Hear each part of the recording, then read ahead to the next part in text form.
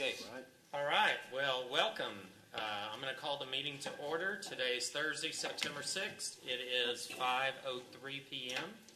This is a work session of the Leander City Council. I'm going to confirm that we do have a quorum.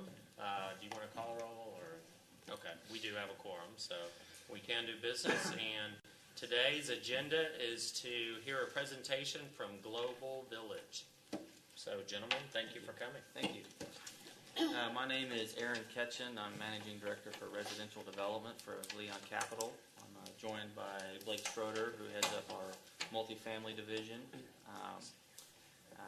Appreciate you guys taking the time to visit with us. And however we need to get configured for a presentation, I'd like to start by introducing our team and discussing the topic of discussion tonight. I'm joined tonight, I wrote down names, by Amanda Swore with the Drenner Group. This is our entitlement planning team. Ben Turner with Consort Civil Engineering. Along with, we will have other folks join us, but Gavin Vanderheider with Leon Capital. We're here to discuss the southeast corner of Crystal Falls Parkway and 183A. And so if everybody can see the screen, I'd like to walk through just a quick 10-minute presentation and then get into why we're here, which is really hopefully a collaborative highest and best use land use discussion. So, but it'll take some context to maybe get to that, which is why I'd like to have a presentation. So, in the agenda, you should have seen, or I'm sure you guys are all very familiar with this tract of land. Our company has put this under contract about a month ago now, and have been performing some very early due diligence, and which is what brings us here today. Let's see. A little quick introduction into our company. Leon Capital Group is a multidisciplined integrated development company. We've got projects across the country with multiple platforms, retail, multifamily, single family. We do self-storage. We do quite a bit. This was a snapshot just off of our website. So these are some of our projects around the United States, where we are based in Texas and Dallas. We have offices here in the Austin area, as well as Tampa, Atlanta, Charlotte, and some other markets. But heavily invested in Texas. We have projects throughout the southwest and southeastern United States, now kind of morphing up into the northeast United States. One thing to note about Leon Capital, our biggest platform is retail, commercial. That is by far our most active division, and we are a preferred developer for a lot of major national brands that you guys are well familiar with. So we are very active in that space, and which is one reason why we were attracted to this particular site. In the display previous to this, were those actual examples of your current yes, clients? Those are current projects. Thanks. Or past projects, I should say. There you go. Okay. So I'm sure many of you, if not all of you, are very familiar with this project. It's called currently the Global Village Project. In order to have this discussion, I've met with Kent before, and leading up to this, as well as planning staff. We've gone through the preliminary planning meeting to try to show the concept plan that you have in the agenda. But we had to really get our arms around kind of the current entitlement of the property. And so with that context to kind of lead into tonight's discussion, hopefully. But for those that may or may not be as familiar with the site, just briefly, I tried to highlight some pertinent elements to some of the agreements that are in place. So for those that aren't aware, this property was annexed into the city in 2010 or at least partly, by a development and annexation agreement. In that agreement, there were certain provisions, some of which are outlined here, including a cap on LUEs, living unit equivalents, up to 15 acres of multifamily, and I won't read through all of them, but there were provisions in that agreement that was a part of that that negotiation at that time. There was, in subsequent years, a lawsuit with the landowner, and this property is subject to a settlement and compromise agreement. Some of those terms are outlined here. It was a 7-year term. And Trent, please step in and correct me if I'm misstating anything. But there was a acknowledgement of a vested preliminary plat. There were obligations that the seller, I guess, agreed to at the time for a 10-foot trail and some trail improvements to be put in future phases. A connection with Raider Way, which will be coming off Crystal Falls Parkway and coming out to the frontage of 183A.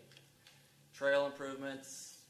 Anyway, again, won't read through each of them, but there was a corresponding zoning ordinance that called specific uses, but it was rezoned to general commercial, which is what it sits at today, with several listed exceptions. And then there were some provisions for development, like a open drainage solution, which you can kind of see on that exhibit. That's actually the preliminary plat.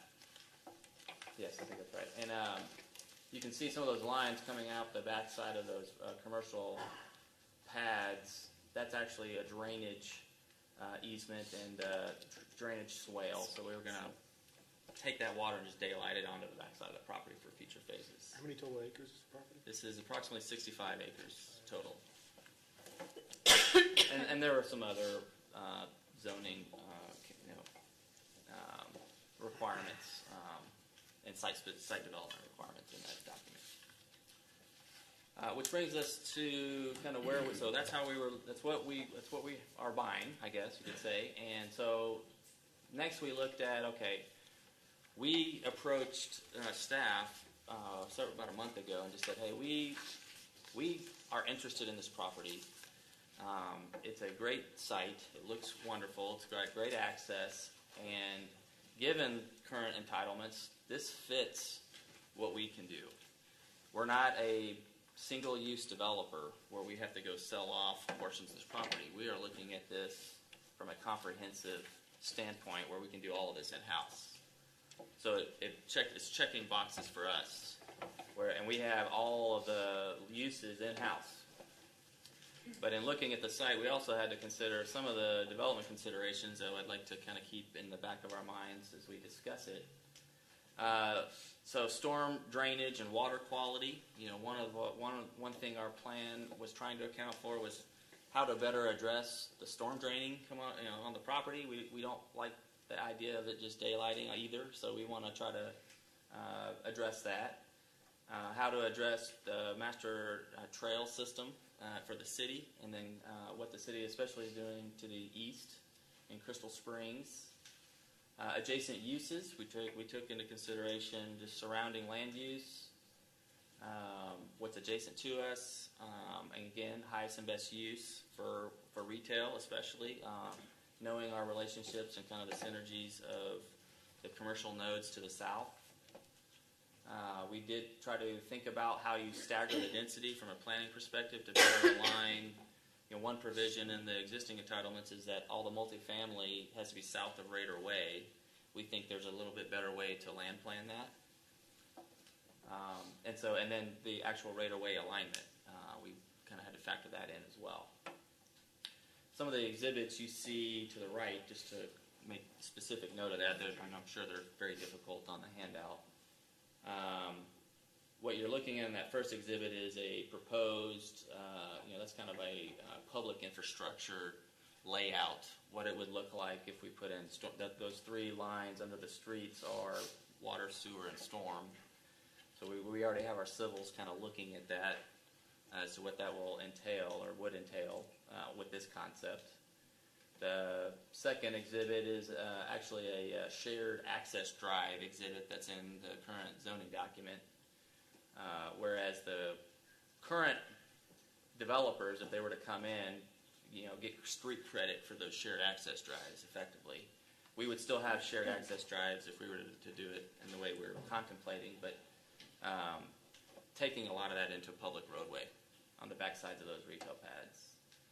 And then the third exhibit is the Crystal Springs concept. That's currently, I think, looked like they had some houses started. I just drove it. Looks great.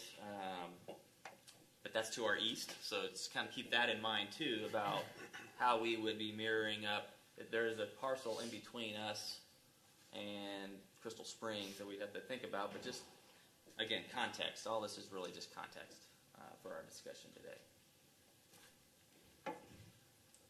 Okay, so where we are is with the current platform that's kind of been established, or current skeleton that effectively is the entitlements.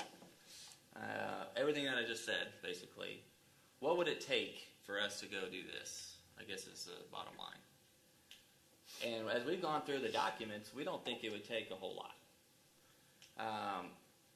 What it would take is kind of giving up some of the current entitlements. For example, if we come in with a new zoning concept, it would just be retrofitting amending the development agreement and the zoning document to strike, the phasing, strike the areas, like Exhibit B on the development agreement. So it would be amending those exhibits, really, for the most part, and then referencing the new concept plan and the agreements. It's really that simple. There is a vested preliminary plat, so we would say that we would need a new preliminary plat. So those items, the amended development agreement, amended zoning document with basically those changes, a preliminary plat, and then for us to make it financially viable, there would have to be what we'd like to discuss is the possibility for some sort of financing district to help with the public improvements, and we can get a little bit more into that. I'm sure there's questions regarding that. So as it sits today, that's what we see as kind of a high-level understanding of what would the entitlement effort need to look like for this Can we go project. back to your financing? Yes. Are we going to call that a bid? Is that what you're Yes. leaning towards? Yes. That's what I thought. Okay. Yes. Yeah, we can get into PIDs. I know there are current PIDs in the city. I've been hearing some concerns about PIDs. We have done a number of them. We have a lot of good relationships with bond underwriters and things and how we proceed with them. And we can get into that a little bit. But, the project is not viable as we've got it concepted without some sort of mechanism like that. Why is that?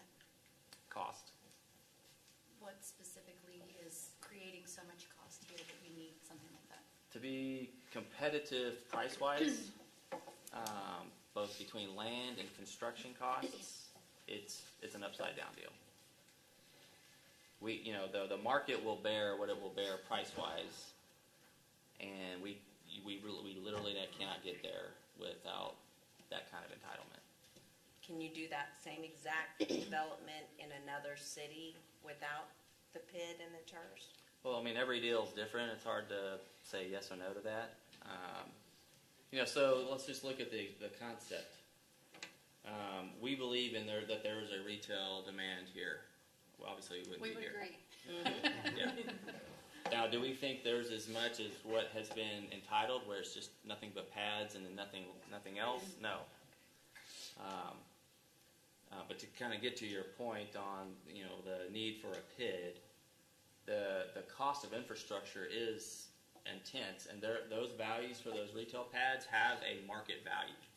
So as a developer, we just simply go in and assign what we think the value is to that, and just net out the costs, and that's what we can pay. Well, that's an upside down proposition right now.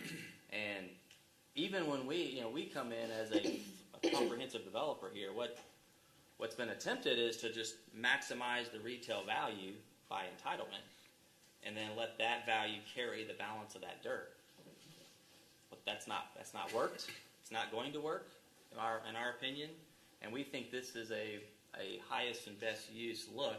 And again, everybody has their own concept, but this is a more comprehensive look for how to fully integrate that space with uses that we think are complementary and highest and best use. I mean, Are you saying both a PID and a TERS, or one or the other? That's just it's a discussion. Okay. That's a discussion topic. I don't know about other TERS efforts in the city. We know that's a retail or commercial oriented mechanism, but we're open to have those discussions. It's really just a math game on how do we address trying to get this cost in line to the market to deliver what we want to deliver to the market. Aaron, Yes. one of the examples we've seen on cost recently in the last 8 months is a 20 to 40% increase in steel cost, just alone. So on rebar, we use this at 40%. I've got several very large projects, and we've seen up to 40% price increase just in the last 8 months. So because the market price increases, this project's not viable without some sort of financing. Correct. In addition to the stormwater that we have to account for on our property, we also have off-site stormwater daylighting into ours that we have to carry through, which upsize the pipes. It just adds additional cost. Yeah, I mean, some of the solutions we are proposing. So let me just appreciate that, Blake. So, like this concept, what we are contemplating is a hike and bike trail coming down the entirety of that spine road, the interior spine road, bringing a hike and bike maybe off of what would be off the 183A frontage. We want to bring that internal and run it along a drainage system or channel, not similar to Crystal Springs, which had a PID which financed that street and did the same drainage improvements. So the thought is, you bring a hike and bike connection out to Crystal Springs and bring it down the entirety of the development, coming down to the detention pond, right through a park system that would ultimately stub to the east, that would one day, there is a gap in property, but where that park is and where our park would be, there would be a connection at some point. All part of that cost structure that we're talking about. Has there been any concerns within your group related to putting residential right on that 183 front? We looked at that. I've actually done that more than you would think. Is this rental or is this? This would be for sale product. I've looked at the comps in the area. I see what Crystal Springs selling. We are by nature usually a little bit more traditional product, not so much that cluster home product. Now again, product, the spacing or the configuration of the multi lot sizes are not. This is conceptual and this is for discussion. We may try to go get 40-foot lots, or the market will tell us. And if so, that has changes as far as alley loaded versus front loaded. We were just trying to get a quantifiable density and again, more along the lines of use, land use, and how the land uses would interplay.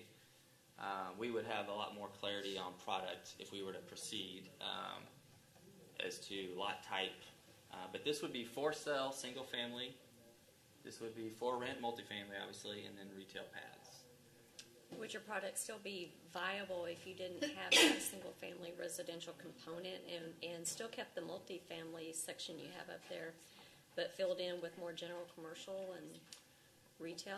Or not for us. We don't feel like there's enough demand for that. so you need that residential single-family component? We do. Okay. Yeah, I mean, 65 acres for a commercial developer. I mean, that's a significant tract of land, and to subdivide it by use is a common way and a useful way to try to account for the cost of that land. How would you phase it? We haven't determined that yet. Talk about how to phase. I'm guessing the residential would precede the commercial. Oh, no, not necessarily. No, we would want to break ground. Well, the intent would be pre-leasing some of those pad sites, if not sales. We're going to start the multifamily and the single family as soon as we're able.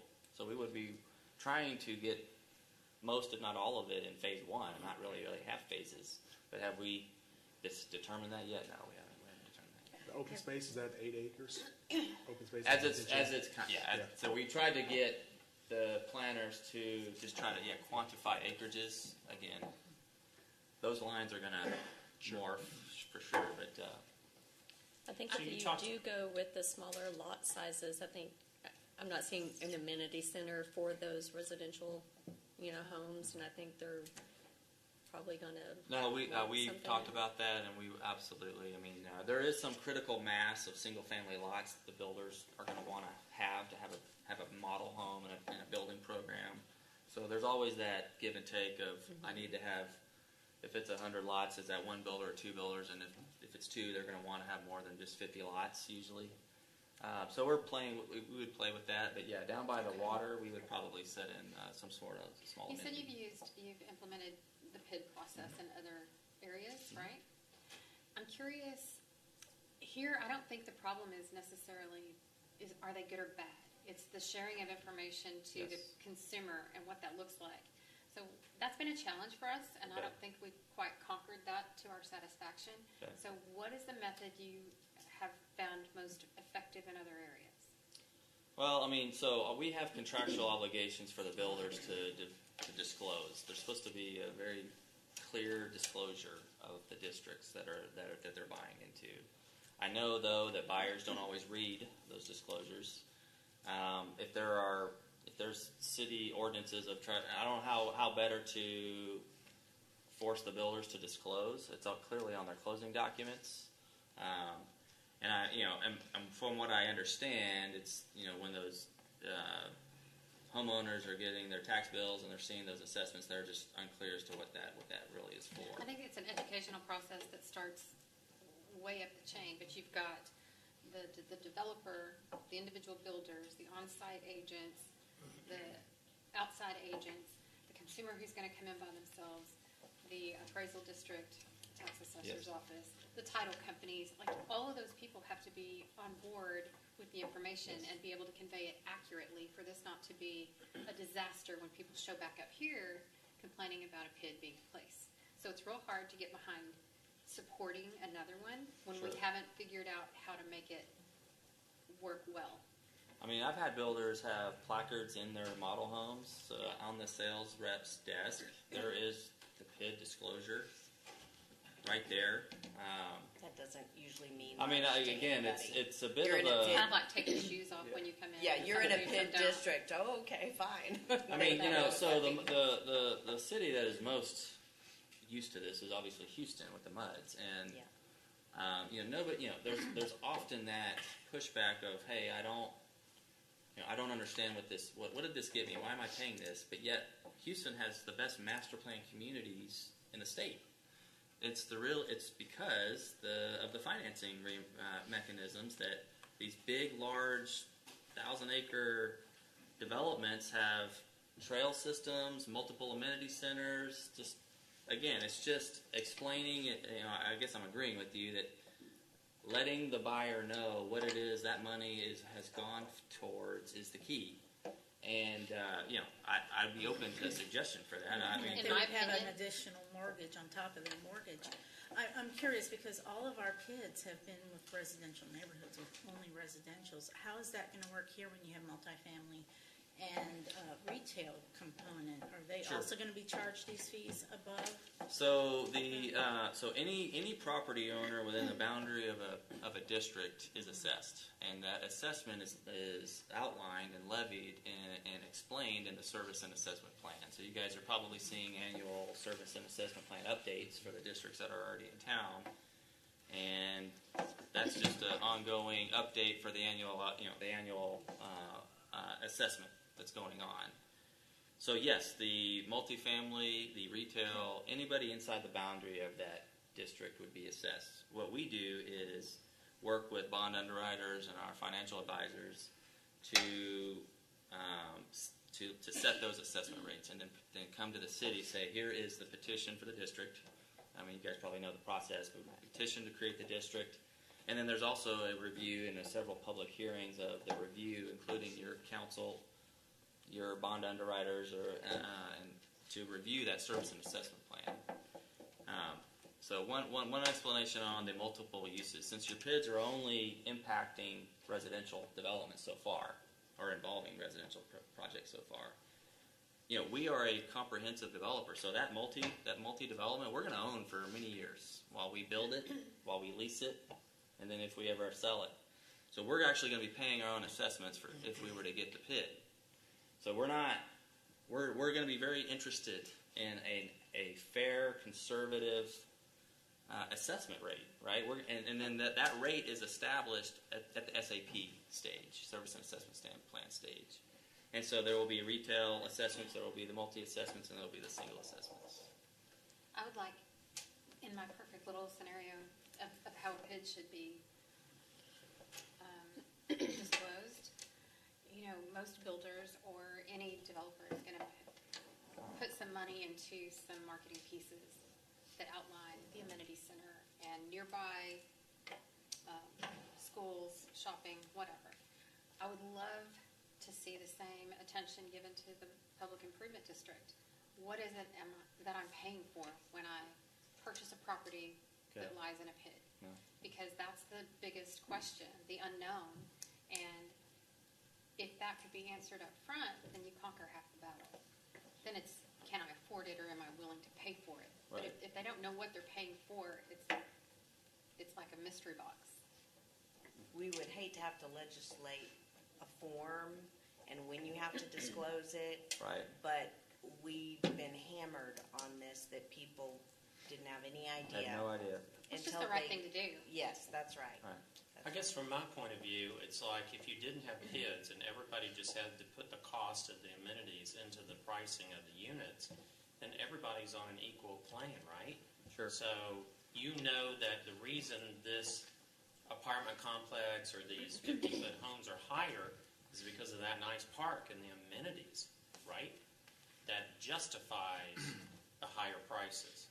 But it seems like it's like an airline that says we've got $99 fares. Well, you actually wanted a seat? Oh, I'm sorry.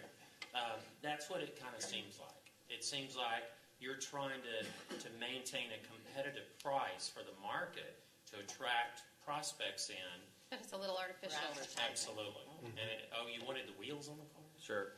Yeah. And it seems like if nobody did PIDs, then the cost is in the price of the house. Yeah, I mean, if there is no mechanism to, if you're not going to have that mechanism, then I would say then most of that, or a significant percentage of that development would never occur. You're talking about incentives to get the projects going. That's what it is. It's a cost reduction to the project to allow for that project to happen. And the simple question is this a viable project with or without it? And the answer is no. So our obstacle then to overcome is not how you lay this out, not how much single family there is, not how much multifamily it is. Right. It's how do we address the PID? Because that's got to be on the table, and we've got to be satisfied that that's going to be addressed right. Or I don't think it's a conversation to have. Sure. Okay. So we don't mean to. I'm not trying to speak on behalf of everybody, but I feel like. I'd like to. So I guess the question is, what are the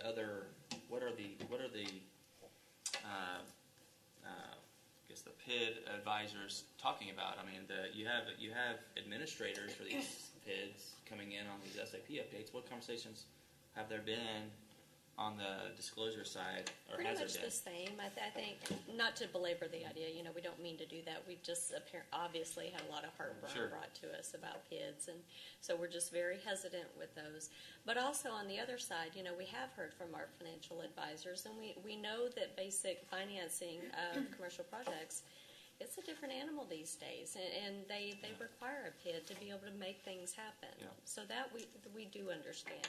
I think just working with us on a way to get that information out there, I guess know my that's just a question small too piece is of it. going back to the project itself. This is one of our best commercial areas in the city, right? So you talk about the retail and what the retail is worth being at that corner. Yes. And yet it's a small percentage of the project. So I guess my point is that the best use for the city? Is that going to realize the most sales tax, the most income tax coming into the city? Is that going to be it? I mean, we've got, I was told today, whether it's true or not, 1,500 units of multifamily coming online soon.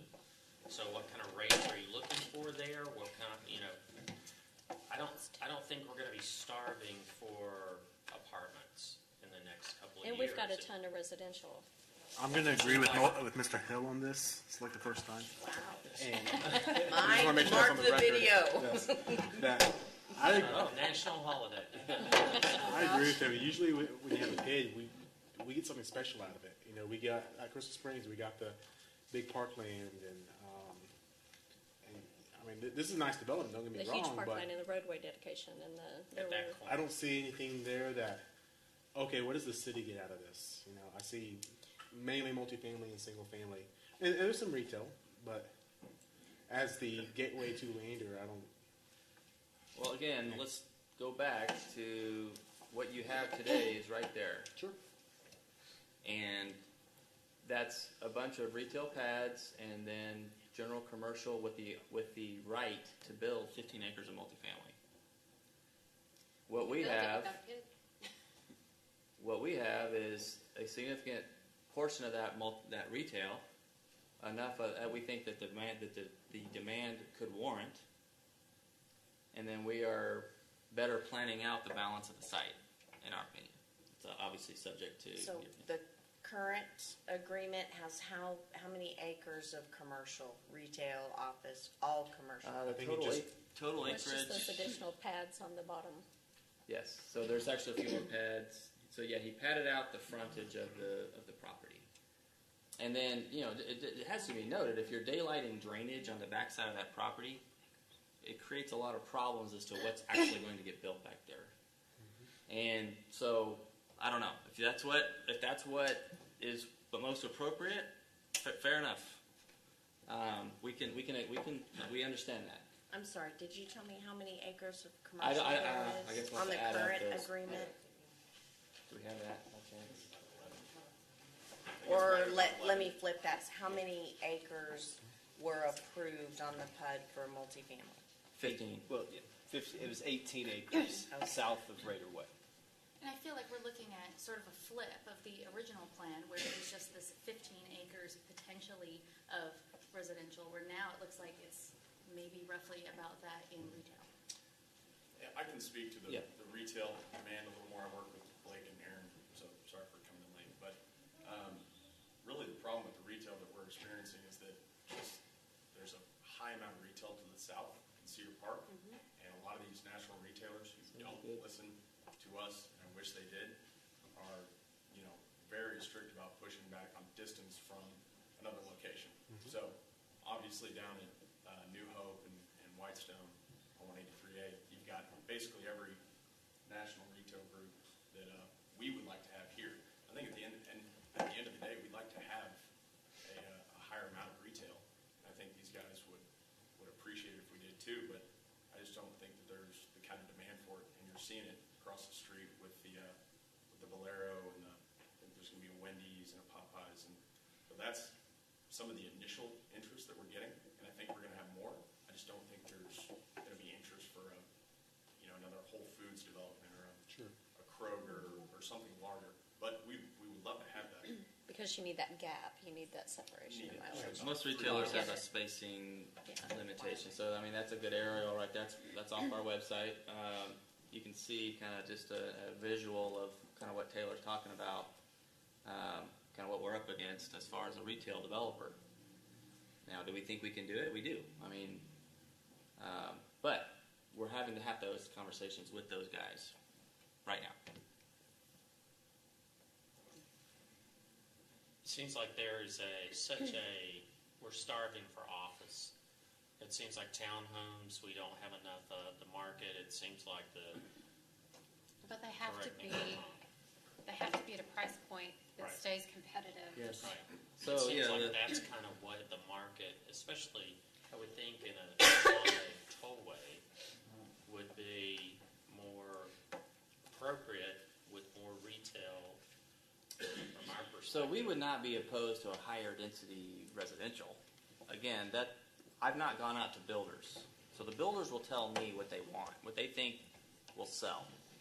I've got cluster product. I've got very small detached townhome products next door. I've got 30-foot product next door. I have significant competition on the residential side at lower price points than what my 50s would end up being, with the pit even. Because just because of the density. They've got their infrastructure was helped to be offset by a public financing district with highly amenitized. Again, it's a great project, but I've got to factor that in when I'm planning our site as to how we're going to compete, not just with Crystal Springs, but just in general, right? We got a lot of great subdivision out here. So do you think you can compete with homeowners without a nice amenity center there? No, we're going to include. He said they will. He said Yeah. that earlier. Yeah. But you said it was down closer to where the floodplain is. So what can you build down there? Well, we wouldn't that's what build it. I'm- We wouldn't build it in the floodplain. We would Yeah. have to be, but it would be most appropriate down by a pond or that detention pond. So it'd Just be- to tie in the recreational. yes, and to be along the park system. Yeah. It seems to me to your cost of the amenities, when you think about Lakewood Park coming in, as long as you have access to Lakewood Park, what are you going to build another park for? That's the best, it'd be the best park in Central Texas, right It there. is, it's incredible. And if you have access to it, you can sell that to your residents. Well, Well, go ahead. And that's why that trail system that is required, we want to bring it internal. To speak about the multi-piece real quick, that's just a placeholder, but we would line some of our buildings up along that park, have stoop access. They walk right out there on the trail system. They can get to the park. That would have a more, we would build it within the current development agreement, but it would look more modern, a little more dense, and it would just bring a different flavor to this entire development. Well, and to be fair, the PUD that started was almost a decade ago. And so you guys are trying to retrofit something, and we were a totally different city a decade ago. But to think about that, the group that currently owns the land, we're under contract. I mean, they've tried to make it work. We're not the first group to look at this that's tried to make it work. We're here saying, hey, look, Leon Capital as a company, we do retail, we do multifamily, we do single family. Very few groups do that. I mean, one group might buy it and try to piece off the single and the multi. We think we're the best fit for this, but based on what retail's telling us, based on what the multifamily market's telling us, with the supply, the need for something different, a little more modern. In the single family, this isn't the final product, but this is kind of, we think we're close to something that is viable at this intersection. For use, for sure. Yeah. I'd like to circle back to the retail again for a moment. You started out tonight telling us how the retail commercial division is the biggest, most active one in your company. So I'm sure this is not the first time that you've seen a property where there's some market saturation nearby. Are y'all telling us that the only issue that's keeping retailers from being interested is that saturation to the south? Or is there something else that we can be looking at that maybe as a city we can do to help with the growth there? I think it's still a little green, too. I mean, What do you mean? There's just still, there's not enough rooftops yet.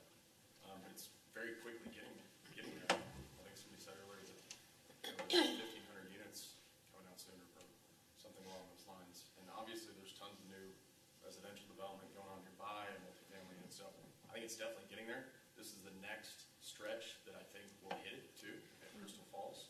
I think up at Hero, it's going to take a little longer. So this is the next area that retailers start to get comfortable with going in that, about 2 miles away from each other. Because usually it's about 3 miles. But this is definitely the next stretch to hit it. I think it's just a matter of rooftops and being a little too close. Well, that's what I think, and it's, if you look at the retailers that are not, there's still a lot of retailers that aren't at, 1890 Ranch or the park. There's no Home Depot on this side at all.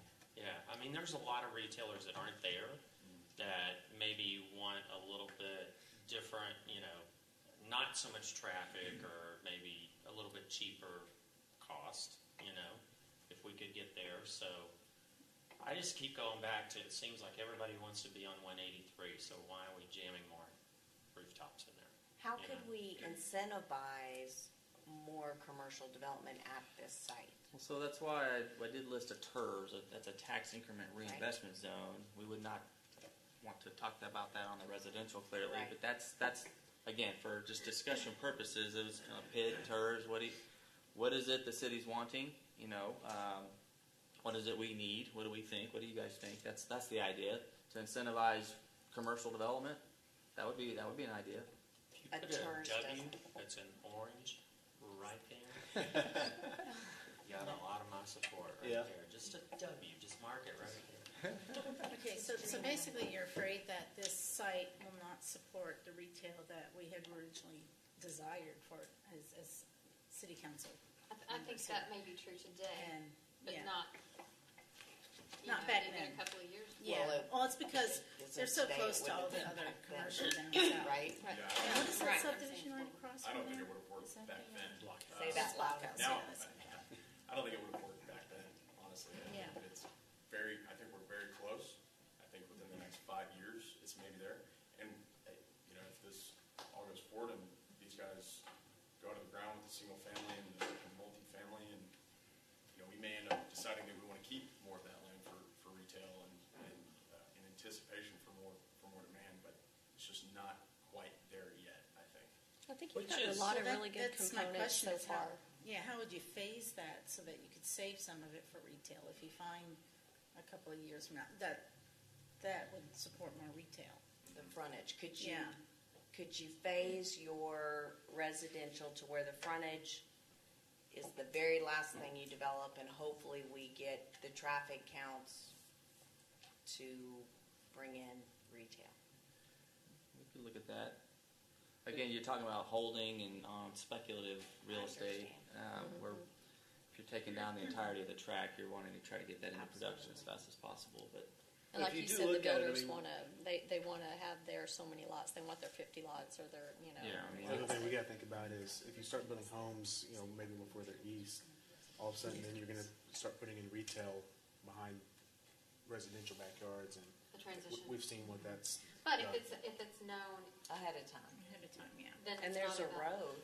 Well, between them. it's usually always able to be known ahead of time, just if people pay attention. And that's why we wanted to shift the single family south of right away where the multi was earmarked, because I can design the multi to avoid the impact of being up against retail better than a single family can. Sure.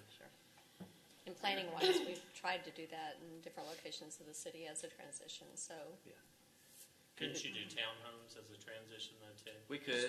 We've Effectively. talked about, again, staggering the density, the higher density down to the lower density. I mean, again, the lot widths still to be determined, and it could be I have a section of townhomes if we were to move forward. So, then the single family lots. I Again, would definitely like to see more retail along 183A instead of Okay. 50-foot homes. And maybe, I think townhomes or office, so, I mean, again, I'm not trying to design your Sure. project. I guess I am. But anyway, if you could give us more retail there. This is like our one major highway with retail. It's kind of hard to get excited about filling it up with more rooftops. And I'll tell you, one complication we had here was Raider Way, having to tie into kind of where the natural path is to the east and split our site in half. It's hard for single family to be on both sides or multi. Retail can do it a little bit better, but to just have one or two pads hanging south of Raider Way and then tie in, it just Planning issues. doesn't transition well. then you have access issues and Right. the Well, whole also, feasibility. you had mentioned that this was kind of the gateway into Leander. And so we were also concerned about the look of it, so that as they're coming into Leander, they see something pleasant. So we're concerned about the architectural and the landscaping Sure. too. Now we would have a master, so that main entry, if we were to build that right there off of the frontage road, would have monumentation. There'd be a comprehensive theme and a development standard. That's, there'd be a masonry wall backing up to the residential with a monument right there at the entry, and so on and so forth like that. I know we're getting close on time. Is there anything that y'all would like to ask us, to kind of check your boxes Sure. that you kind of needed to know for the evening? Well, I get the primary goal was to get this type of feedback on what it is you guys want to see, and I'm we'll have to circle back up on the retail side of it because again the demand for retail, that is the highest and most intense and valuable use to sit there and inventory that land speculatively is difficult. So that's that's at least a feedback that we're hearing, and so we're going to have to evaluate whether that's something. I don't think any of this intent, and let me just speak for myself. I know it was very direct, Sure. and very No, that's what I abrupt want. about Yeah. the PID aspect, but I just don't want that to be something, a card we don't put on the table Sure. and make you aware of, because it's super important. At least to me, in being accountable to our citizens. Sure. If there's citizens that are unhappy with what has happened thus far, why would we do it again? And so I just want to be very transparent with that. Sure. No, I We're not appreciate opposed to it, we just have to do it right. So, No. but I think you'll totally Understood. get that. Understood. But no disrespect intended Yeah. on any level No with that. taken. It's Sure. just- Thank you very much. Thank you for your time. Appreciate it. Appreciate it. Thank you. Thank you. Thank All you, right, gentlemen. this work session is adjourned at 13 till 6. Good evening. Today is Thursday, September 6th. The time is 6:08. This is the regular meeting of the Leander City Council. Welcome, everyone. At this time, we'd like to stand for the invitation. Peter Horn will be giving our invitation. Following our invitation, please remain standing for the pledges of allegiance. Thank you. Well, Heavenly Father, we thank you so much for this opportunity to get together as a community tonight, and we just love our community and pray that this time together tonight would be honoring to you in every way, and that the principles that you challenge us to live by, justice and mercy, and to walk humbly before you would just be exhibited in every conversation and interaction that we have tonight. Lord, there are many opportunities in the city. There are many needs in the city, and Lord, might all these meetings that are had serve to move the city in your direction for your glory and the good of all the people who live here. Bless this council. Bless all the folks that work for the city. Thank you so much for them. In Jesus' name, amen. Amen. All right, the Pledge of Allegiance, please. I pledge allegiance to the flag of the United States of America and to the republic for which it stands, one nation under God, indivisible, with liberty and justice for all. And the Texas flag. Honor the Texas flag. I pledge allegiance to thee, Texas, one state under God, one and indivisible.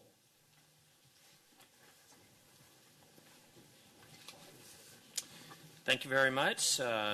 Ms. Crabtree, if you could do roll call. Councilmember Andrea Navarrete. Present. Councilmember Michelle Stevenson. Here. Councilmember Shannon Shepherd. Here. Councilmember Christine Setterquist. Here. Councilmember Jeff Seiler. Here. Councilmember Marcy Cannon. Here. And Mayor Pro Tem Stevenson, I'm sorry, I didn't acknowledge you as Mayor Pro Tem. And Mayor Troy Hill. Here. We do have a quorum. We are eligible to do business. At this time, the City Council is going to convene into executive session pursuant to Section 551.071 Texas Government Code, Section 1.05 Texas Disciplinary Rules of Professional Conduct, to consult with legal counsel regarding a proposed settlement agreement in the matter of cause number 17-1108-C425, 3601 County Road 279, LLC versus City of Leander in the 274th Judicial District Court of Williamson County, Texas, and B, access management regulations, and C, agenda item number 25. It is now 10 after 6. The council will convene into executive session. Okay, thank you for your patience. The council has concluded its executive session. The time is 7:17, and we're going to reconvene our regular city council meeting. At this time, I'd like to go to staff reports. Yes, sir. Staff Mayor, reports. Mayor and Council. First thing we have on staff reports is the general obligation bond update. And as you know, we had two major issues in our GO bonds, transportation and parks and recreation.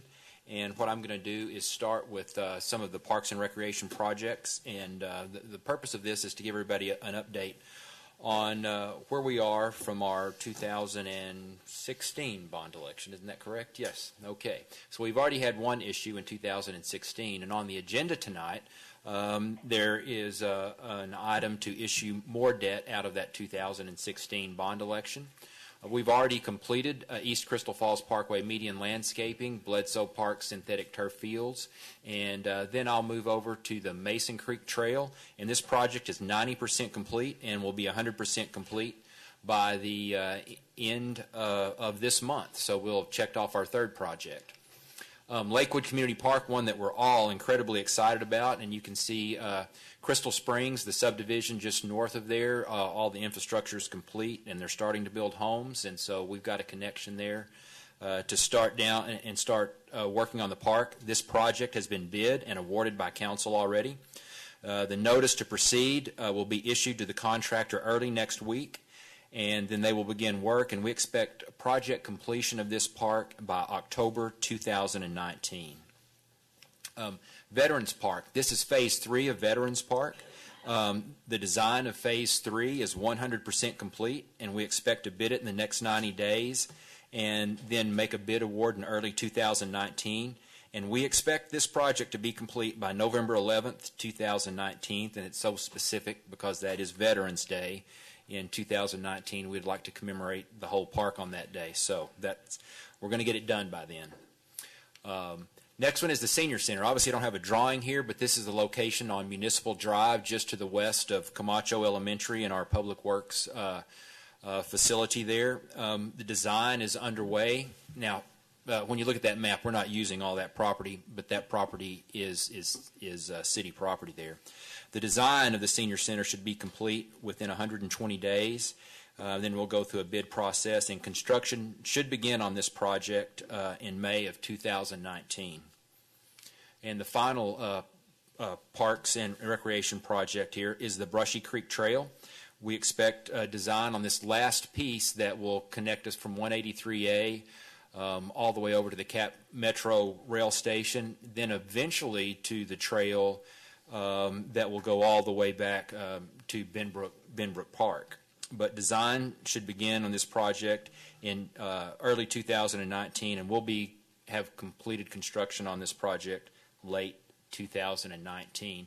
And there are two other projects that we are not working on yet. I'll click right back there. The San Gabriel River Trail, San Gabriel River Park, those will be in future debt issues. And then we go to the transportation projects. I'm sorry, I didn't realize those are on there. So location at 183A and the South San Gabriel River. We own some land on the northeast corner of the river and 183A.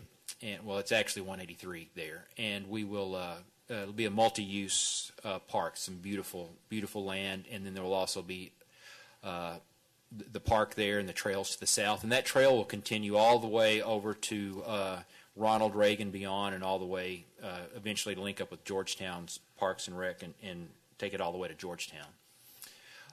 Then transportation. All of these projects are now in some sort of progress. Metro Drive, the pedestrian signal is complete, and construction of Metro Drive will begin this month with some substantial completion by June of 2019. If you recognize, this takes the road by the park and ride station at the rail station that dead ends there, and it takes it across the creek and links it up to Mel Mathis and the ACC campus. This project, one that we're all feeling right now, it's the one outside that we're having to deal with, but we have some pressure on this project as well because this is part of our Christmas parade route, and we would like to use this street. Well, we can't do it right now, but we expect substantial completion by November 30. If weather prevents that, we do have an alternate route planned for the Christmas parade.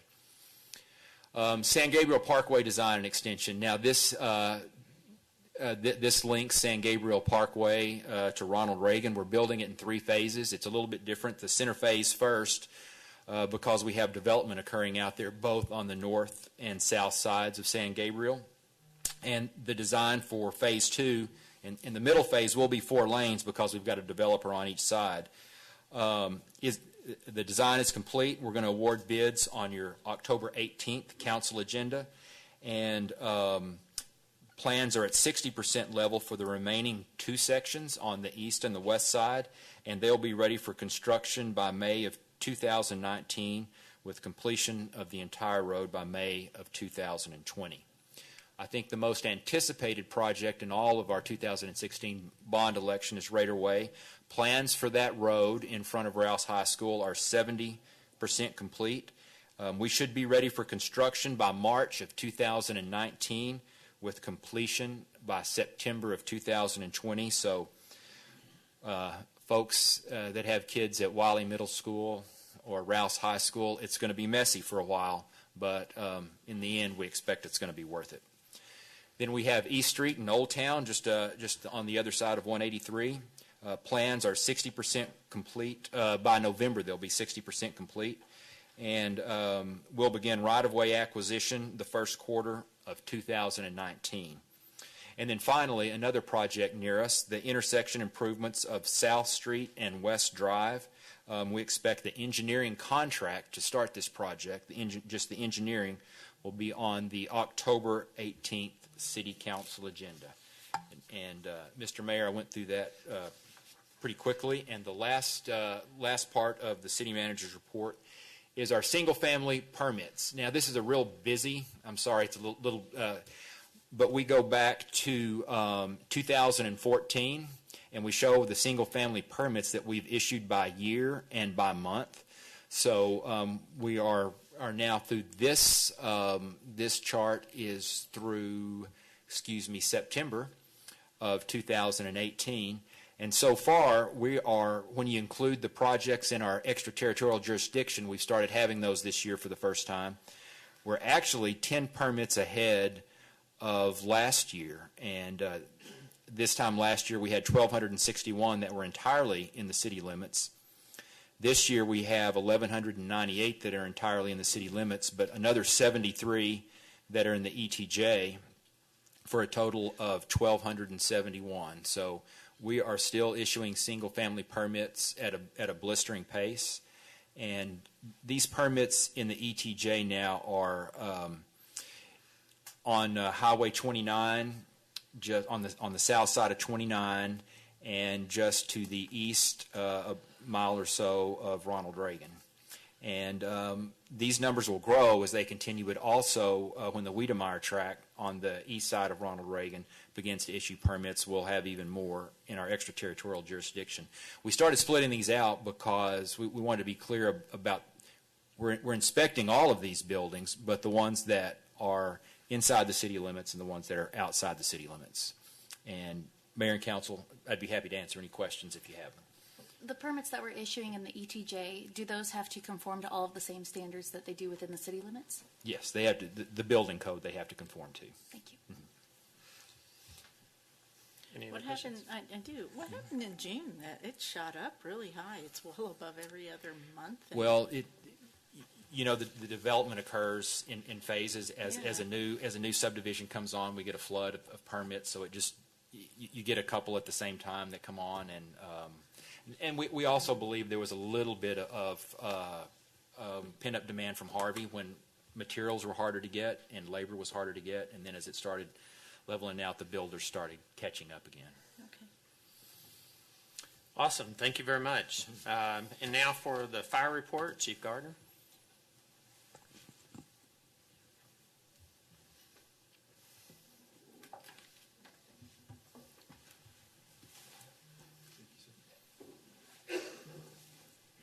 Good evening, Mayor, Council. As we come to the fire report, this actually gives us the opportunity this quarter to wrap up the fiscal year numbers. We'll go through each one of the divisions very quickly and talk about those. The Fire Emergency Operations Division, over the fiscal year, we were up with a 6% increase in emergency-based calls. When you look at the Prevention Life Safety Division, we were down a little bit in the number of fire inspections. We were up dramatically in our number of plan reviews for new growth items coming in, and we were down in fire investigations. When we looked at those numbers, the fire inspections were down because we had openings in that division. We had moved some folks to emergency operations to help adjust with the 6% increase there, so we had shuffles of moving staff back out to address those items.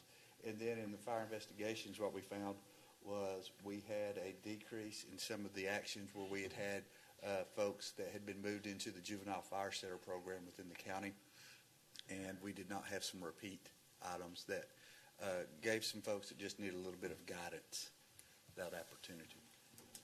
In emergency management and homeland security, we had a unfortunate active year there. We had 136 hours where we were in the emergency operations center throughout the year working on active events. We reviewed, worked with, and planned for over 40 events that occurred in the city.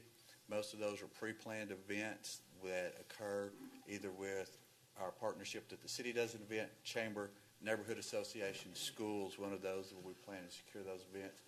5 disaster education programs, which are usually scaled education programs that are designed for commercial programs that have certain specific needs that we go in and work with them to help develop.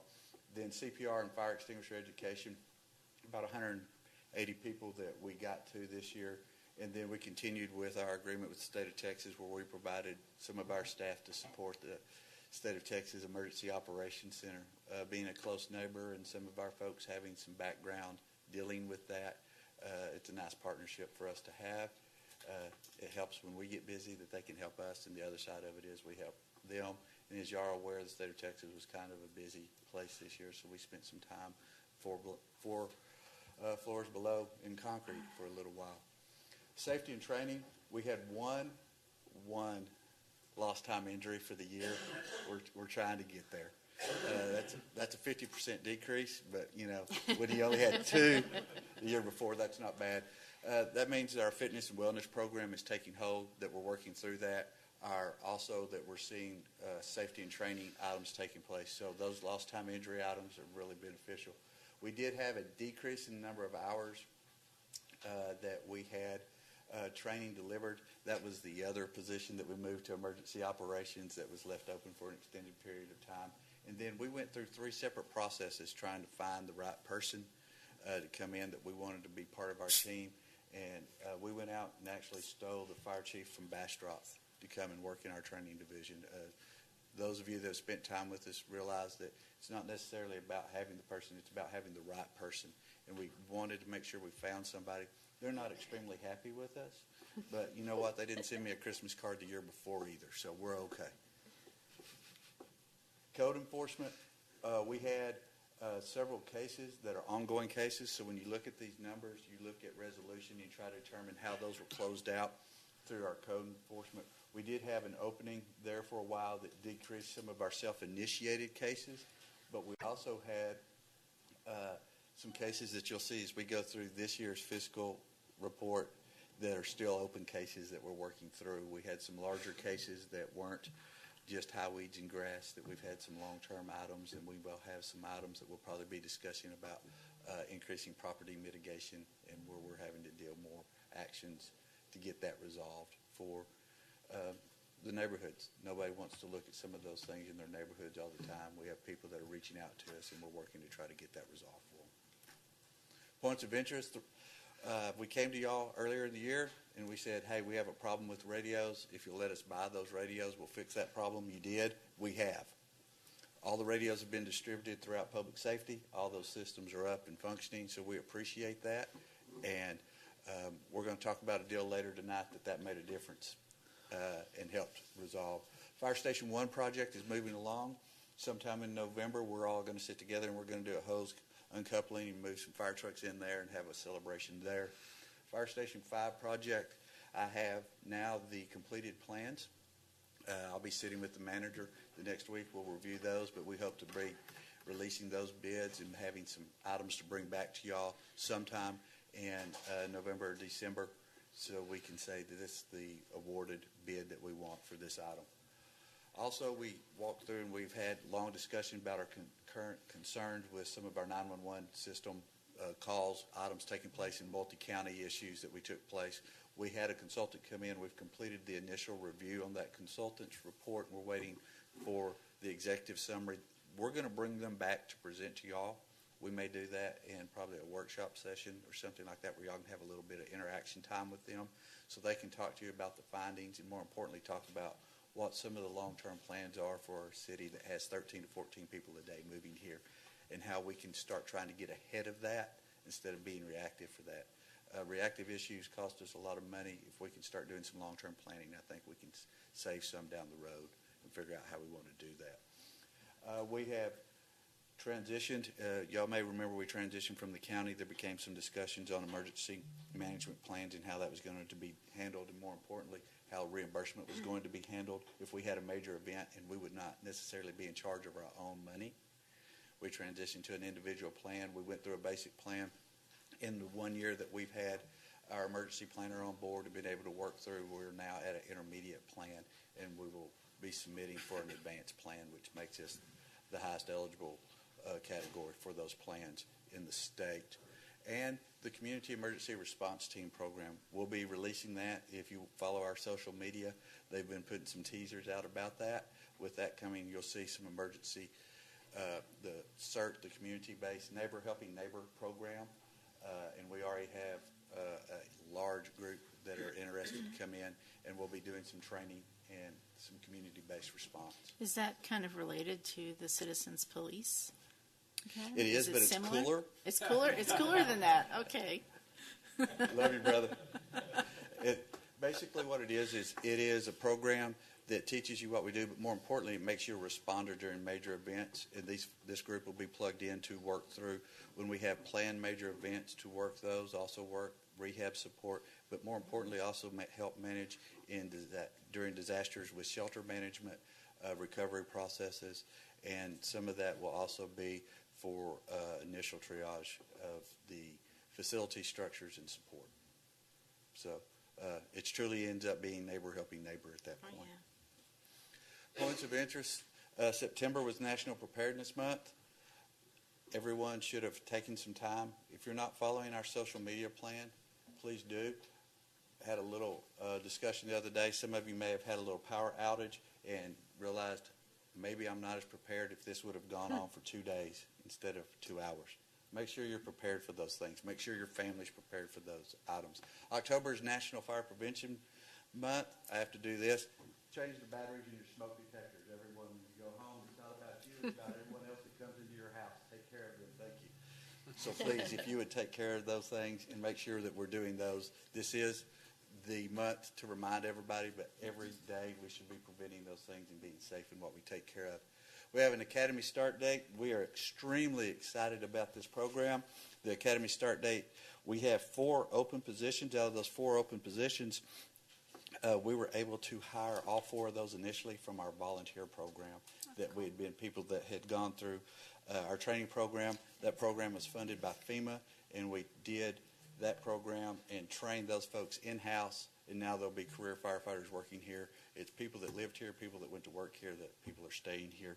So that starts on the 15th, those 4 people. We will also be having our hiring process date on the 6th. Last year we had about 34 firefighter applications. I want to say thank y'all. If y'all remember in the budget, we had a long discussion about the ability to be competitive for pay and the ability to have benefits. Y'all gave us that information. We were able to change our posting.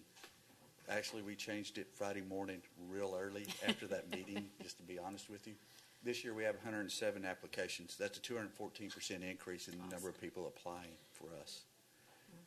We can call that and we can say, well, great, it was better marketing, it was better. No, it wasn't. We became competitive. People want to work here because we have good people. They just want to be able to be competitive in the process. We don't have to be the top. We just have to be competitive. Y'all made that happen. That's a number that shows the difference. I appreciate it. We will have a couple of other things moving forward. The CAD-to-CAD moving forward process, if y'all remember, we had some very close calls and tragic incidents taking place because we couldn't get calls. We are now have a CAD-to-CAD agreement that is tied to an auto aid agreement, and we will be probably part of the first time in the history of Central Texas where all of the fire departments in Texas have an agreement with the City of Austin, and all of Travis County and all of Williamson County have an agreed auto aid agreement that the closest fire unit will be able to respond. We should have that closed out and done by February. We were the driving force for that. We took a bad circumstance and we could have covered it up. We could have screamed and yelled about it and said, oh, it's somebody else's fault. We didn't. We addressed it. Y'all gave me some direction. You gave me some support. We're going to end up making Central Texas better because of it. Last item is standard of coverage for EMS. We've had debate, when do we get another ambulance? Do we not get another ambulance? Where does it go? Is it supposed to go across this line? What we walked away from, and those of you that got to sit in that meeting, is Ms. Jones doesn't care what color the ambulance is. She wants someone there that's timely and professional. We're now sitting down and doing what's called a standards of coverage, where we're going to provide what the real need is for EMS coverage, what that level of care should be, and who it should be providing it, and we'll have that completed. We talked with our partners in the counties and said they would sit down and do that. We'd have it done by March. We're on timeline to do that. I appreciate it. Thank you for your support. Any questions? I'd be more than happy to answer them. Thank you for just killing it. That was awesome. Great Thank job. you. Thank you.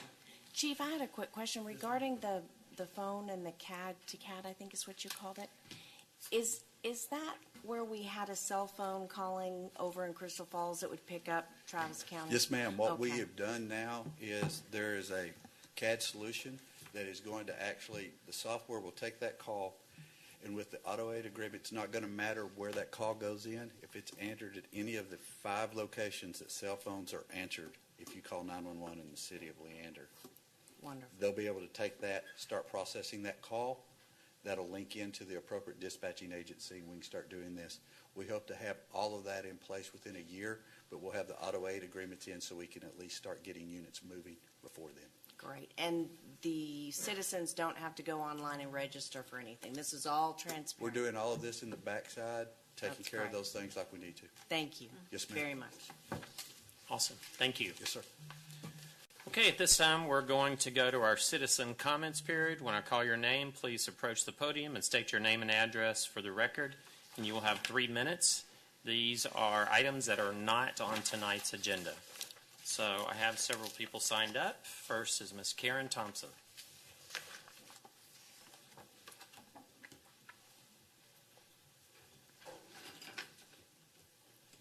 Thank you, Mayor and Council.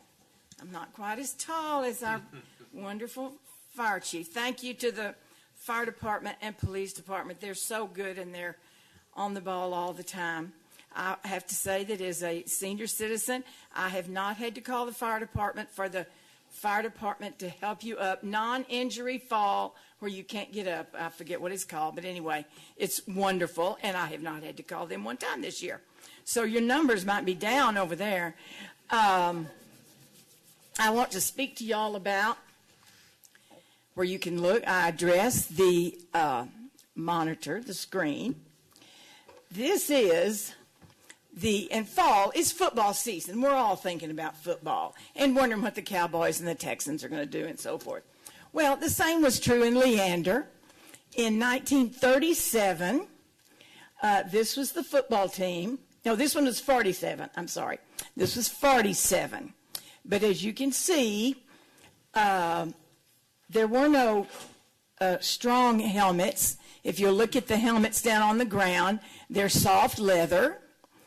And the equipment is just not what by any means the standard we have today. Now, the person on the the fourth from the left sitting is Bobby Bryson. Now, this is, Bobby is getting close to 90, and this building is named for his wife, Pat. And that's Bobby Bryson in 1947 on the football team. They went all around Central Texas playing other teams and did quite well. Do you have the other one, Mike?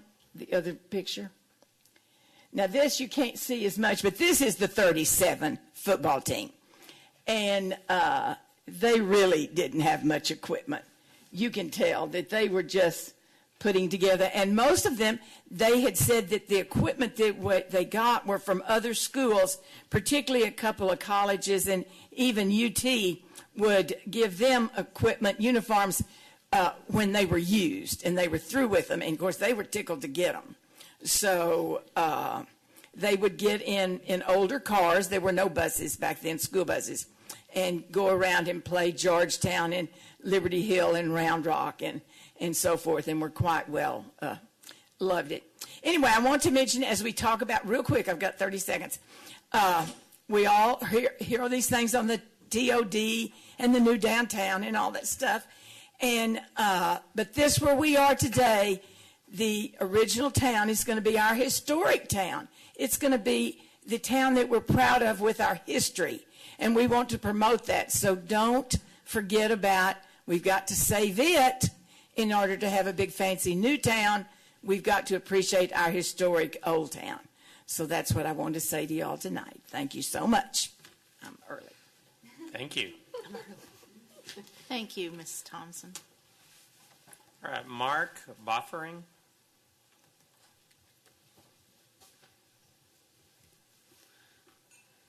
Bofferding, right? Oops. Name is Mark Bofferding from 2601 Saddle Blanket Place in Leander here. And thank you for letting me talk tonight. And tonight I'd like to talk to you about golf, specifically the Crystal Falls Golf Course. Great for the quality of life for us seniors in Leander.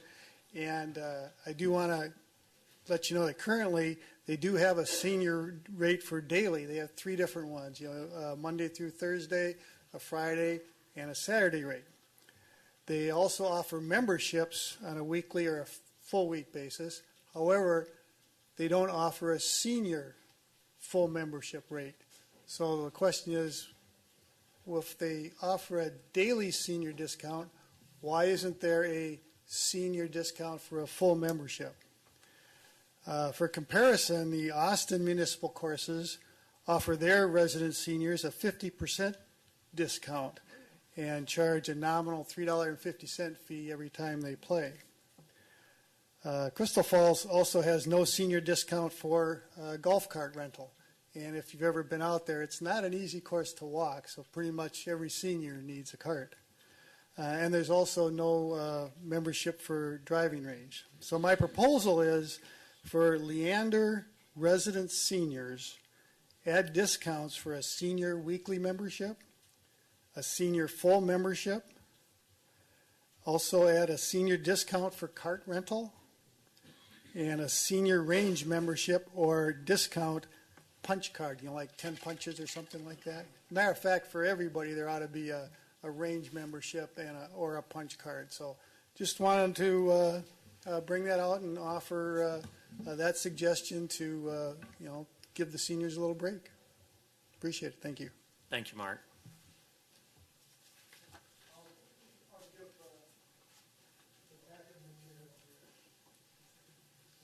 Thank you, Mark. John Schroeder.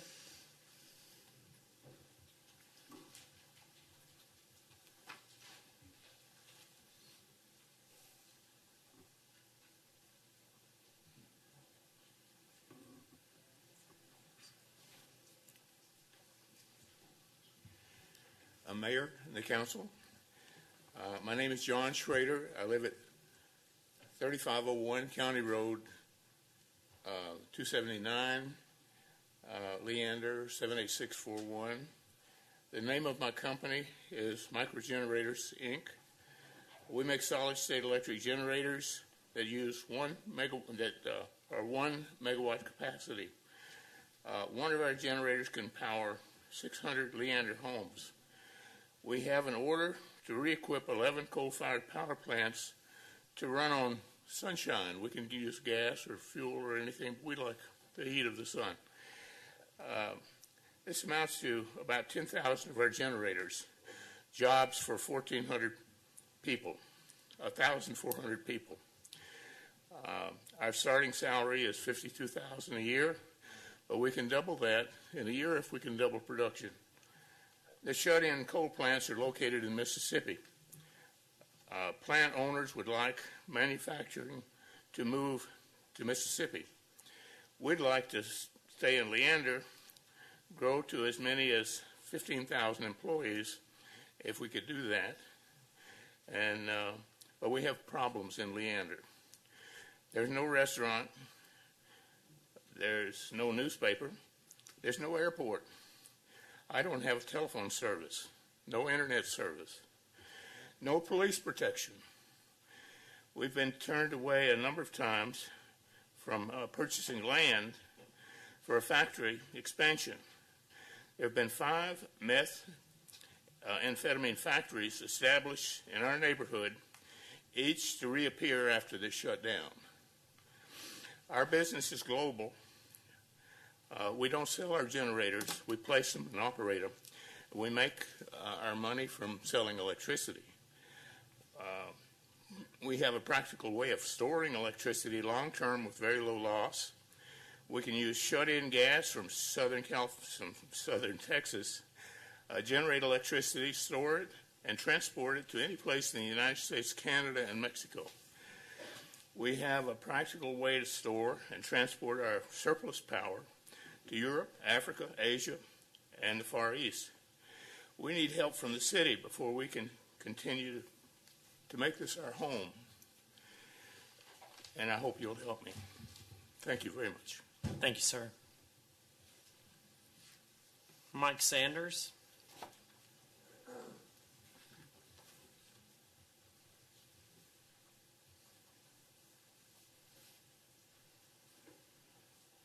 Good evening, Mayor, Council. My name is Mike Sanders. I live at 1016 West South Street. And I'm sorry, but I can't offer 1,400 jobs. That sure did sound good, didn't it? No, I just wanted to come tonight, and I wanted to express my appreciation for all the work, the hard work that's done by our council members and volunteer work. Especially, I wanted to point out Marcy Cannon, who we recently voted on to our council. And Marcy has been a dynamo. And I just want to give her some recognition. I think that folks who give volunteer time just out of the goodness of their heart deserve recognition. And when you see that one's over-exceeding what you expected, you ought to recognize that person. And I think that Marcy Cannon, when she comes to these meetings, she comes with questions. She's done her homework. We all learn from the questions that Marcy asks.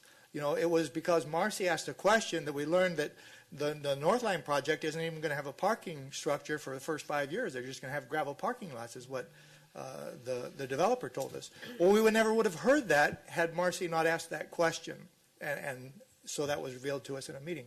Many other cases I could state where Marcy's questions revealed things to us that we never would have known had we not had somebody on the council who asks intelligent questions. And I just really wanted to express my appreciation for Marcy Cannon and think that she's doing a great job, and think that people ought to be recognized when they do a good job. Thank you, sir. Appreciate it. All right, that's all that we have signed up to speak.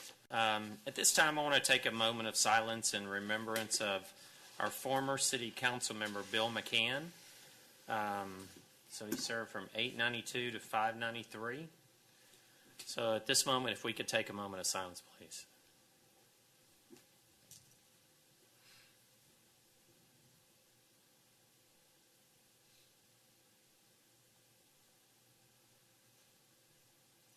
Thank you very much. At this time, I'd like to call Chief Gardner up for recognition of our fire department responders for the September 21st Swiftwater incident. Thank you.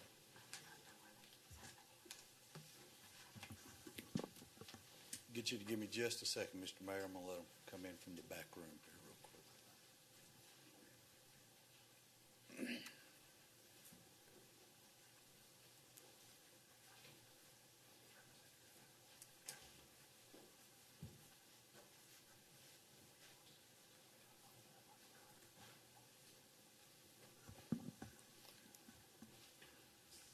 We had a few more here, but they're actually out on a fire at the apartment complex right now. So,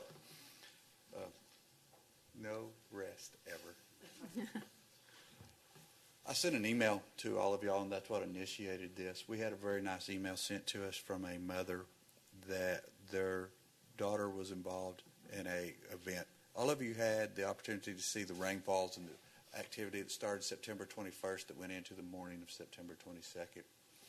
What you didn't see that morning was the activities that were taking place. We had a flash flood event that came in and took approximately a standing swimming hole that's normally about 4.5, 5 foot deep to 22 feet overlapping the roadways, and was able to flood the first floor of 2 separate homes. Those homes were being used as a wedding venue. There was approximately 90 people on the complex that no one was supposed to be at. Also, that flood where it came in and started taking and floating the cars downstream, there was people camping in tents, staying in RVs and at those sites.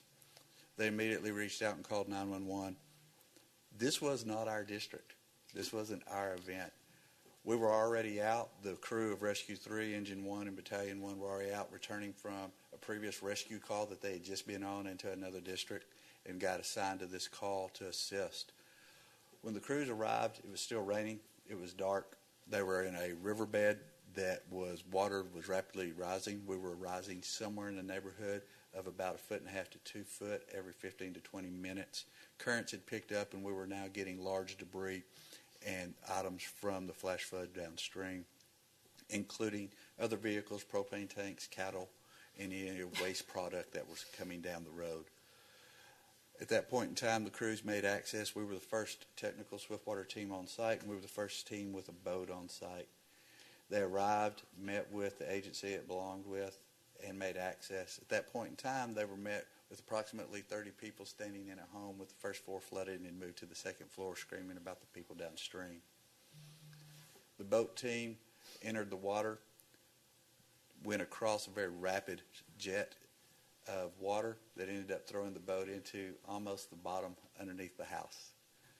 Because they were able to control the boat, maintain, we're all okay, then proceeded. What they found were people trapped in trees, floating on the tops of cars, and hanging on the vine. They had 8 people in imminent threat that without their actions would have died. More importantly, they were supported and backed up by other rescue teams. During that event, another team came, tried to cross the same waterway, was not successful in that, flipped their boat. 4 rescuers ended up in the water. 3 of them were able to get back to the water. 1 was stranded.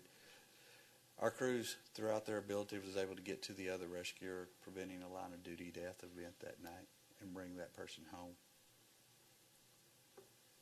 Without their actions, without their calm skill, their training, their ability, that wouldn't have happened.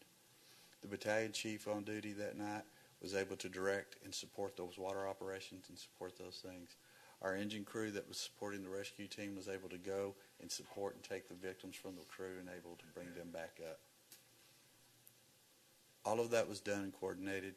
We were able to communicate with each other. We talked about the radio systems. We were on the riverside where we'd had trouble before. We were able to have good communications back and forth because they were able to communicate with each other. They weren't always able to communicate with the others around them, and they weren't able to communicate with the items. But because of that, they were able to do those rescues. We were able to maintain, and we ended up taking 60 folks from that site that night, ended up putting them on buses, and all of them got to go on. The wedding did not occur. I apologize for that. But we did save the flowers and put them in an ice chest so they could take them to the next location if they got married. This is why we talk about what we do. Without these guys right here, we would have had a totally separate event. We would have had one of our own responders from our neighboring city pass away, and we would have surely had the perishing of those 8 people. The continuous training, the working with our other agencies makes that difference. And I really thought that we needed to be here tonight. The mayor reached out after we sent that email out and said, could we get them here? And yeah, we had to twist their arm a little bit to get them here. But that night, the actions of Lieutenant Ryan DeBacker, DPO Daniel Donner, Firefighter Travis Garrison, Battalion Chief Jim Carnes, DPO Daniel Kramer, Lieutenant Nick Popovic, Firefighter Eric Reeder, and Firefighter Michael Shine made a difference.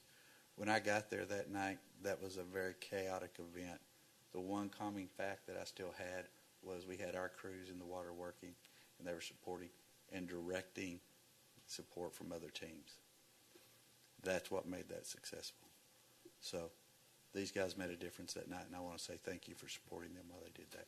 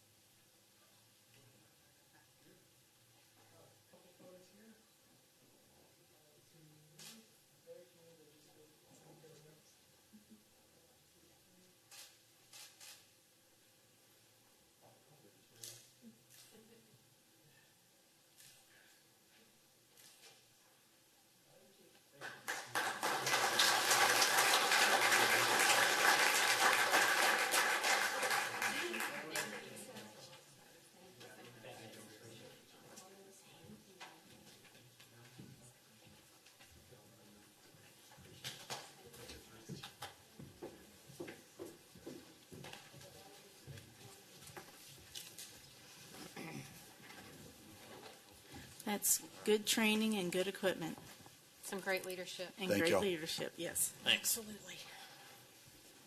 Okay, at this time, we're going to move to our consent agenda. This is an action item. A motion to approve? I'll second. All right, we have a motion to approve by Ms. Shepherd with a second by our pro tem. Oh, I'm No. sorry, you were the first, sorry. Yes. By Councilmember Navarrete with a second by Ms. Shepherd. Ms. Shepherd. All right, all in favor?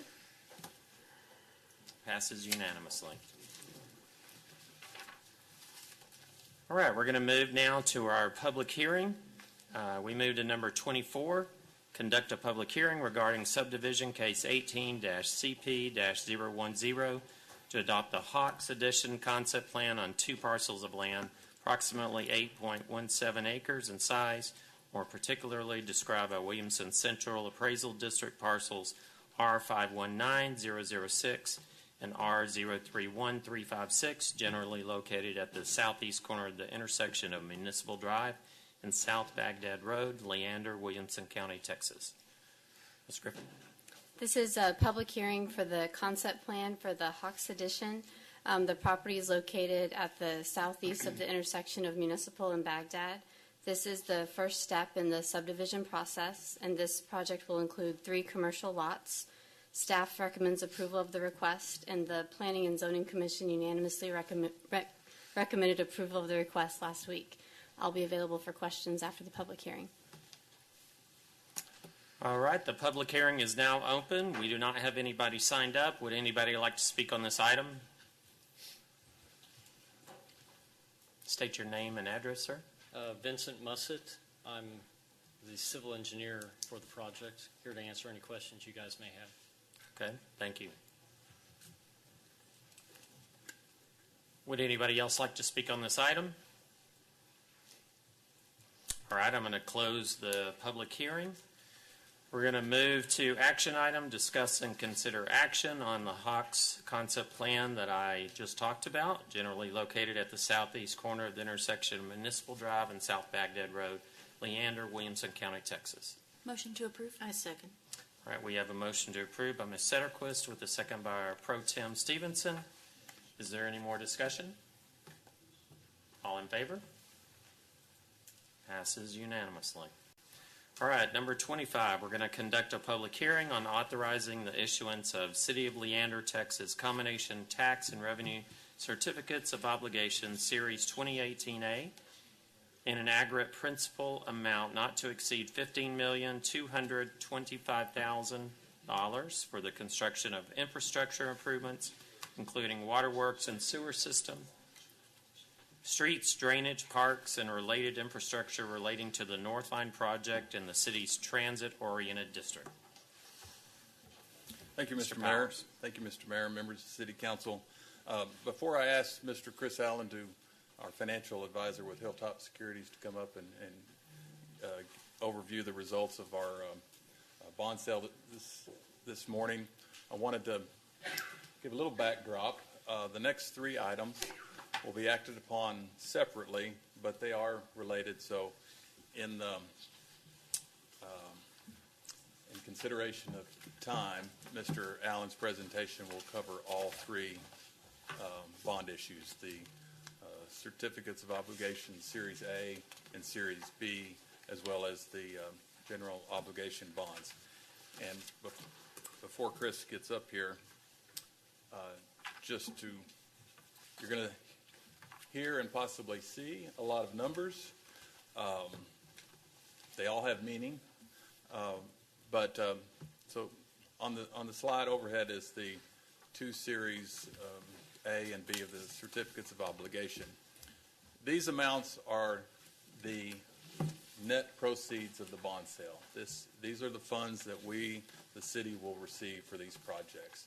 That doesn't necessarily mean that's the par amount of the bonds, nor the total cost of the project. But I wanted to try to make it clear that these are the amounts that the city will receive after the cost of issuance.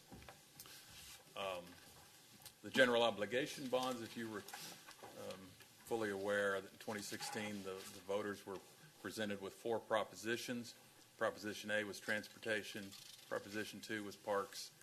Proposition 3 was a senior center. And Proposition 4 was a recreation center. This is the second draw on that those voter-approved obligations.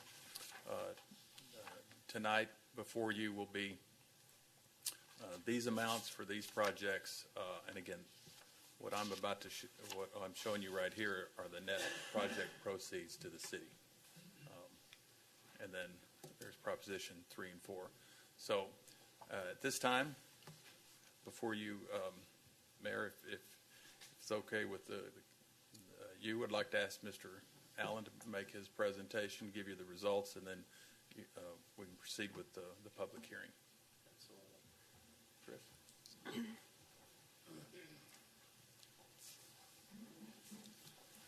Thank you, Mr. Powers. For the record, again, my name is Chris Allen with Hilltop Securities. I'm here to report the results of the sales that were conducted this morning. We had 3 sales, as Mr. Powers mentioned, $25,675,000 general obligation bonds, Series 2018. Okay.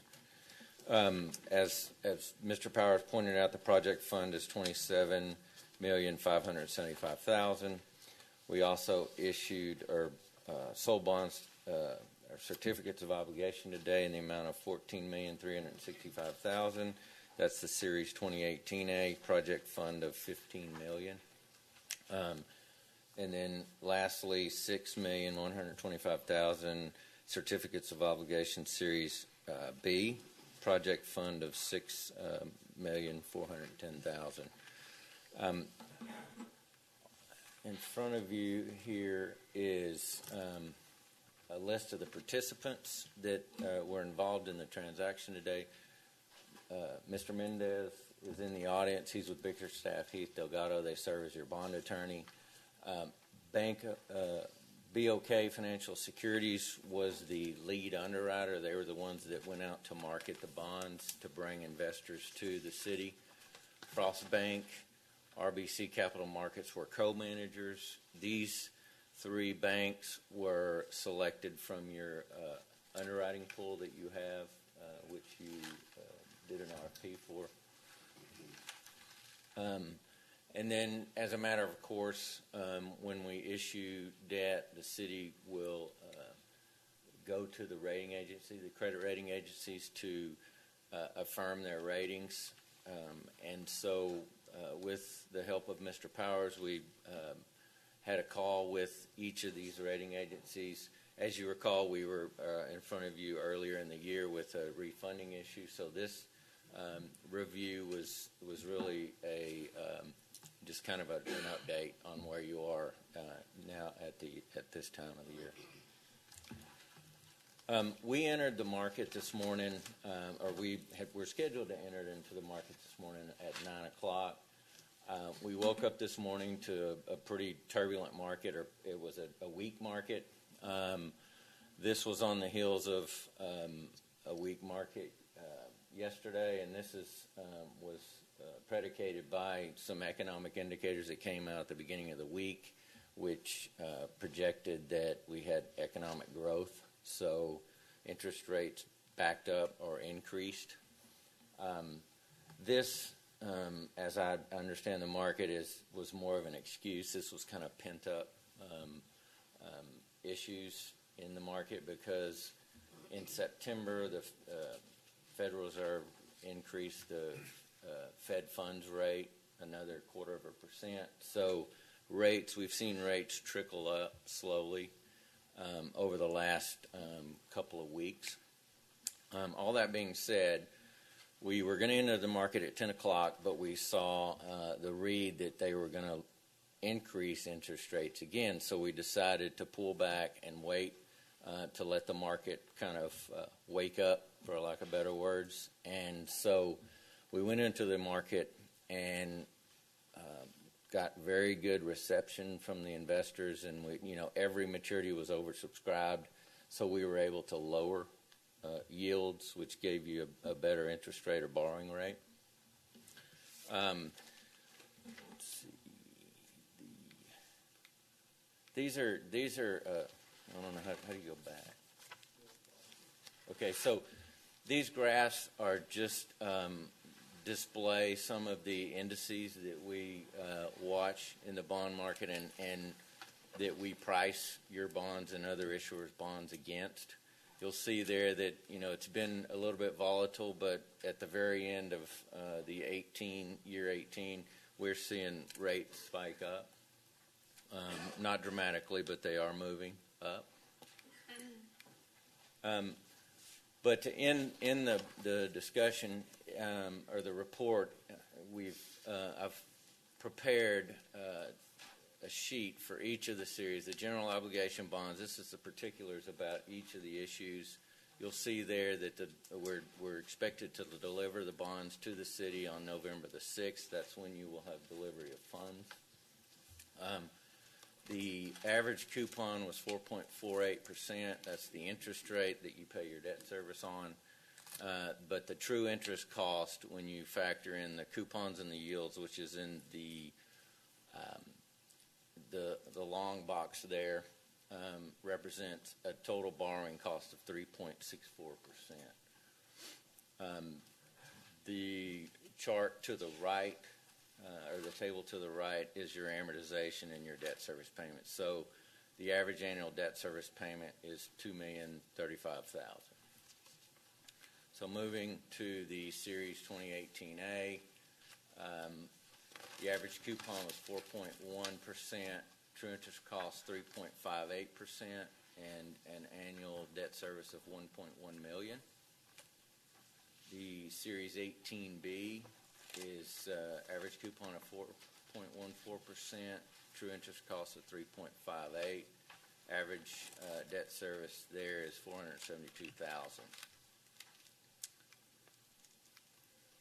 With that, I would certainly, I'm happy to answer any questions, but we'd certainly, at the end of the day, the sale was very successful. The bonds were well received, and you got a very good rate. Thank you. The public hearing is still open. If anybody else would like to speak on this item, I don't have anybody signed up, so now's your chance. Last chance. Would anybody like to speak on this item? All right, so at this time we're going to close the public hearing, and we're going to move to an action item to discuss and consider action on authorizing the issuance of City of Leander, Texas combination tax and revenue certificates of obligation, Series 2018, in an aggregate principal amount not to exceed $15,225,000 for the construction of infrastructure improvements, including waterworks and sewer systems, streets, drainage, parks, and related infrastructure relating to the Northline Project and the city's transit-oriented district. I'll motion to approve. I'll second. All right, we have a motion to approve by Councilmember Navarrete with a second by Pro Tem Stevenson. Is there any discussion? I have a question. I'm not sure who to address it to, but in regards to the interest payment on this, is that included in a reimbursement to the city as that gets paid over, since it's going through the TERS board? Chris, this is a question for Robert. Okay.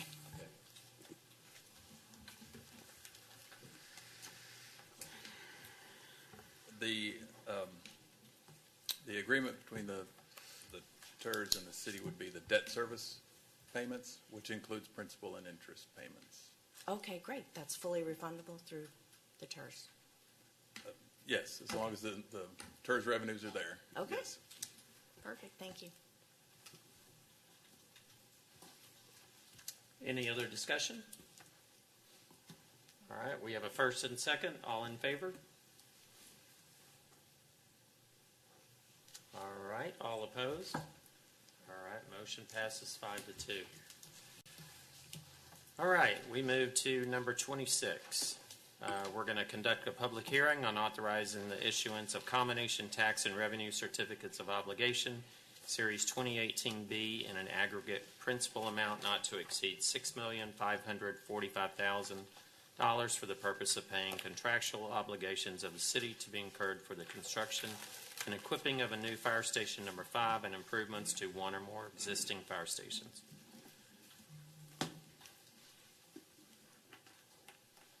Mr. Powers?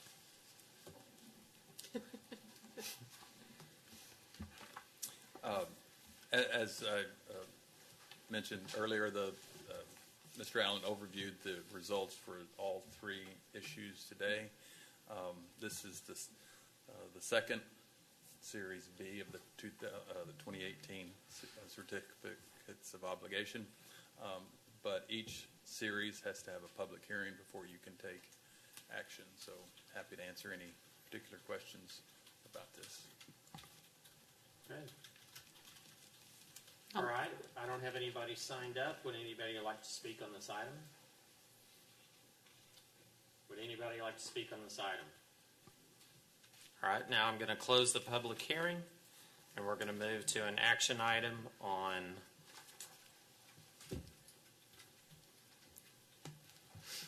when I find my place. Authorizing the issuance of combination tax and revenue certificates of obligation, Series 2018B, in an aggregate principal amount not to exceed $6,545,000 for the purpose of paying contractual obligations of city to be incurred for the construction and equipping of a new fire station number 5 and improvements to one or more existing fire stations. Motion to approve. I'll second. All right, I have a motion to approve by Councilmember Cannon with a second by Councilmember Shepherd. Is there any discussion? All in favor? Motion passes unanimously. All right, now we're going to move to our regular agenda.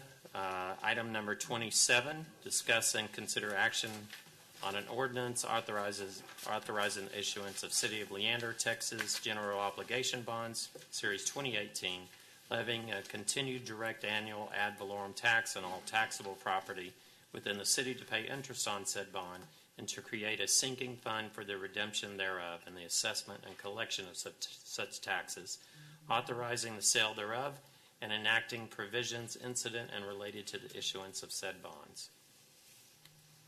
Motion to approve. I'll second. All right, we have a motion to approve by Councilmember Seiler with a second by Pro Tem Stevenson. Is there any discussion? All in favor? Motion passes unanimously. All right, we're going to move to number 28. Discuss and consider action on an ordinance authorizing the redemption of certain City of Leander, Texas Special Assessment Revenue Bonds, Series 2014, Oak Creek Public Improvement District, and approving other matters related thereto. Mr. Powers. Thank you, Mr. Mayor. This involves debt, but it's a slightly different creature this evening. The bonds that we're referring to are the Oak Creek Public Improvement District Special Assessment bonds, and as you know from the summer where the annual assessment plan was brought before you and adopted, these bonds that were issued in 2014 for the Oak Creek PID are paid for through special assessments by the property owners within the PID. The PID statute allows for homeowners or property owners to pay off their assessment on their property, any outstanding principal. And since 2014, we've had a total of 6 property owners do that. So we've accumulated what we believe are sufficient funds to take the next step, which is to take that money and actually retire the bonds in the market. I want to be clear, the property owner, the day they made their payment, were relieved of any obligations. But there is some economy of scale and some cost to go through the motions to redeem the bond, so you don't do it on every occasion. So we have in excess of $50,000 in the prepayment reserve fund, and that is an economical situation where we come to you tonight to actually retire those bonds, and it does take City Council action to approve this. So we recommend approval. We have bond counsel and the financial advisor here to answer any questions that are difficult.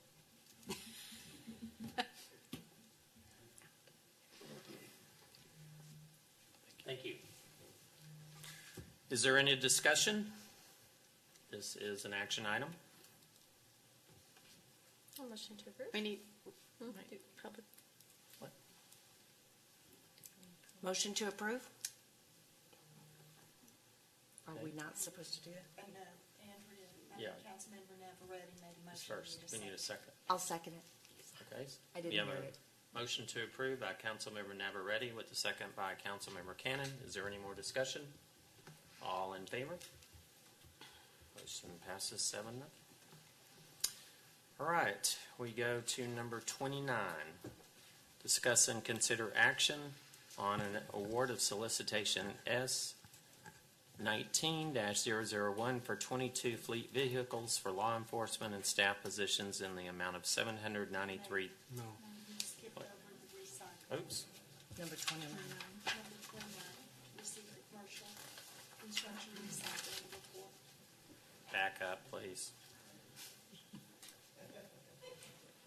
All right, number 29. I don't have it to number 29. Okay, we're going to receive the commercial construction recycling report. So. Mayor and Council, if you'll remember, a few months ago, we had a presentation from a company called Recon that wanted to do some recycling of commercial construction waste. And because we have a contract with Clausen that is a contract that allows them to haul all the solid waste in town, there was an issue there. So we don't really have anybody on staff that is an expert in solid waste, but fortunately here in town we do. A Leander resident, Mr. Lynn Lantrop, who I'll let him describe his lifetime of experience in the solid waste business, but he worked with Clausen and Recon to see what he could work out with them, and he's got a report for you tonight, and then it'll be available to answer any questions. Lynn? Thank you very much, Mayor and Council and Mr. City Manager. My name is Lynn Lantrop, a proud 4-year resident of Leander, not a long-term, but retired from the nation's largest garbage company after 39 years of service, and decided I'd open a consulting firm to represent cities when these types of issues come up. So I met with Mr. Cagle and staff to determine the direction that they wanted to go, and that was to compare where you are and what might occur if you were to look at the use of a recycling facility to receive certain materials that are coming out of the Leander construction market. So we were engaged to look at diverting non-home building construction waste, and I'll explain. I went out to the excellent facility that Recon presented to you all by video and saw it personally, and it is everything that they said it would be. And so sat down with that group over coffee and said, well, what are you interested in seeing come in from Leander? And they said, well, not material from home building. And this is not that they're discriminating, but because these large boxes that are used for construction debris, you guys probably see at subdivisions, they're uncovered and they're left there at night. And unfortunately, homeowners utilize those boxes, and it ends up with garbage in there. So I put a photo of a roll-off box because not everyone's in the garbage business. So at the bottom of this, those are the very large containers, not the dumpsters, but these are what are used, and that's what this company was interested in seeing come to their place. So as it says here, we have excluded for the data going forward material that comes just from home builders, and what we'll talk about this evening is everything else that is construction generated. Right now, your current situation, as Mr. Cagle stated, you have a franchise agreement with one company that is it ends February of 2021, and that agreement covers everything related to garbage and recycling that occurs in the community. So at the home, at each retail and commercial business, and then all building material. Everything that happens here is Clausen's responsibility. Currently, all waste materials are disposed of at the Williamson County landfill. And that's priced, this is taking the current prices. They adjust each year. But the current rate for a contractor to get a box for a non-home builder box and put it in service is $225 to take it to the landfill.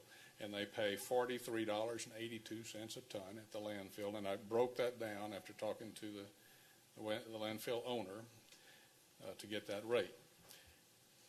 The landfill, since most of you may not have had an opportunity to go out there, is 23 miles from the center of the city. And so then, when I drove to Recon, I sat down with them, and there's two pieces to this. Clawson, as you saw in the earlier slide, Clawson is responsible to provide the hauling of any container here, but could be directed by council if you desire. Could be directed to take recycling boxes to Recon if that's what you instructed them to do. So remember, the price was $225 to take it to Williamson County. The price to go this distance, which is a 46-mile distance as opposed to the 23 miles that currently it goes, jumps up about $100. And then the rate that Recon wants to charge for each ton of material to be recycled is $65. So the data that you'll see here comes from Clawson, and it's for 2017. And this tells us that in that 12-month period, there were just short of 600 loads that were generated out of Leander that were non-home builder construction hauls. And the tons for that, about 3,500 tons. So the average load, and this is a national average too, but the average load is about 5.5 tons. So this is kind of the most important slide, is comparing what would occur if someone opted to go to the recycling facility at Recon in that additional distance. Right now, taking that average 5.5 ton load, it's about a $465 expense every time one of these boxes goes to the landfill. If it was redirected and the material was going to be recycled, that same action would run about $715. Now this slide, I almost pulled it back out of here because this slide is extrapolating all of the hauling activity, taking all of that hauling activity and directing it over to Recon. The likelihood of that happening is not going to happen, but the percentage of increase at the bottom is still correct. The difference between that $465 number and that $715 number is about a 54% increase in expense if someone wanted to recycle that material. The last thing I wanted to bring up after talking to Recon, and this is very important, these containers that I showed you a photo of earlier, they're about 8 feet tall, 6 to 8 feet tall. Because of that height, a person on a job site cannot tell what is in the bottom of these containers. Even if it is not at a home building facility, you still don't know what's there.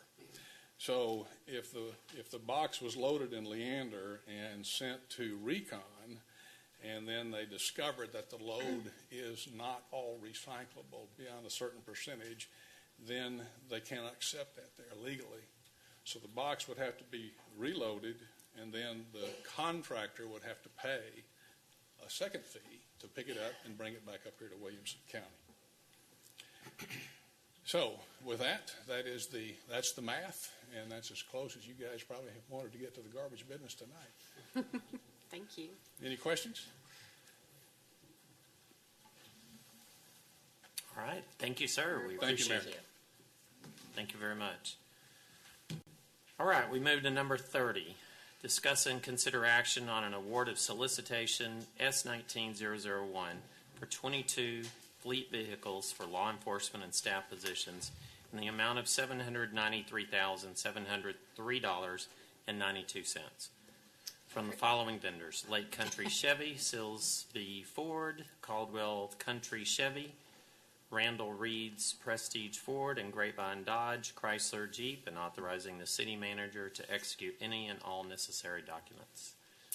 I was so excited about new cars that I just jumped right to that. It's a long list for sure. Good evening, Mr. Mayor, Council, Mr. Cagle. I'm Joy Simonton. I'm city staff. I'm the General Services Manager and Purchasing Agent.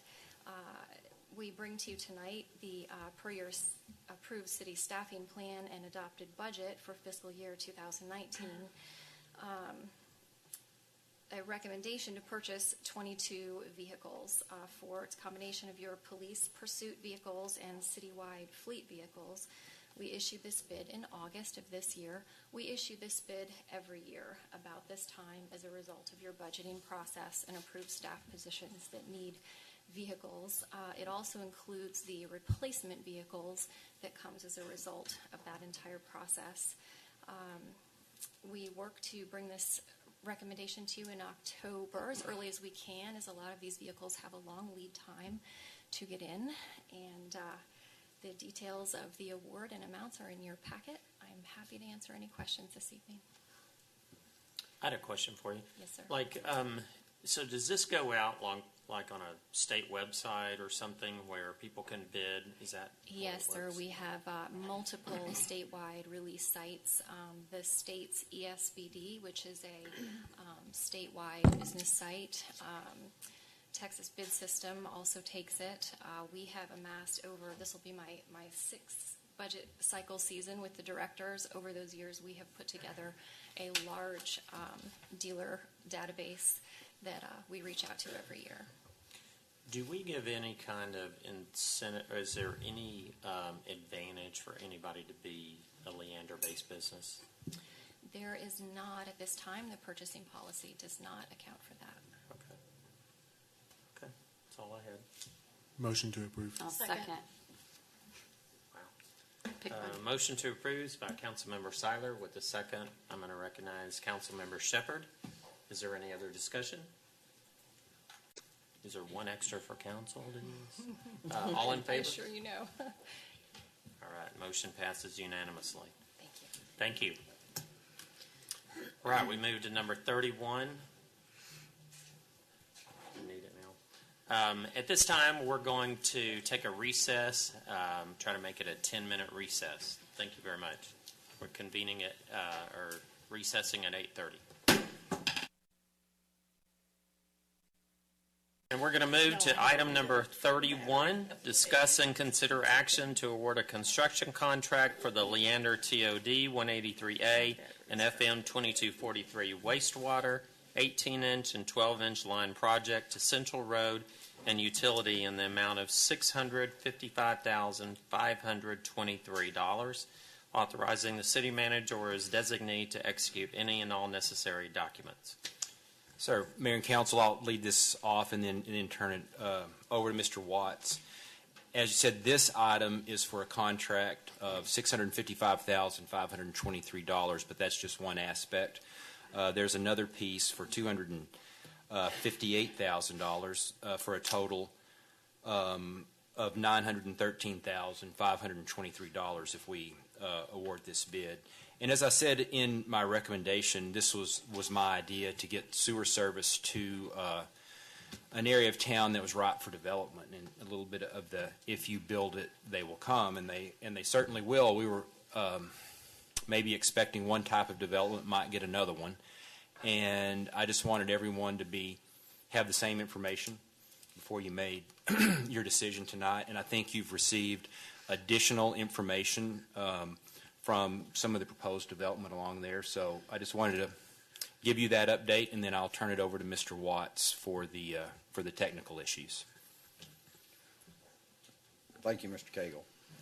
We received 5 bids on August the 16th for this project, which consists of approximately 2,260 linear feet of 18-inch wastewater line and approximately 5,860 linear feet of 12-inch wastewater line with associated manholes and appurtenances. The bid price, low bidder is Central Road and Utilities with a bid price of $655,523, which I have to say is an excellent bid price. There's no doubt about that if you look at the bid tabs and what they left on the table. As Mr. Cagle noted, in order to complete this project, there is a tab that we have to pay to CTRMA for a piece of encasement pipe that was installed some time ago while one of our through the actions of Mr. Pix Howell and CTRMA. There is an interlocal agreement on that. The $258,000 amount is my memory. I have requested the agreement from CTRMA. I think I'm correct on that, but I could be off slightly. If we are, we'll come back to you and make sure that you're aware of that. But the award of the bid is up to council. I'm here to answer any questions you may have. Yes, sir. And Wayne, I'd add this bid award is for the $655,000. If you do award it, when the time comes to pay CTRMA, we'll be back to you with that amount. I just wanted you to be aware that when you commit the $655,000, you're committing to the $258,000 as well. Correct. Cannot perform the project without. Right. And about that, what time would we be paying CTRMA for that? At the time of the construction, or? Before we access and utilize it. So Okay. construction will have started, but we don't have to do it first thing out of the box, but I expect to be back in front of you the 18th of October with that amount. Oh, okay. If the project is awarded. So. Mr. Watts, do we have a utility plan that we work towards? Forgive me, I'm new here. We do. We have a water and wastewater master plan, and we also have our 10-year CIP plan as part of the impact fee project. Okay, great. And this is on Yes, there? ma'am. Perfect, thank you. And it's in this year's, in the FY18 budget that we just completed, so it'll roll over for this year. Okay, thank you. Council, a motion to approve. A second. I do have somebody signed up to speak. Terry Bray. Sorry about that. Oops.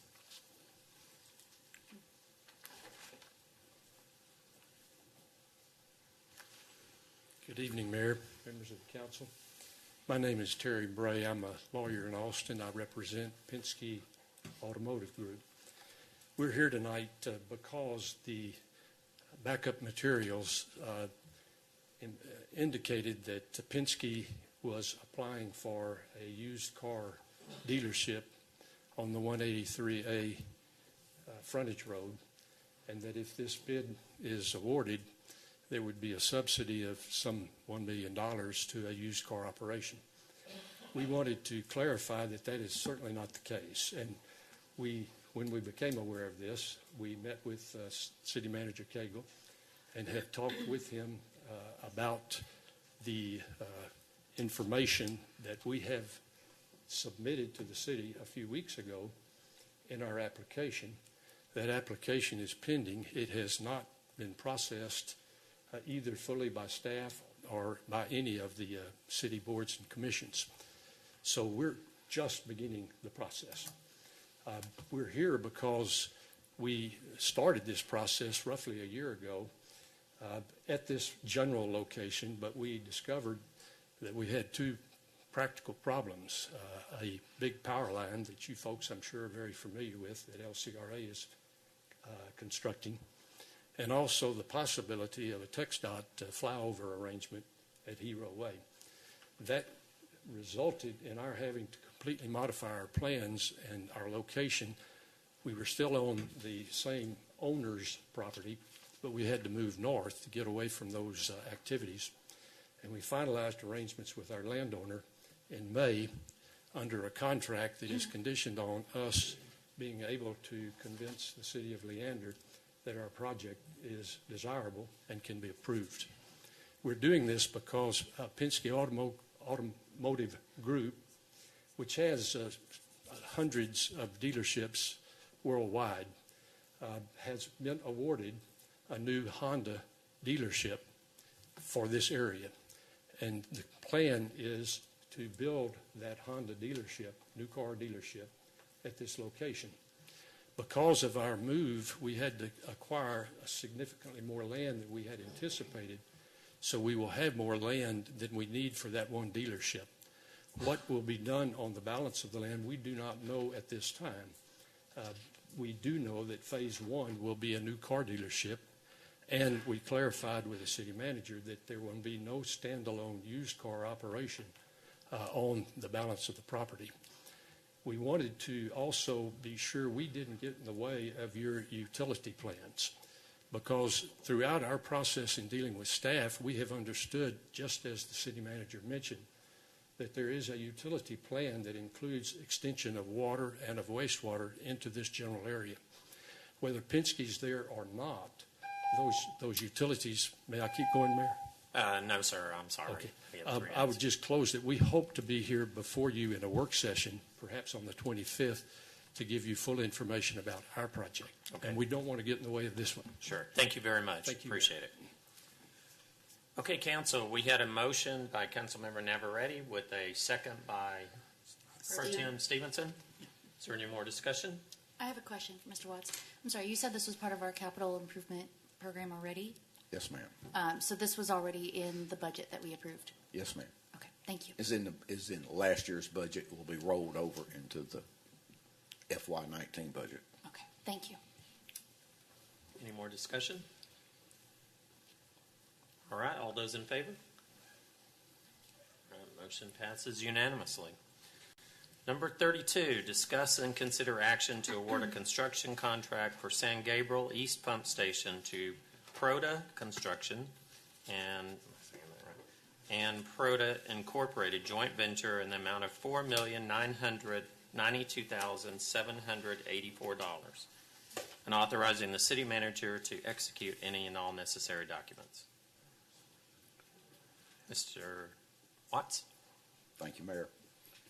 We received 5 bids on September the 13th for the San Gabriel East Pump Station project, which includes a large water pump station, which is necessary to fill our new elevated tank on Kaufman Loop and to provide service to the north side of that elevated tank and the associated booster station. This associated booster station provides service to the north of the South San Gabriel all the way up to 29.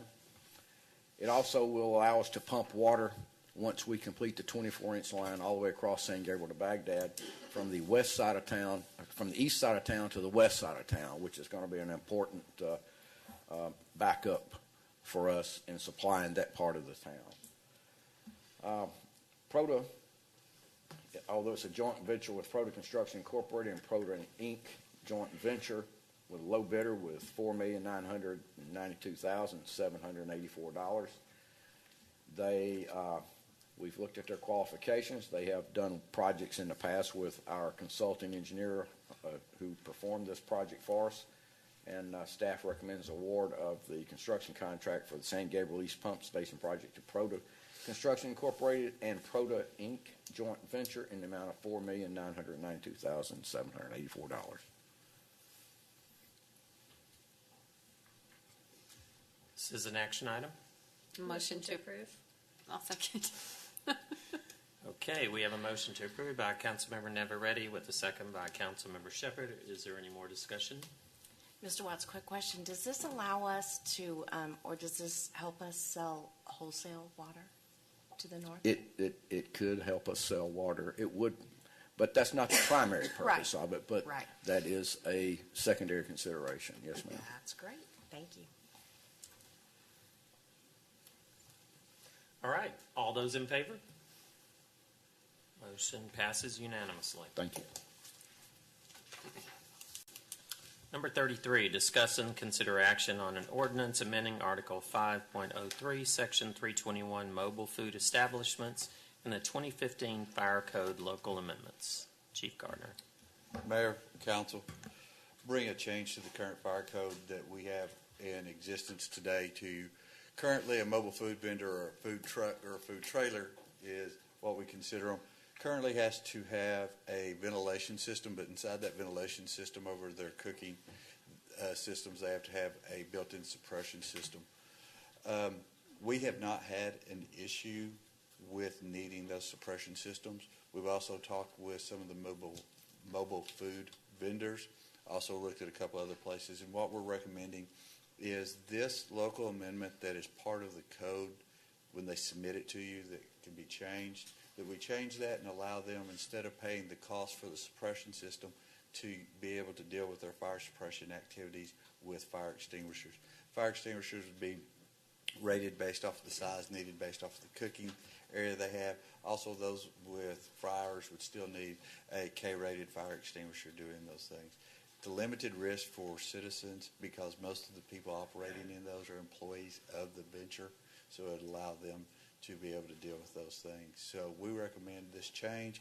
We also have a recommended change of going to an annual fee where it's an $80 flat fee for that person to come into our city, and that way that would be an annual process.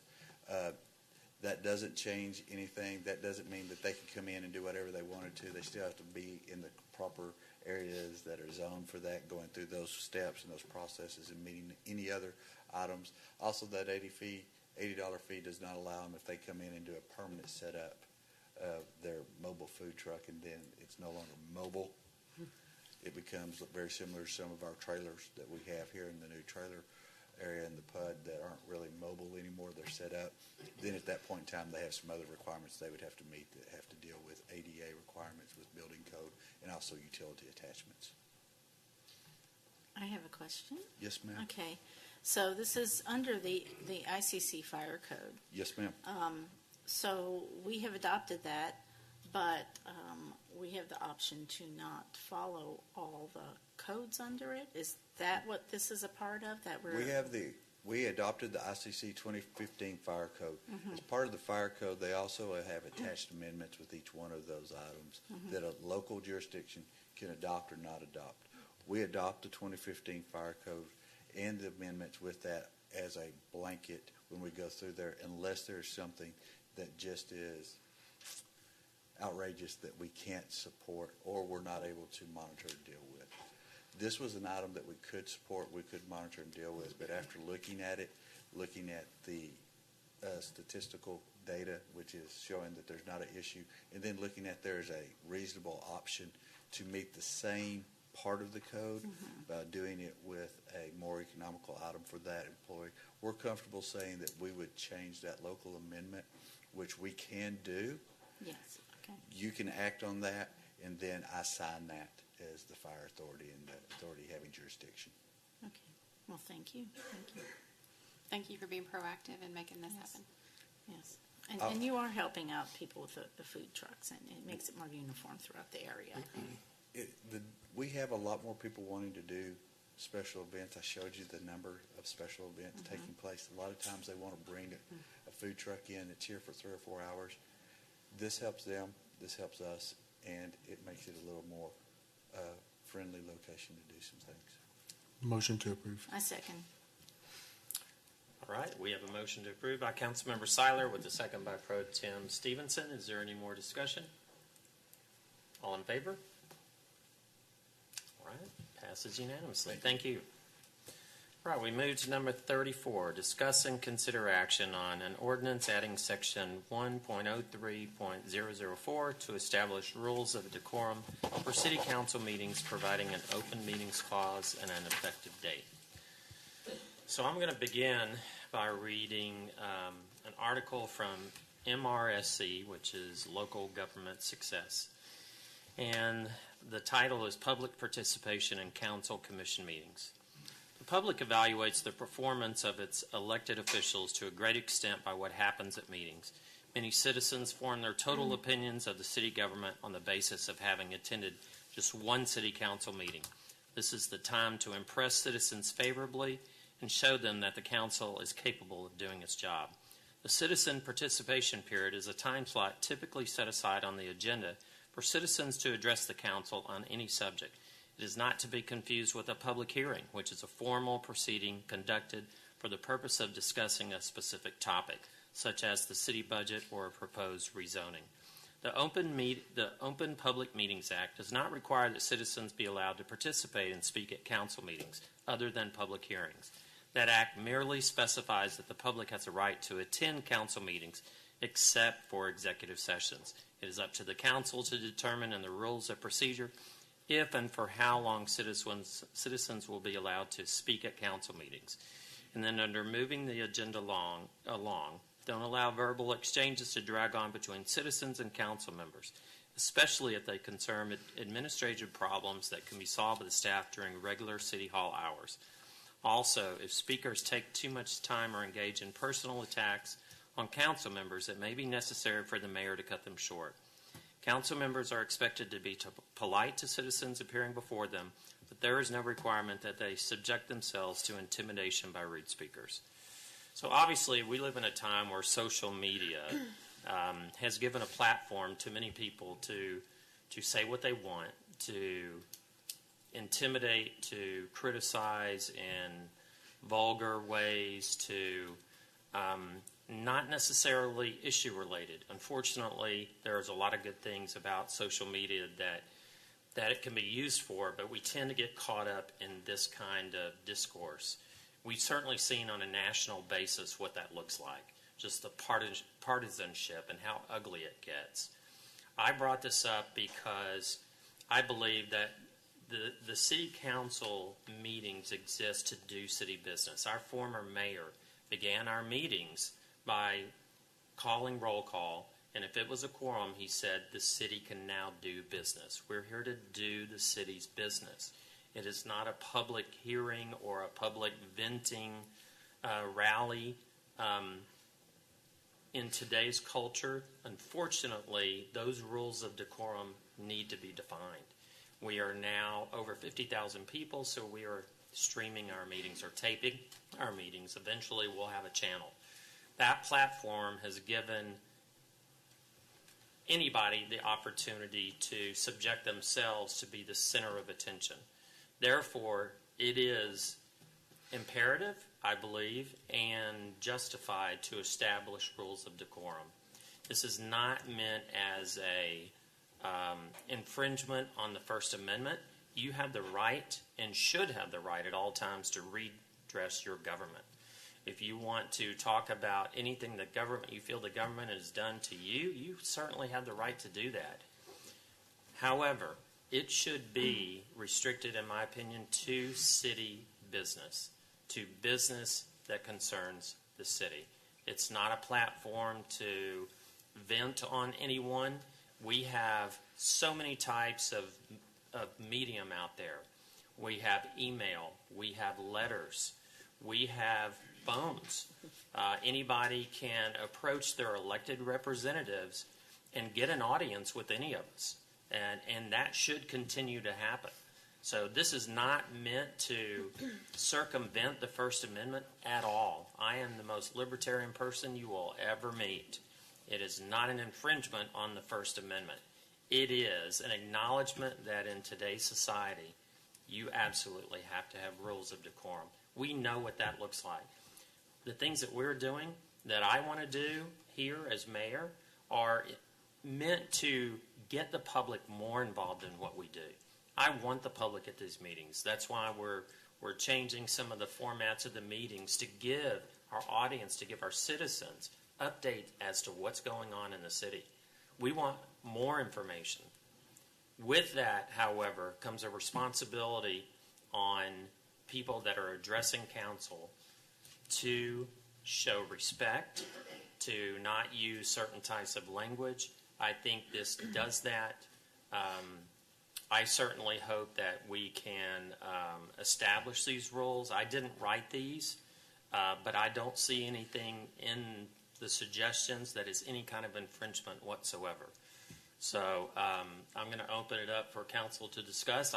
I also have a presentation on here, and it is a copy of the Open Meetings Act and exactly what is required. So we can access that if needed. Do you need a motion before we talk? Or? No? Okay. Do you want to discuss, or do you want a motion? I would like now? to discuss. Okay. I do have some people signed up to speak, so we will start with Mary Henstenbeck. I'm sorry.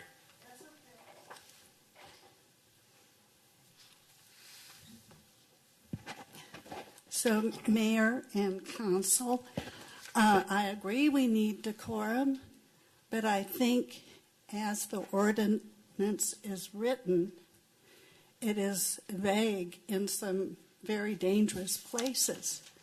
So what I would like the council to do is to look at the wording so it's not as vague. You have words like, if I say something that you think is threatening, that you think is intimidating, you can throw me out. Well, you might have misunderstood what I said. That happens. And the other thing that concerns me is in other organizations, you have an individual, sometimes it's called a sergeant of arms. I had to ask my husband, I hadn't heard the term, but that person is not one of the elected people. It's another neutral person that their job is to make sure that we're following the rules of polite conversation. So I think you could change this so it worked. But the way you've got it right now scares the living daylights out of me. Okay? Thank you. Thank you. John Handy Bosma.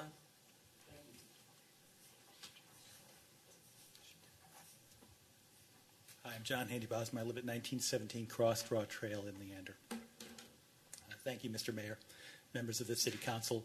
I would like to just applaud you first for your effort to stand up for our community and try to do the right thing and serve and make our community great. When I was last here, I told you our family would pray that you would all get together and learn to work together in comedy despite the recent election. I have to say, I think that this action feels like to some people as if it's a consequence of the previous election, and there are serious, serious consequences with moving forward with this. First of all, I'd just like to say that free speech is not just about an individual's ability to speak. It's about the individual's relationship to its government and the ability of representatives of that individual to relate to executive power. And this change fundamentally affects the way the city government would run by inuring power to the executive at the expense of other city council members.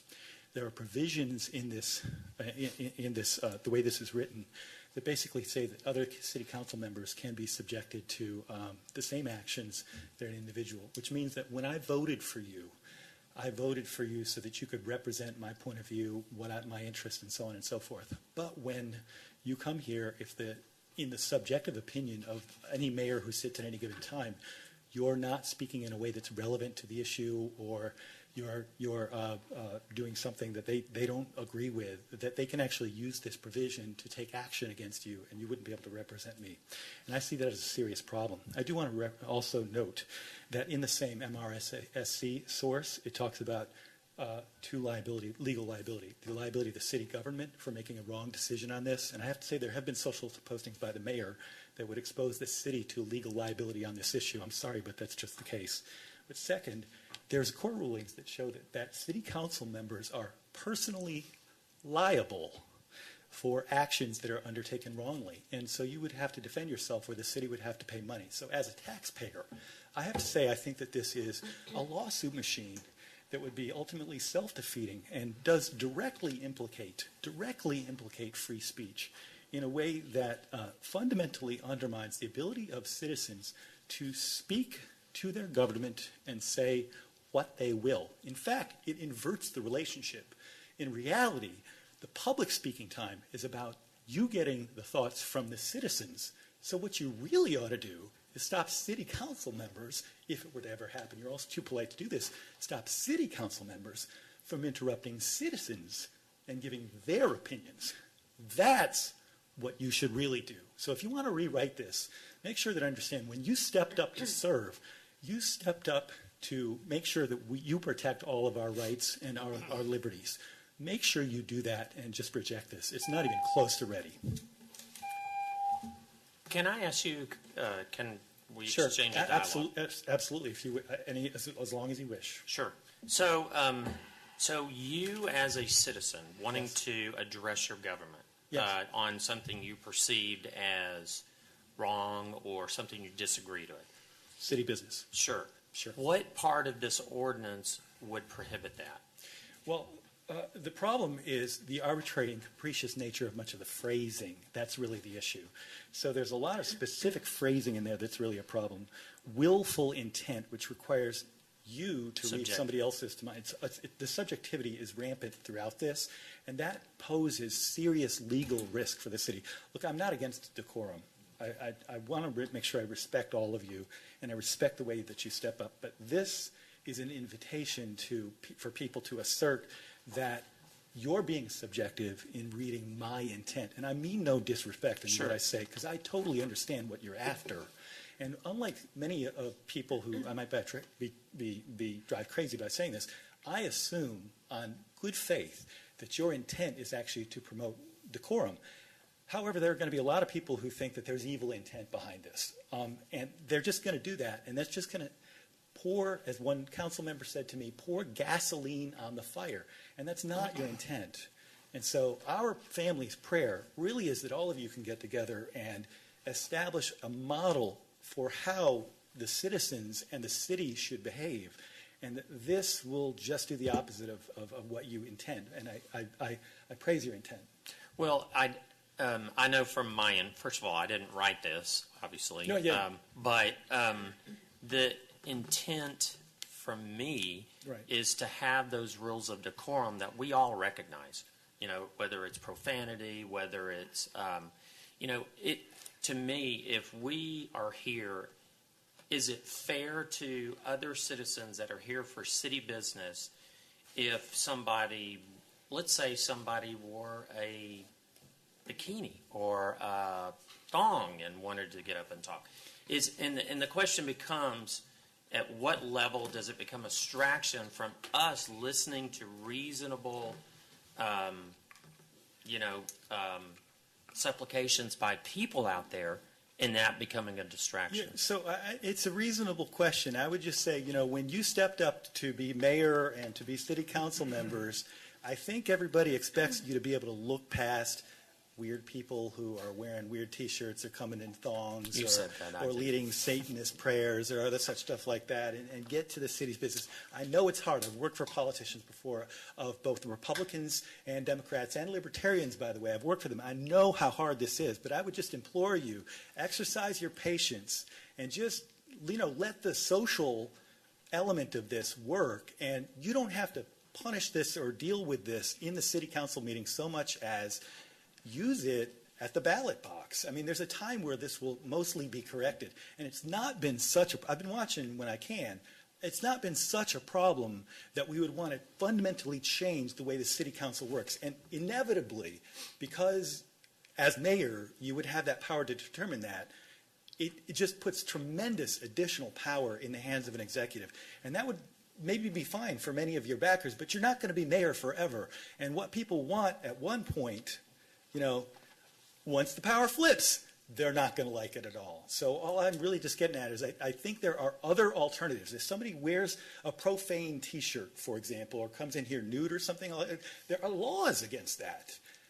There are laws against all that. And the rest of it, you should just put on your big boy pants and tolerate it. Where you're going is exactly the intent of this ordinance, and that is that those universal things, we know what it looks like. We know what profanity sounds like. Right. Those universally accepted norms, those are the things that this ordinance is trying to establish. Clearly they're not universally accepted, but I would turn that around on you completely, because in places where this has been tried, this is the point I didn't quite get to, in places where this has been tried, provocateurs have taken advantage of that to allow themselves to use this process to be removed and to create a much bigger public spectacle that is much more damaging to the public goodwill, to polity, to people's respect for different points of view, and so on and so forth. So what I fear is that this could be seen as directed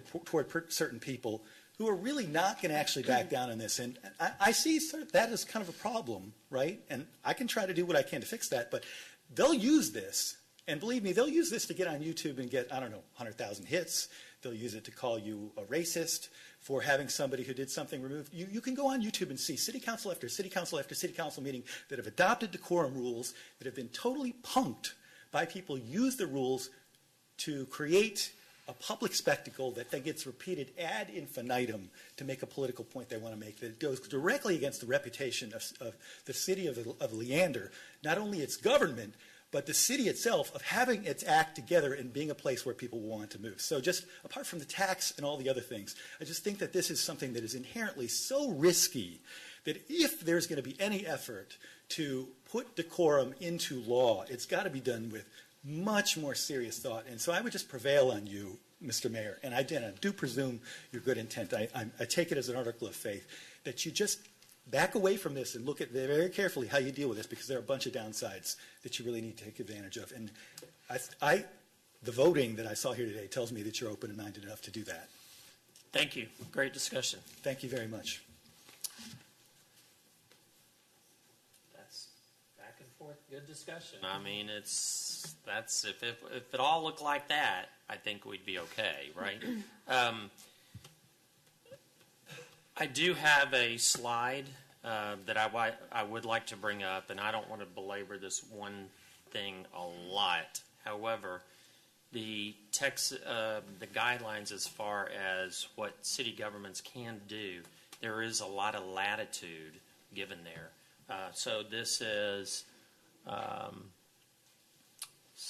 Texas City Attorneys Association 2006 Summer Conference, page 2, Mike.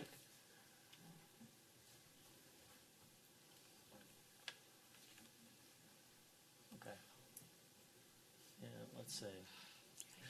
Come down a little bit. Okay. So if you read the latitude that a city council has, the intent, okay. If you read that paragraph right there,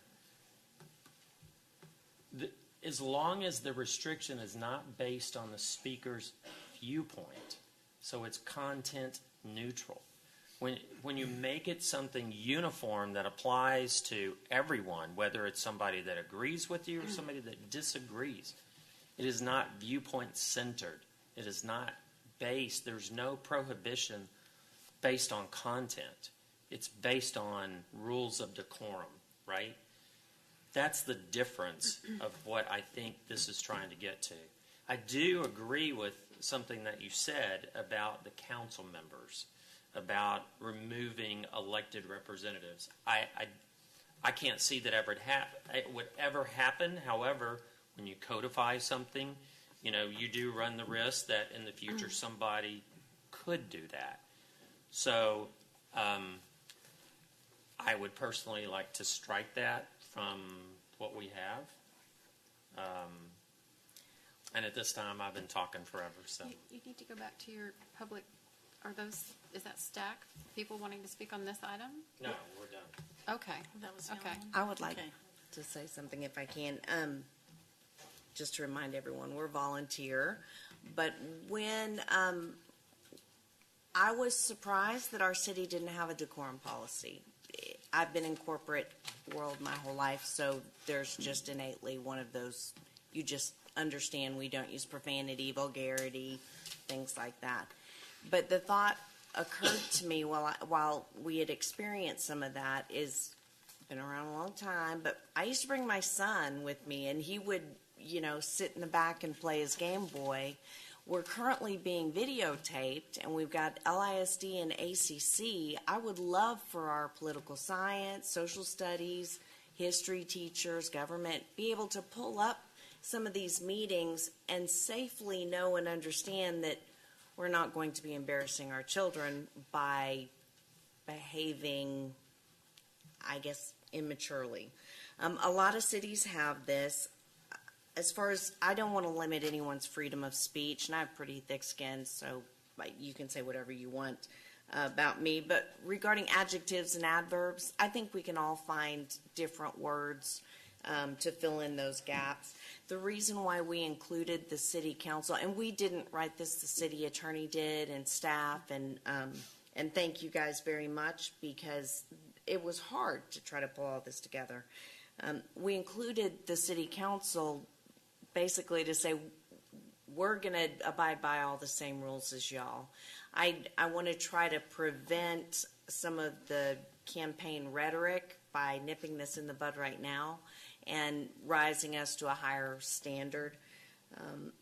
I would also like to remind everyone that prospects large companies looking to move here, they're watching these meetings. So we want to make sure that our level of professionalism and community is expressed. We can all disagree on everything. It's about tone and words. So that was why I wanted to see this come on here. And maybe some of the words need to be tweaked because we didn't think about every side of it. But that's the intent of the decor. And a lot of cities already have these, by the way. I don't disagree with the intent. However, there's a couple of things that I think are being overlooked here. Number one is I think this is in response to some things that have happened. And I think you, by putting this out there as a reaction instead of something proactive before anything ever happened, you run the risk of enticing response that you're trying to prevent. I think you encourage people to push the envelope and see what they can get away with. So I think you're actually, this could backfire bad. And the other thing that I just want to make sure is understood is that we set the example for how people talk to us. And not just here when we're on the dais, but throughout our interaction with citizens. And we can rise above it and not react to those things, or we can engage in some of the nastiness and the conversations that provoke the kind of behavior that we're trying to prevent with the intent of this ordinance. So I would much rather see us leave this alone. We have a penal code that addresses this behavior as well. And I don't see that we've had a long history of this. I think there's some isolated incidents, and I think we need to stay above the fray, let people come and speak when they want to speak, not try to dictate what they speak about. I think Mr. Bosman's correct. There is a lot of arbitrary language in this, and I think to restrict something that's not, quote, city business is very subjective. What's city business and what isn't? If it involves you and me and we're part of the city, then isn't that city business? No. Subjective answer. I'm just saying, I think we need to be very careful about putting this out there and creating an outcome that was undesired. Well, I will tell you, I talked to another mayor of one of our sister cities, and they have just enacted some policies that covered this topic. He also has told me that if you go to the state legislature and you say something, they will have the sergeant at arms take you out right then. There's no second chance. There's no stopping and saying, hey, you need to calm this down. They just immediately remove you. He's also told me that he knows of 6 other cities that have taken citizen comments off of the table because of this kind of outburst. And I think we are setting ourselves up for something we do not want. We have a TV right there. We are streaming our meetings. This is not content of speech at all. This is about decorum. If somebody wants to get up and say, I think the mayor's doing a lousy job, this does not inhibit them from doing that, prohibit them from doing that at all. They can talk about the councils doing a terrible job. They can talk about the cities on the wrong track. This is not a prohibition against that whatsoever. But if they choose to get up and say, well, I'm a neighbor to a council member and I could have sworn I saw them dig around in my trash can. Well, yeah, that's probably not something that needs to be at a city council meeting where at the end of the day, we're here to do city business.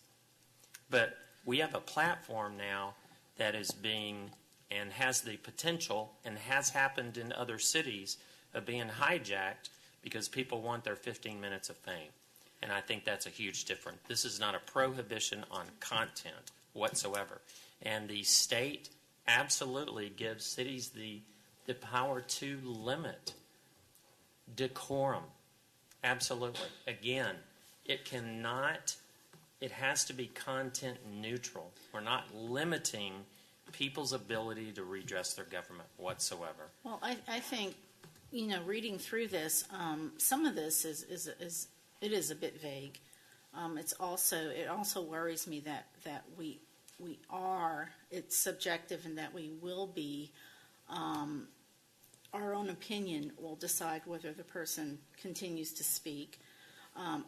I don't mind, and I approve of having some rules of decorum, but things like during this session that somebody starts standing up yelling out of turn without submitting a card and coming up and speaking and addressing us in a respectful manner in that way, I can see that, because we do have to have certain rules to keep the meeting flowing. Vulgarity, threats are very, very much should be discouraged, and maybe those types. But some of this in here is worrying me, and I think it will leave us open. I don't know, sitting in your position, if I was in your position and I was running the meeting, and how objective I would be if somebody who's been very ugly to me gets up and starts speaking about something that I can say, oh, maybe I can shut her or him up by saying that's not going along with the meeting. Am I going to be objective enough to say, let her talk or let him talk? I don't know if I would do that. I'm a bit worried that some of the language here, especially in Section C here, the speaker's remarks are not relevant to the agenda item or city business or affairs. Now, yes, when we have a direct agenda item and we're calling people forth to speak about that agenda item, yes, they need to speak on that. I can see that. That's clear cut. Speak on the agenda item, or, wait, do it at citizens' comments. But when they're coming forward in citizens' comments, it's very subjective as to what's city business or affairs. Some things that might be important for them. We get Mrs. Thompson in here all the time, and she addresses us on some really neat stuff. And that's I'll tell you what, I am not going to tell her you can't speak. So is it the language? Unilaterally, you would. Yeah, and the worry is, how are we going to apply this unilaterally? So let me ask you a question. Yeah. If we could define the language in specific terms like vulgarity or something like that. So first of all, I need to also tell you that, the current ordinances are not a lot different than this, in that they become subjective as to what is an outburst or, what's disruption. It's against our ordinances and state law to disrupt a meeting, right? So anyway, so it is, you could say, sort of subjective, right? But the intent, again, is not to prohibit free speech. It is strictly dealing with decorum that is not fair to other people that have business they want to address before the city to have to participate in. And we will not see our participation by normal citizens wanting to come to these meetings if it's a poop show. I think this is in response to a very, very limited case. As we all know, I say it all the time. I've been here a long time. That is very rare that an occurrence like that happens, that we can't actually handle that. I think coming in with a full-blown ordinance, we have penal codes that defend us in that case. I personally, I think this is really overreaching. And because it's so subjective and open to your interpretation of what might be offensive, I think that really opens up the city for liability, that we are going to hamper that First Amendment. Well, I've just because showed it is you subjective. that it doesn't, that as long as it's not restricting the content based on an individual, we're not restricting content. We're not restricting the ability to people to say, hey, the mayor stinks, Well, yeah. Well, it's not based on that. And so I think it's appropriate to have some sort of rules of decorum. We already have some rules of decorum. I'm worried about not everything in here, but certain aspects of this.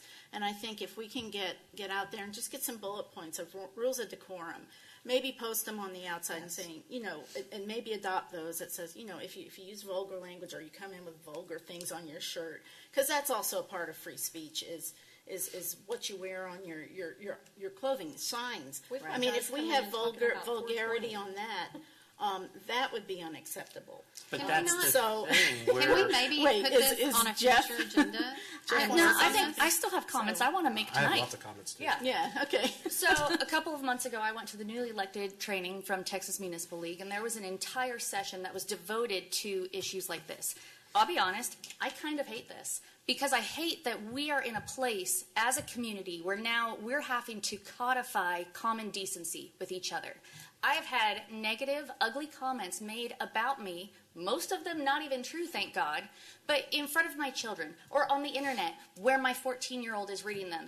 And this may not happen very often, but how many more times have you seen it this year than you have in all the other years that you've been on council? Now that there's a TV and an audience, everybody wants to have their say, and everybody wants to get personal. So at Texas Municipal League, they talked about not only this, but having an entire rules of procedure, which is something we don't have. When Councilmember Cannon and I first came on, we met with the mayor and with Mr. Cagle, and we were told, well, you use a modified version of Robert's Rules. Well, what are the modifications? Well, we just kind of make them up. Like, there's nothing wrong with that, but it's not a best practice. Like, it's hard for us coming in to say, well, this is when we make a motion, and this is how often we get to speak. And this, looking at what we've been presented with today, it's not that terrible. Yes, it could be more specific, but how far do we go with the specificity? Or do we have to lay out every vulgar word that can be said, every phrase that can't be said? Like, there's a limit, and I think this might be about as good as it gets, and I do think that we need to go further than rules of decorum and have an actual rules of procedure that also the public would be able to read and understand what we're doing up here, and that we're not railroading anybody.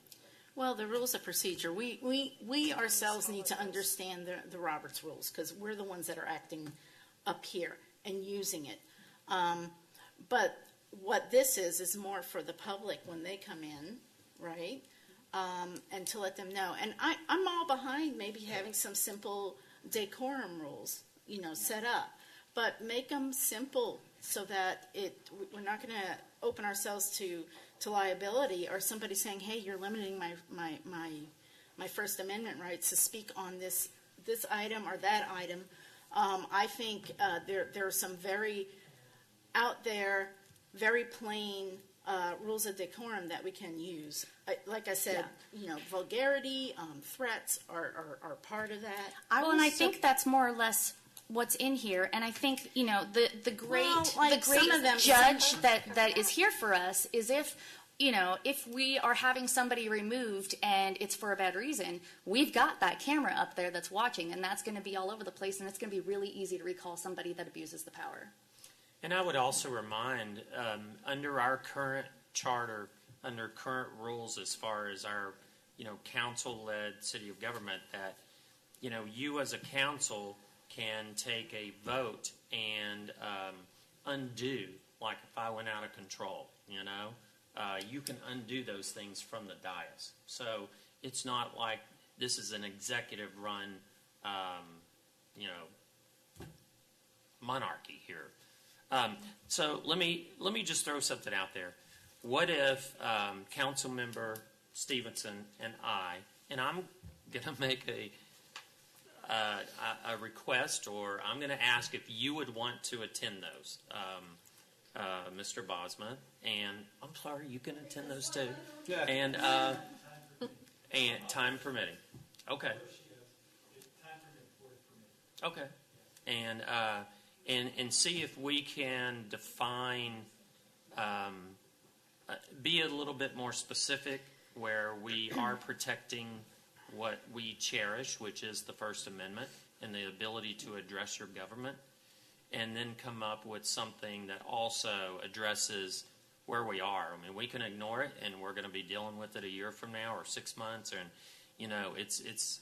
I'm telling you, there's a reason that cities around the state are addressing this, and government bodies are addressing this. Because and it is true. We do need decorum in here, and it would nice to kind of get something before it would get worse, and hopefully it wasn't even on that path to getting worse.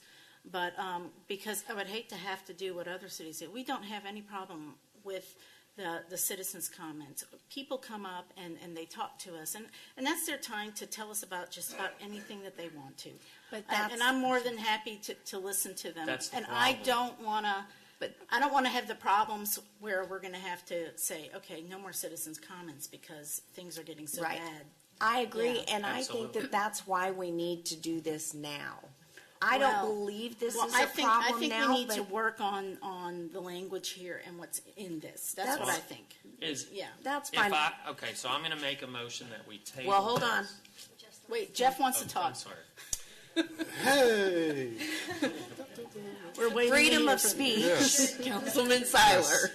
So I heard this earlier in the week that, during the election, if we didn't all agree on social media forums, then you were banned, and then we threatened with lawsuits and all that kind of stuff. And if we continuously still hear about people being blocked on Facebook pages, and this seems to be just another way to.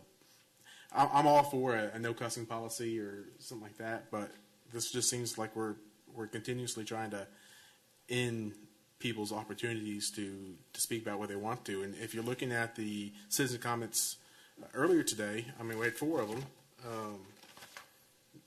Mr. Bofferding would be the only one that would be allowed to speak of that, because that was the only part that was official city business. I mean, everybody, I thought that all the citizens' comments were great. I mean, Mr. Sanders complimented Marcy, but that wouldn't be allowed in this new policy because it's not official city business.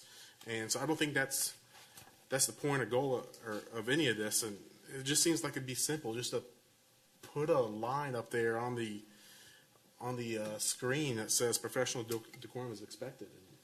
But then again, that's subjective. Yeah, there's Yes, several it's up to us courthouses. to- Well, we that can just have- put. But we don't need an ordinance. There are It's just like several that. courthouses that have the decorum rules posted right outside the door. They're very straightforward and simple, and I hear what you're saying, that maybe this has gone a little bit too specific. But I do, unfortunately, I think it's the time we live in, that we do need to put something on the books so that anyone who follows after us can point to it and say, we behave this way for a reason. We want our children, our grandparents. My mother would come up here and wash y'all's mouth. Not y'all. Anyone who cussed. I mean, we want this to be a professional conversation that can be viewed by anyone. And vulgarity, profanity, those are all simple things that we can list out. So what I understand most people saying is you don't necessarily have a big problem with this, but you want it minimized, cleaned up, simplified. And not rushed. I think we have no reason to do something now. I think we take our time and Do it right. do it Listen, right. well, I let me just say one thing, please, and that is, kid walking in, be careful what you say. hi, young man. With this open meetings, you can only talk to 3 people total on something, and so we have these. So you have to bring it forth as an agenda item to discuss it. or a work session. We can do a work session on this, and I think it's worth that because this is important. So you agree we need one, you just don't like how in-depth this is. Yeah, the language in this is a little bit. It's specific, but then it's vague, and Okay. it can leave us open to. I It's think hurried. and it's a bit. Yeah, well, it's a bit hurried, and it would be nice to pick it apart a little bit and try to figure out and simplify it. Yes, I think and that maybe get Paige in on it too. Paige is the one not who at wrote you. this. Yeah. I know, but I Yeah. think it was kind of. We love you, Paige. And Paige, it's beautifully written, by the way. So is there any objection to that, to Getting together. Pro Tem and I and some citizens? Because this I would rather concerns citizens. have a work session and invite citizens. I think we all need to be part of the conversation. Why not? Well, I want to put in one other thing. I think that, this obviously has been very passionate for a lot of us up here. I think if we want to avoid things like this and having an ordinance that's farther, we, on this side of the dais, need to be more responsible in not stirring up some of the angrier citizens, because that's happened from several council people. I think that we need to set the example be good citizens, be respectful to each other, be respectful to the citizens. I And couldn't show that agree that's more. Demonstrated. Just saying. Don't throw any shoes, please. I can't duck that fast. When people outside of council know things that go on in meetings or email within a couple of hours, I think that's a problem. And I don't think that's us Absolutely. demonstrating our best selves. Absolutely. So, I'm going to make a motion. Mayor, you made a motion Okay. previously To table so this. If you wish to Yes. withdraw that motion. No, that is my motion. You need to make, if you're going to table, it has to be date specific Okay. versus taking no action at this time. Can I, okay, so maybe the best thing is to take no action right now. Yes, if you're. Okay, I'm going to withdraw my motion, Thank you. and my motion is to take no action. I second. Okay. We have a first and second, all in favor? All right, so be it. I want to say thank you for at least starting the conversation. Okay, so, let's see, where are we? Okay, number 35, discuss and consider action on an ordinance amending Article 14.01 of the Code of Ordinances to establish a procedure for developers to request review of proposed developments by the City Council prior to submission of applications, making findings of fact, and providing for related matters, and providing an effective date. So this is the FLUP amendment. I'm going to turn it over to Councilmember Cannon. All right, we've gone through several names of how we're going to name this. The general concept and idea is to allow a prospect, a client, to come before council with an idea of a business venture that might be slightly different than what the future land use allows or even the current zoning, and have a set period of time for no cost, as I'm looking out at some of the developers who have spent tons and thousands of dollars to do this.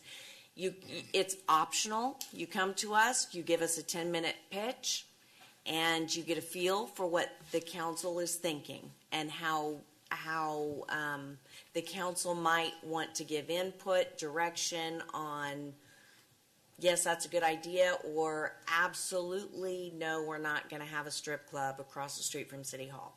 Something like that, for example.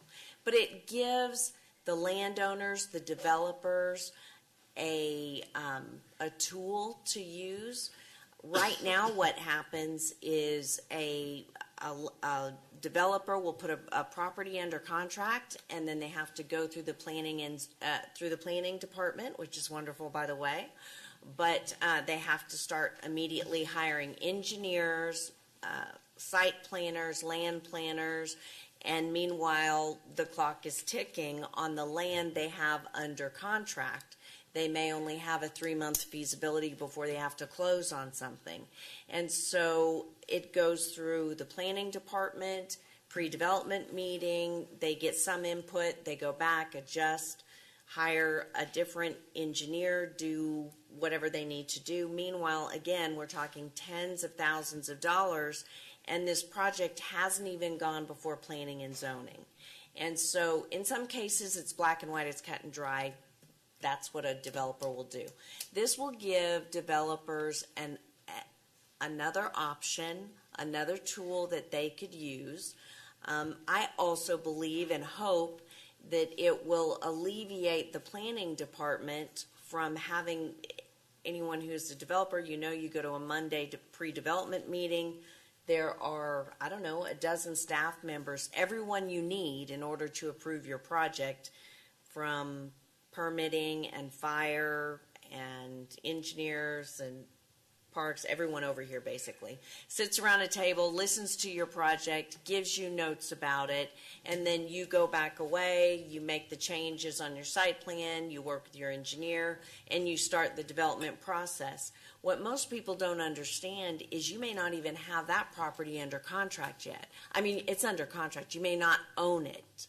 You've got 3 months or 4 months to go all the way through all this process, planning and zoning, city council, before you feel comfortable enough, okay, I can put the store I want to put here at this location. I'm going to close on this property. More recently, we've had several examples of developers who have run out of that time because there's a lot of amendments that happen long before it ever comes to planning and zoning. They've closed on property, and then planning and zoning and or city council have voted not to approve. So almost everyone I've talked to has said, we love this, thank you, thank you. It's not going to cause any additional work on our planning staff. Hopefully it'll alleviate any tire kickers, give them an idea of what council wants, and give council an opportunity to give input on that. I do have some speakers signed up. This time, Mitch Fuller. Good evening, Mayor and Council. I'll keep this short. I know it's been a long night, and I know how it feels to be on the other side of this. 1510 Big Thicket Drive, Cedar Park, Texas. I served on the Cedar Park City Council for 7 years, from 2007 to 2014. After I left, Cedar Park implemented something similar to this. So I would echo everything Councilmember McCann said. I have experience at this. Being a consultant, I've worked with Bill Pohl and other clients in Cedar Park with this process. And Councilmember McCann, you said it very, very well. What it does is it gives predictability. It gives a temperature check. If you guys think that this, whatever something is proposed just absolutely deviates from your comprehensive plan, from your future land use plan, and it doesn't make any sense, it can be shut down immediately. Or there's some feedback before somebody spends, to your point, Councilmember Cannon, hundreds of thousands of dollars. It could be hundreds of thousands of dollars. It could be. And I wish I knew 10 years ago what I know now when I was a new council member, because I've learned so much being on the other side of this. It is hard, whether it's a 5-acre or a 115-acre project, it is very, very hard to get things done. And that's I'm not criticizing Leander. Just you go to any city. I've worked in Grand Prairie. I've worked in Cedar Park. I've worked in Garland. Worked here. Worked in other cities. Every city has a process. This would not deviate from the legal process of going through the ordinance process and your ordinances. It would simply be a way for you guys to give feedback before somebody goes way, way down the path, the back and forth and all the money that has to be spent. So there's no right or wrong way to do it. Cedar Park is one example. I would encourage you to look at other cities, but I think this is a great idea. Thank you. Did it make the permitting process faster by doing this? Did it affect the volume or Mayor, speed? I really can't speak to that just in general, but I think specifically from my experience in working with and I recently went through the process with 13 acres in Cedar Park by the quarry, and worked with somebody who got a future land use plan approved, a flip petition approved. I said go forth and figure it out. Subsequent to that, based on some feedback, before they got to P&Z, they decided not to go forward. What I think it does do, Mayor, though, is it streamline the project, streamline the process, and give a landowner or a developer an idea of what it's going to look like moving forward before you go down the path. Because Mr. Pohl and Alex Steinberg and everybody else, that goes through this process, again, whether it's 5 acres or 115 acres or 300 acres, there's a lot of expense and money that goes into hiring engineers and land planners and consultants. I've been in a lot of meetings since I left the city council in my consulting work, and spent hours talking about 10-acre projects and what it's going to take to try to fit what a city wants to do. So this is a great idea, and I applaud you for doing it. Thank you. Joel Schneider.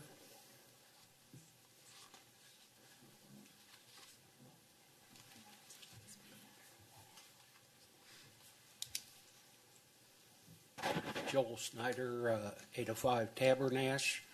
I just want to say, I've been up here recently because of bad company, Heritage Grove. And you guys were able to see how that was affected. And like you said, Marcy, it cost bad company hundreds of thousands of dollars in delays, in engineers and things of that nature, where I think you guys did the great job. You were the ones that looked at it and said, it's right behind residential property. It shouldn't be zoned heavy industrial. and the city wants to make it, mixed use, and really this poor guy wants to make it residential, single family. And what did you guys do? You were the experts that looked at it and said, this is the way it should go. And I want to say that's what probably citizens want and developers want, is to have other eyes to help the best way to develop a city. Thank you. I would just like to say, I am not the expert. The staff is the expert. Oh, However, yes. but their hands are tied. They have to abide by the written word by word of the ordinance. They don't have the flexibility that we have. So I know you didn't mean anything by it, but I just wanted to let the staff know that they're doing an incredible job. I'd like to lighten their load. I mean, still get a lot of businesses here, but lighten their load. So thank you. Thank you. Oh, and what's the quorum now? Do I have to keep? Not yet. You're good. All right, that's the last person signed up to speak. You have, we have Mr. Poland. Oh, I'm sorry.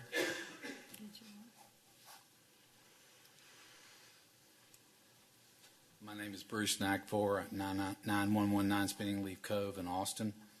And I think this is a wonderful idea.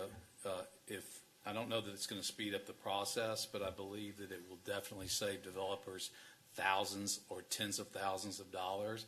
I just have a quick question. What forum would that be in? A regular city council meeting? I would caution you against too much time on any one. 10-minute limit, sir. One subdivision. You now have 8 minutes. Yeah. I think it's a great idea. Thank you. Thank you. Just kidding. Mr. Pohl? Good evening, everyone. Nice to see everybody. In Cedar Park, we've been using this system about 4 years. I cannot tell you how helpful it's been. Number one, there's too many developers talking to you. Every deal that comes up, me, some other developer is usually the leader, and that's not the market. Okay, it would be great for you to really have the users come up here and show you the product they want and see what you think about it. And you can ask them about the market then. Not listen to some broker, not listen to somebody else, but you actually see the marketplace. You can ask, does this really work? Does this ordinance work or that ordinance? In addition to that, you can ask some other things. You can ask, in our ordinance structure, which works and has worked in Cedar Park, are there some problematic things that between us we could resolve, which makes things easier? And that's worked well also. The issue of it taking a lot of time, we find silly. I don't mean to be that brusque about it, but what it does, the major beneficiary is these people here. Stupid projects get thrown out, how quickly? They're gone, okay?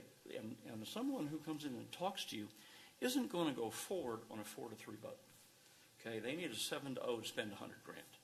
What you may or may not understand, developers are not misleading you in the cost of going for a contract to being approved. It's a minimum of $100,000 out of pocket that's lost. In several, it's $400,000, sometimes $500,000, and that money can be saved to maybe move to another project or somewhere else when you say yes, no. Any questions? I don't have anything else to say. Thank you. Thank you, Mr. Pohl. If you fill out a card on this item, that'd be great. I'd like to hear from Robin. Ms. Griffin, if possible. Can I? Sure. Okay.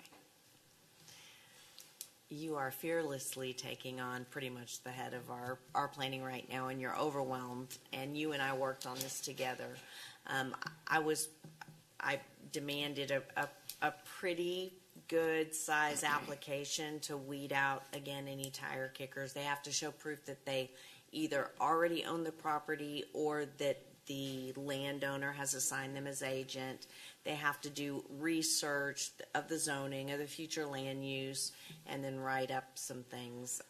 I appreciate your help with this, but do you think that what is your opinion on this?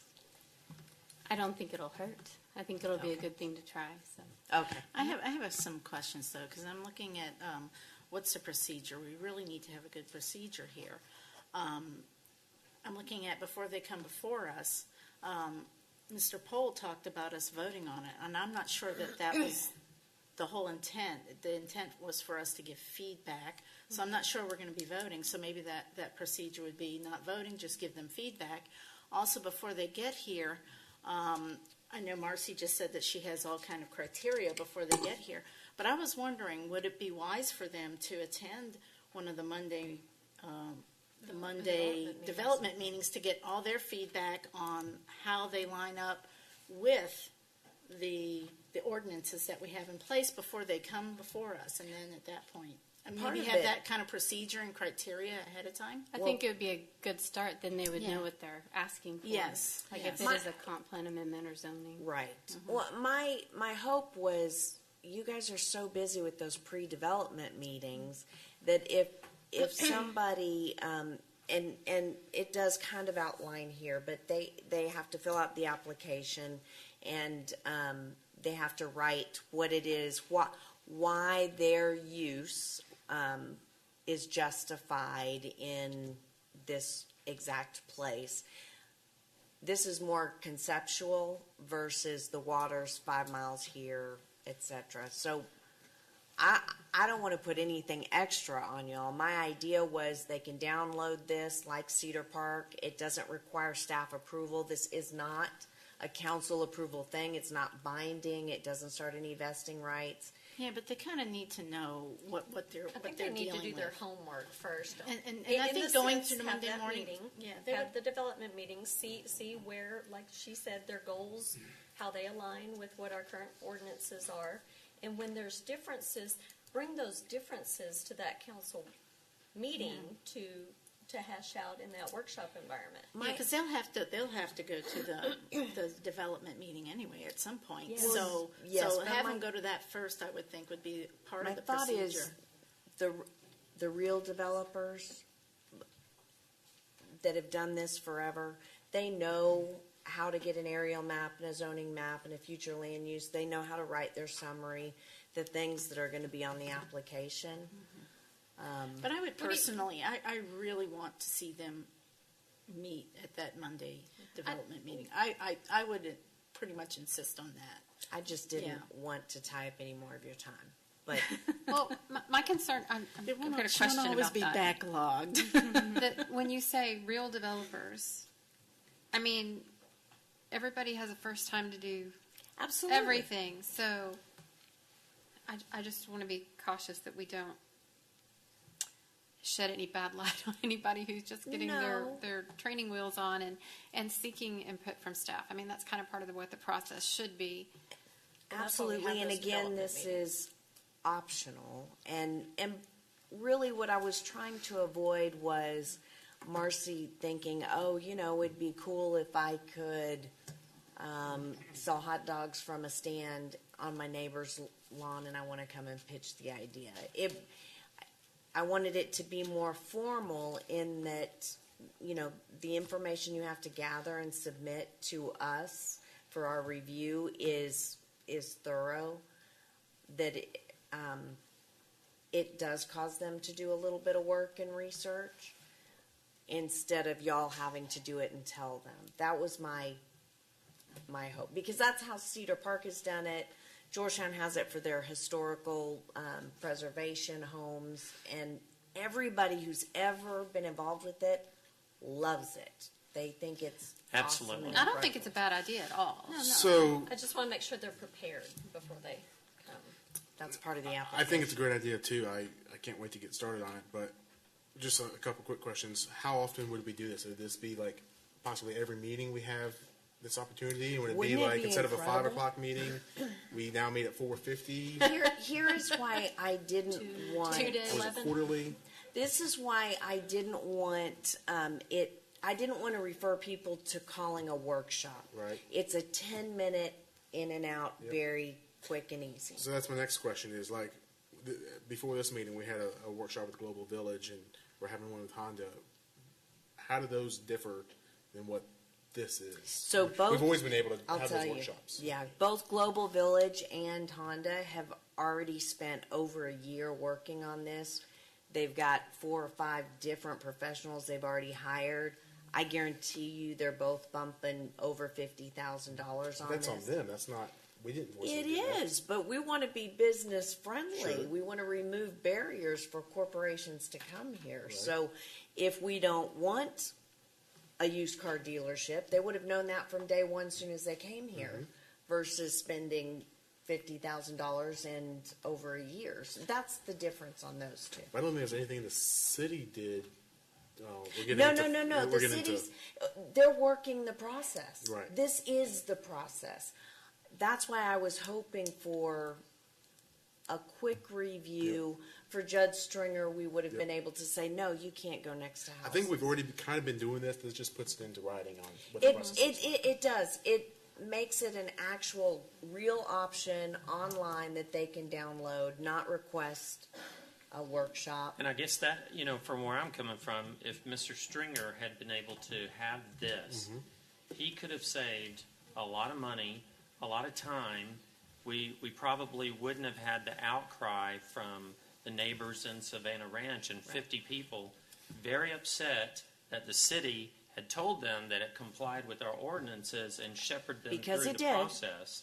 And then we're looking at citizens going, okay, we can see that it probably didn't belong there. So why not head it off at the pass? But would we have had those citizen comments during that FLEP meeting?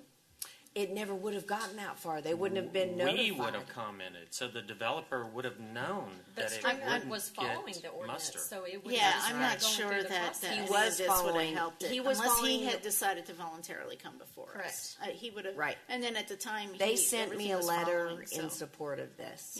Yeah. Badlands, because they also have another piece of property on Reagan that they purchased and closed on and are unable to do their business there. So, and just like this other piece, he had a short time frame that he had to close on the property. Staff was following ordinance, telling him everything looked good, and then opinions got involved, which is us. That's why we're elected. So it would have saved staff 10s, 20, 30 hours. I have no idea how many hours they spent.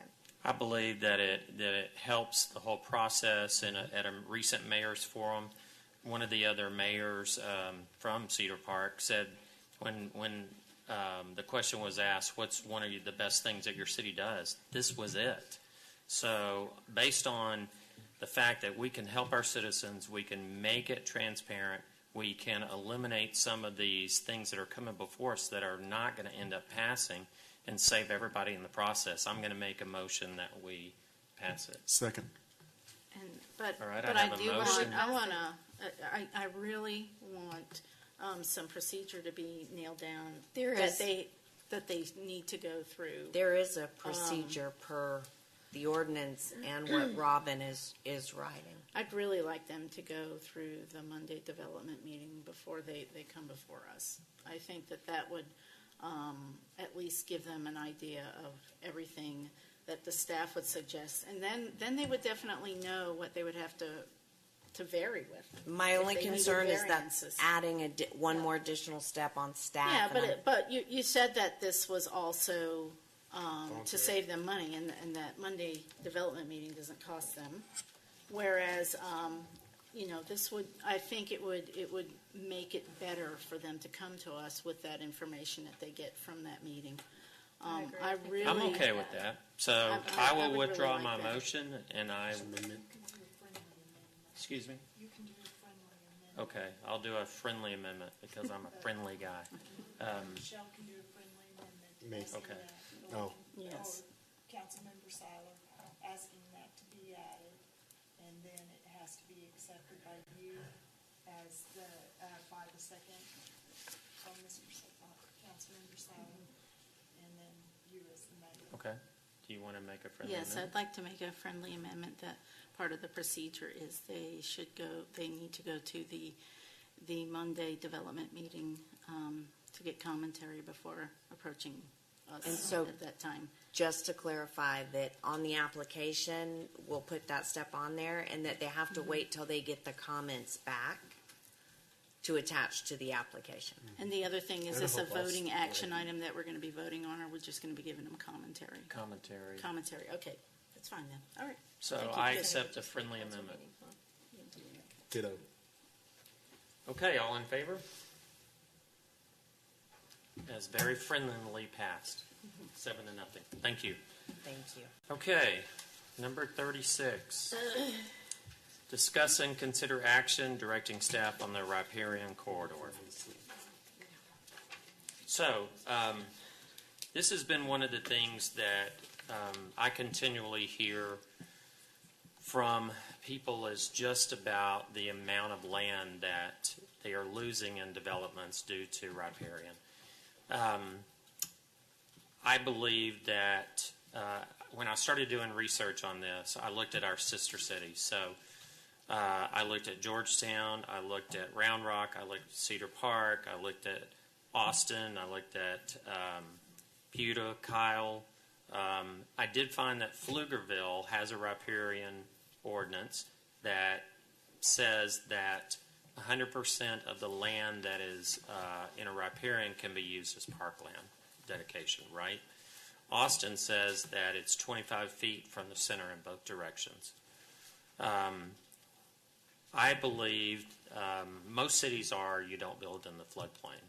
So I did have a gentleman that had offered to talk to us. I did share the email, and I think it's kind of instructive. This gentleman has a degree in biological and agricultural engineering from Texas A&M. Other than the fact it's Texas A&M, I think it's pretty legit. He's also done environmental water quality design and work throughout his career. So one of the things he talked about in his letter was the floodplain program adopted by FEMA NFPI. The waters of the U.S. regulations and general topography of each site already limit development within the majority of actual riparian areas based on site-specific information without the need for this specific ordinance.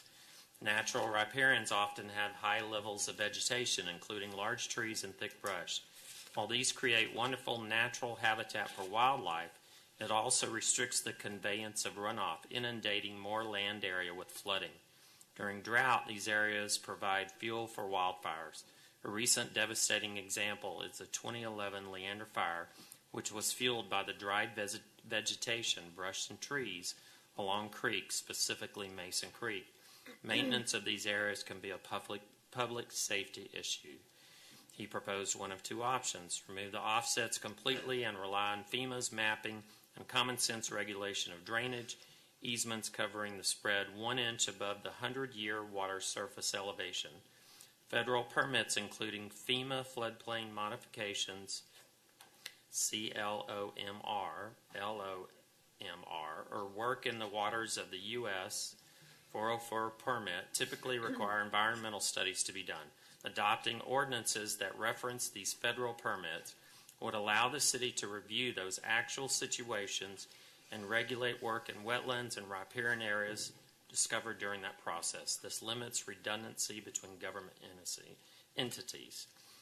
His second option, work with TCEQ to define the riparian corridor within the city ordinance so that the landowner can get a tax exemption for the property lost by the taking. The current Texas tax code states a person is entitled to an exemption from taxation of all or part of real and personal property that the person owns and that is used wholly or partly as a facility, device, or method for the control of air, water, or land pollution. No ordinance as it is may already qualify for this exemption. So the point is that we are quite a bit more restrictive, and I believe that when we look at revenue coming into the city, that we are giving up a lot of buildable land that is a considerable amount of taxes that we are losing to excessive riparian ordinance. I am proposing that we adopt the floodplain rules, and which are the same rules as the majority of the cities around, and that we proceed with that. So. Explain that a little bit more. So the riparian corridor would just be the floodplain now? Correct. Again, in his and what he said, in most circumstances, these areas are contained within the boundary of the larger rain events, inundation within the 50-year, 100-year floodplain. Therefore, the floodplain program adopted by FEMA and FPI, the Waters of the U.S. regulations, and general topography of each site already limit development within the majority of the actual riparian areas based on the site-specific information without the need for this specific ordinance. And so you can have a riparian corridor that is not in the floodplain at all. As we are defining it, it's a drainage from raw land that is going through. So on the Simpson tract that we approved 3 months ago, 69 acres, 6.1 acres was taken out for riparian corridor because it is a drainage from the roads and the water runoff. Now, when that development is created, they're required by TCEQ and our city to handle all the underground drainage into a retention pond. But instead, that development lost 6 acres at about 4 houses per acre, at about $400,000 a house. What is that? $9.6 million in property value that was not necessary. None of that is in the floodplain. They were able to use that for their parkland dedication. They got half a credit for Yeah, it. they got half. Mr. Cagle, what's the parkland dedication for riparian corridor right now?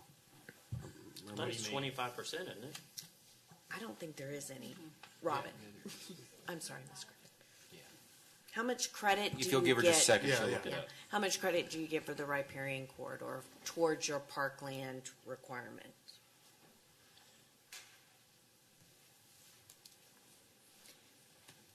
Sorry. I do have a speaker, Ms. Griffin. I'll go ahead and let Mr. Pohl speak on this while you're looking at it. Hi again. First of all, when we talk about parkland dedication, commercial properties don't have parkland dedication. So that is a average, think about a $250,000 an acre gift to the city. I look at it a little differently. That how this really ends up is all cities want parks. Most of them do through some parkland dedication, etc. The way your ordinances read, you force owners who own 100 acres to just give you free parkland, and you are not having to pay for it. And that's really not right. Don't you feel a little bothered by the fact that if a guy owns 10 acres and he's doing a development, you're not paying for his parkland? Or that land. You're taking it from him for free. It is usable land. Now add to that the new floodplain ordinance is changing dramatically. It's going from the 100-year floodplain to the 500 is becoming the 100. Every tract I'm dealing with in Texas right now is expanding the floodplain dramatically to what the floodplain used to be as the 500-year. So I think you're being protected strongly by the fact that you have plenty of buffer in the floodway.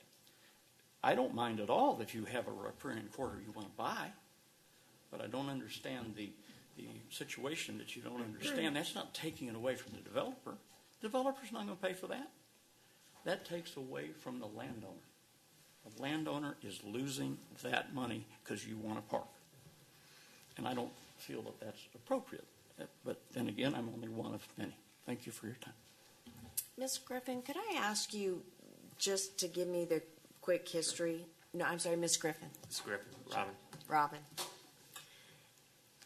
I cannot remember when was this part of the May 2017 ordinances, or? I think it's a little older than that. I think it was 2016, and then we updated it to clarify. We had a definition change to include bed and bank in the description to help make sure it was clearer.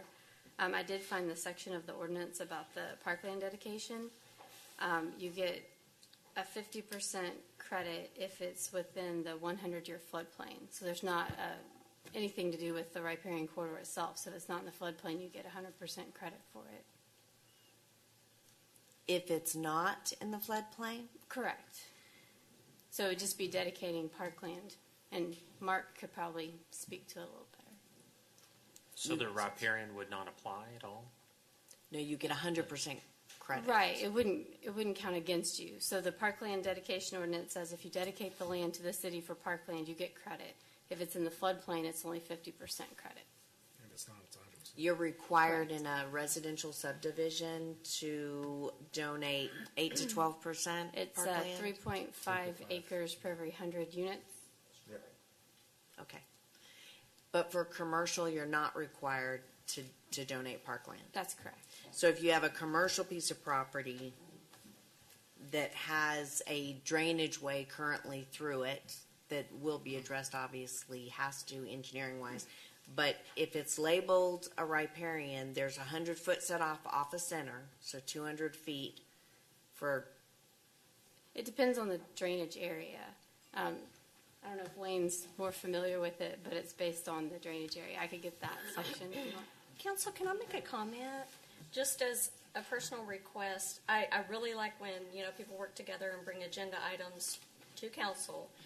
But in the future, I wish it had what goal you're trying to accomplish with it. And also, I'm no riparian corridor expert by any means. So I think I would owe it to staff to be able to have the time to investigate what you're trying to accomplish. And I would like an official staff recommendation coming forth instead of like trial by dais, kind of putting you under fire, staff under fire at the dais, just willy-nilly here. I just like it a little more work done into it. they on have the head known time.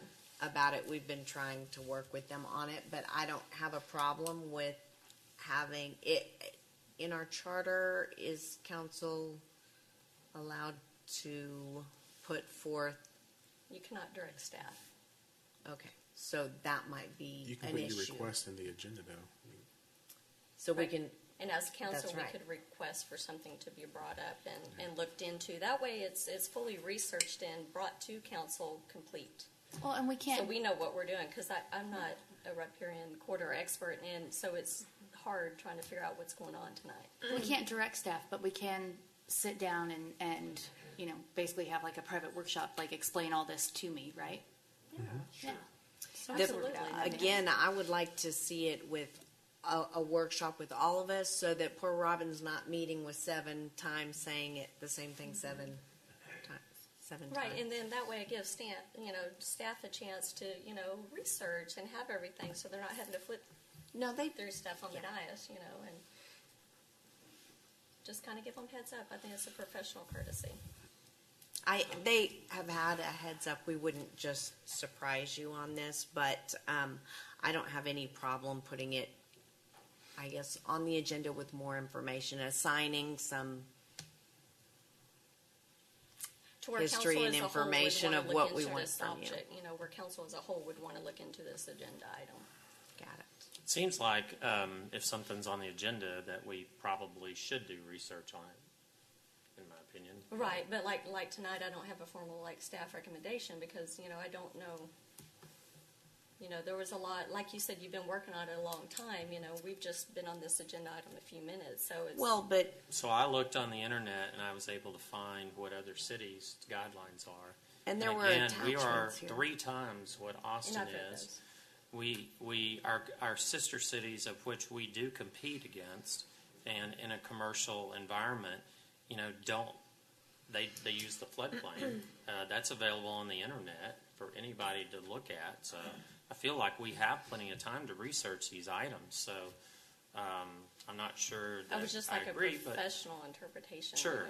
I mean, it's always good to have staff. Mayor Hill, what involved. was Pflugerville's riparian corridor? Can you? You get 100% dedication for parkland dedication In the flood plan? in the riparian. In the riparian. Yeah. Everybody else is just don't build in the floodplain. Gotcha. Okay, sorry.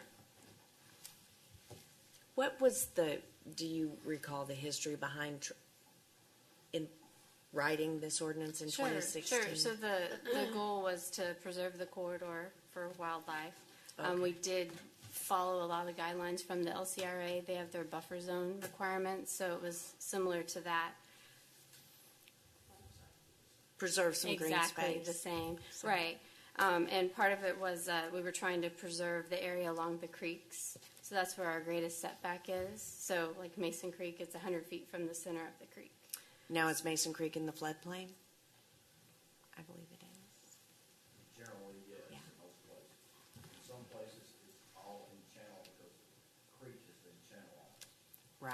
and yet it's not on the floodplain, there's not a blue line, but there's, There's a blue line, but. Hey, Wayne, if you're going to speak, would you come get on? It's, we're on, so everybody in the audience can hear.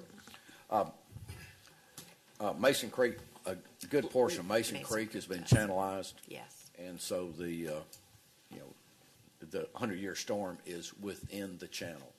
So there would be no floodplain outside of the bank of the creek.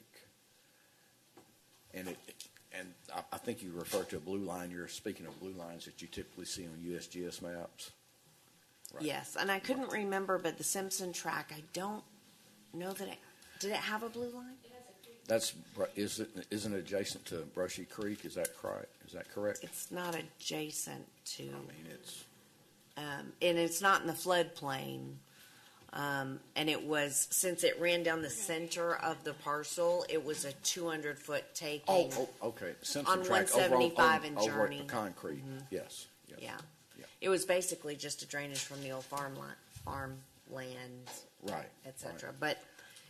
But just to add to the discussion, there have been any number of times when we have gone out and where it hit the mark as far as drainage area, which 5 acres is a relatively small drainage area, and we've looked at those and said, no, this doesn't qualify as a riparian corridor because it's a drainage swell going through a pasture. Mm-hmm. There's no bed. There has to be bed and banks. There has to be some hydrology associated with it. and what did we have before this?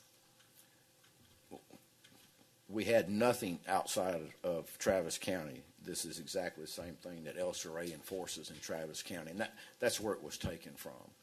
Okay. It's literally word for word. So being the fact that that other cities, including Austin, at 25 feet, right, and we're at 100, 3 times what they require. That's correct.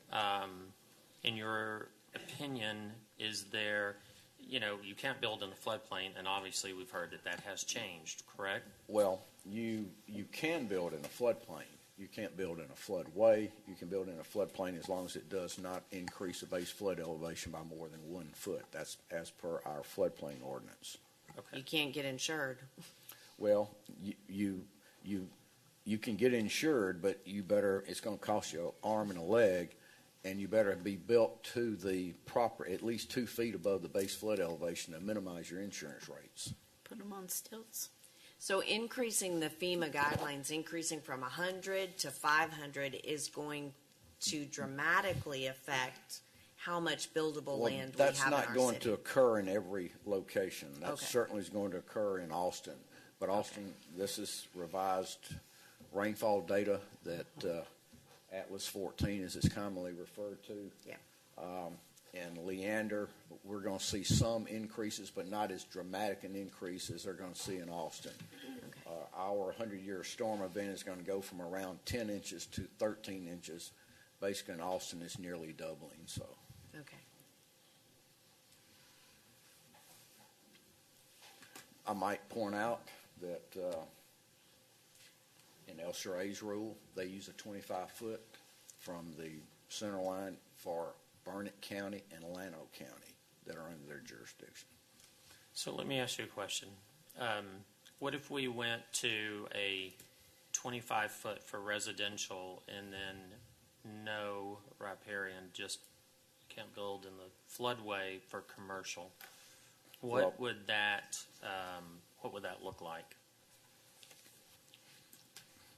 I don't know. I mean, it would certainly reduce the requirement for commercial, and but you could have a little bit of a hodgepodge. But I mean, it would just reduce the requirement for residential. I mean, those are policy decisions. Right.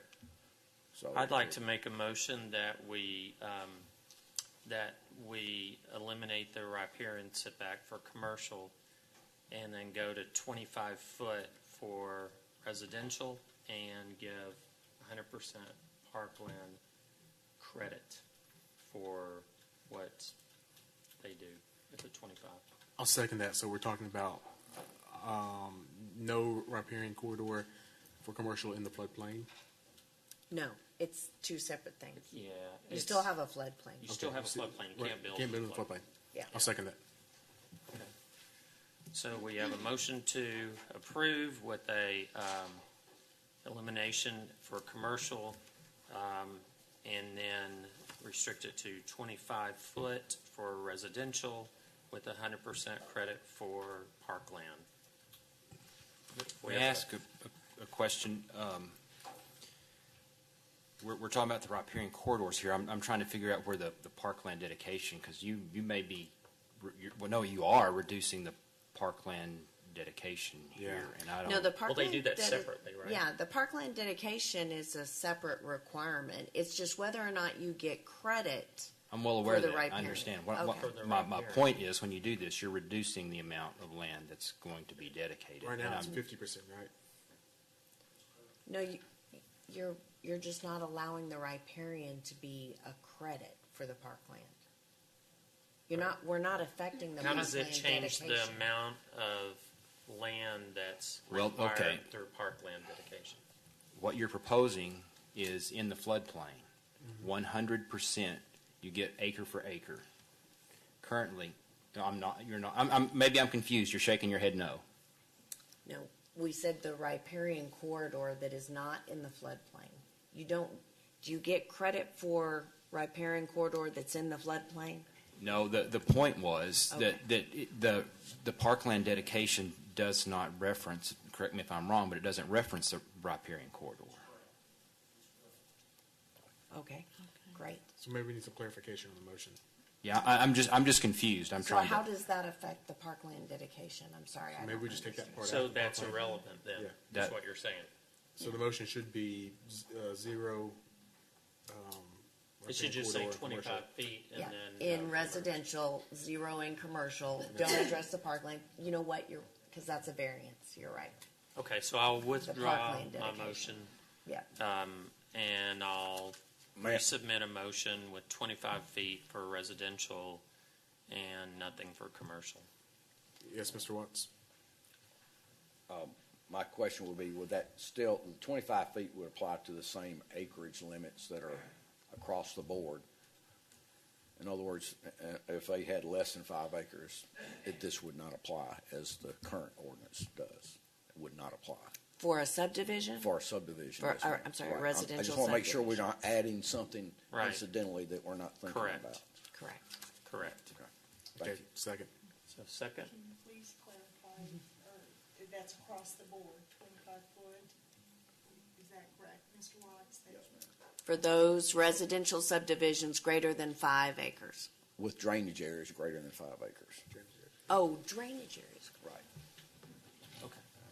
So the motion is to reduce the residential to 25 feet, except in, I don't know how that gets worded, but is, You would just modify the current ordinance to have a riparian corridor of 25 feet in width okay.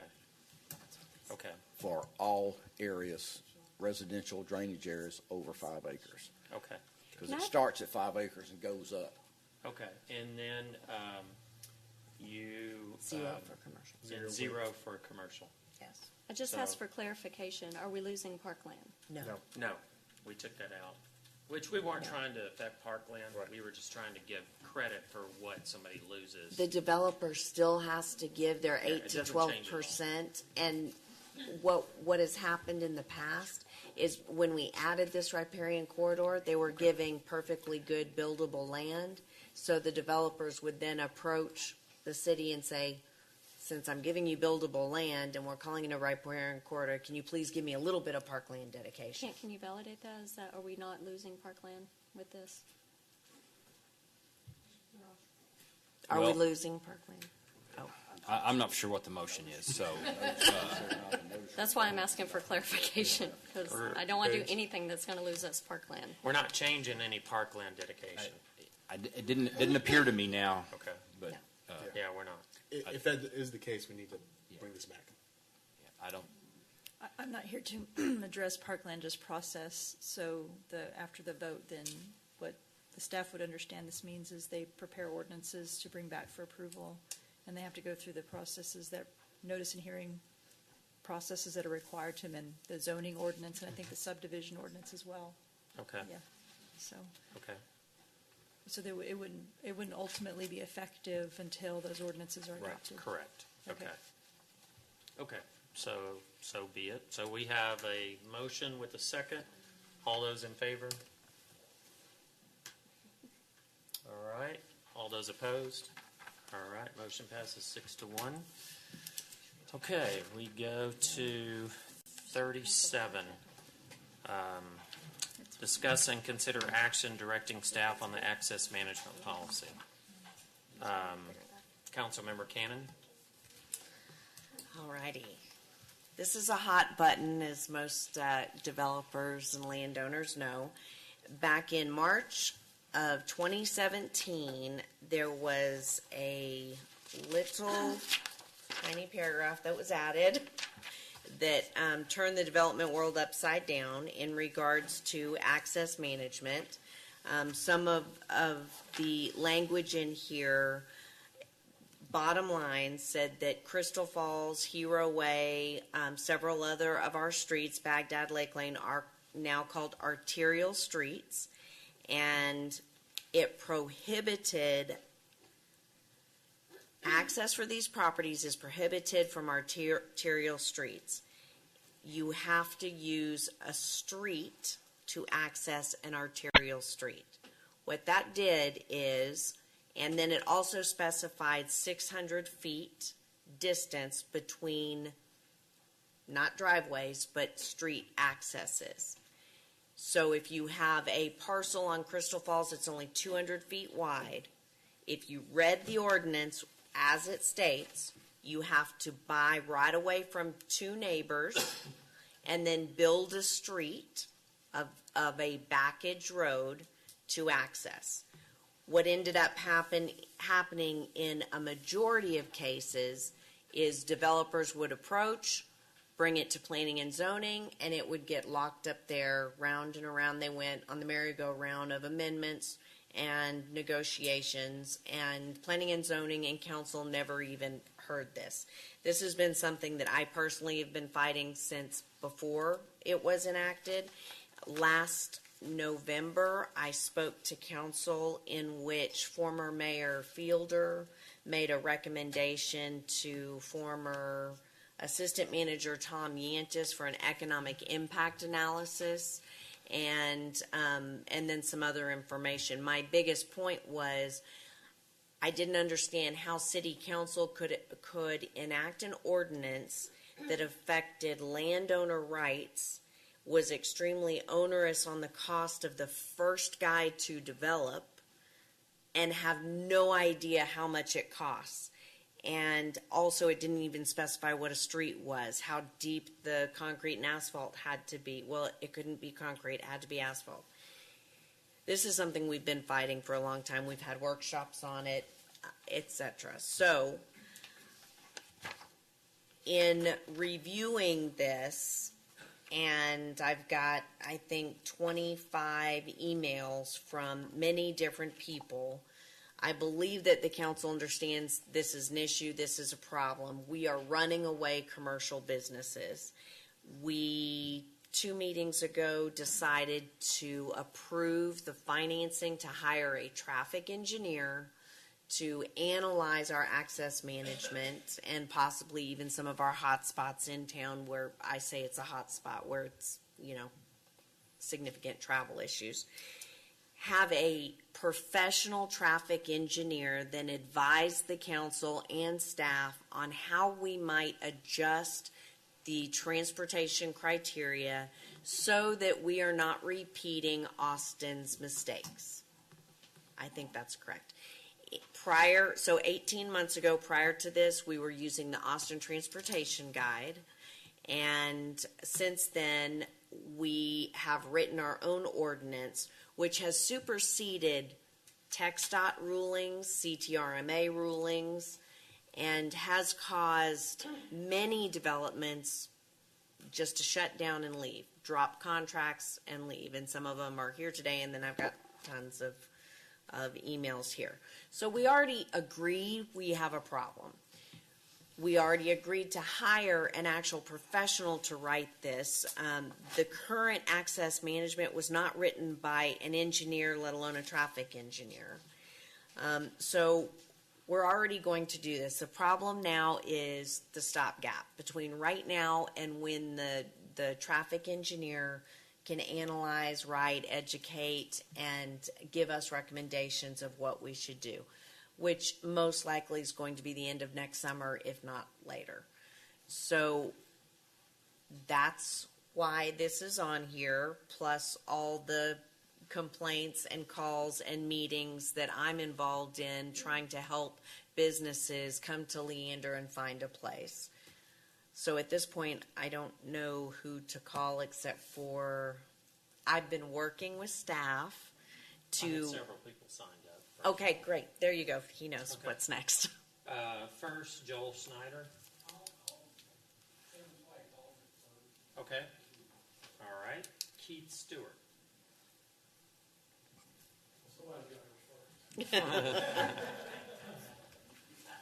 If you're still awake now, I think you'll be okay. Well, the mayor doesn't know his ABCs, so he can't do it alphabetically. My name's Keith Stewart. I'm a developer, realtor. I have been for a long time. I sent a letter. I think some of y'all responded that you got it.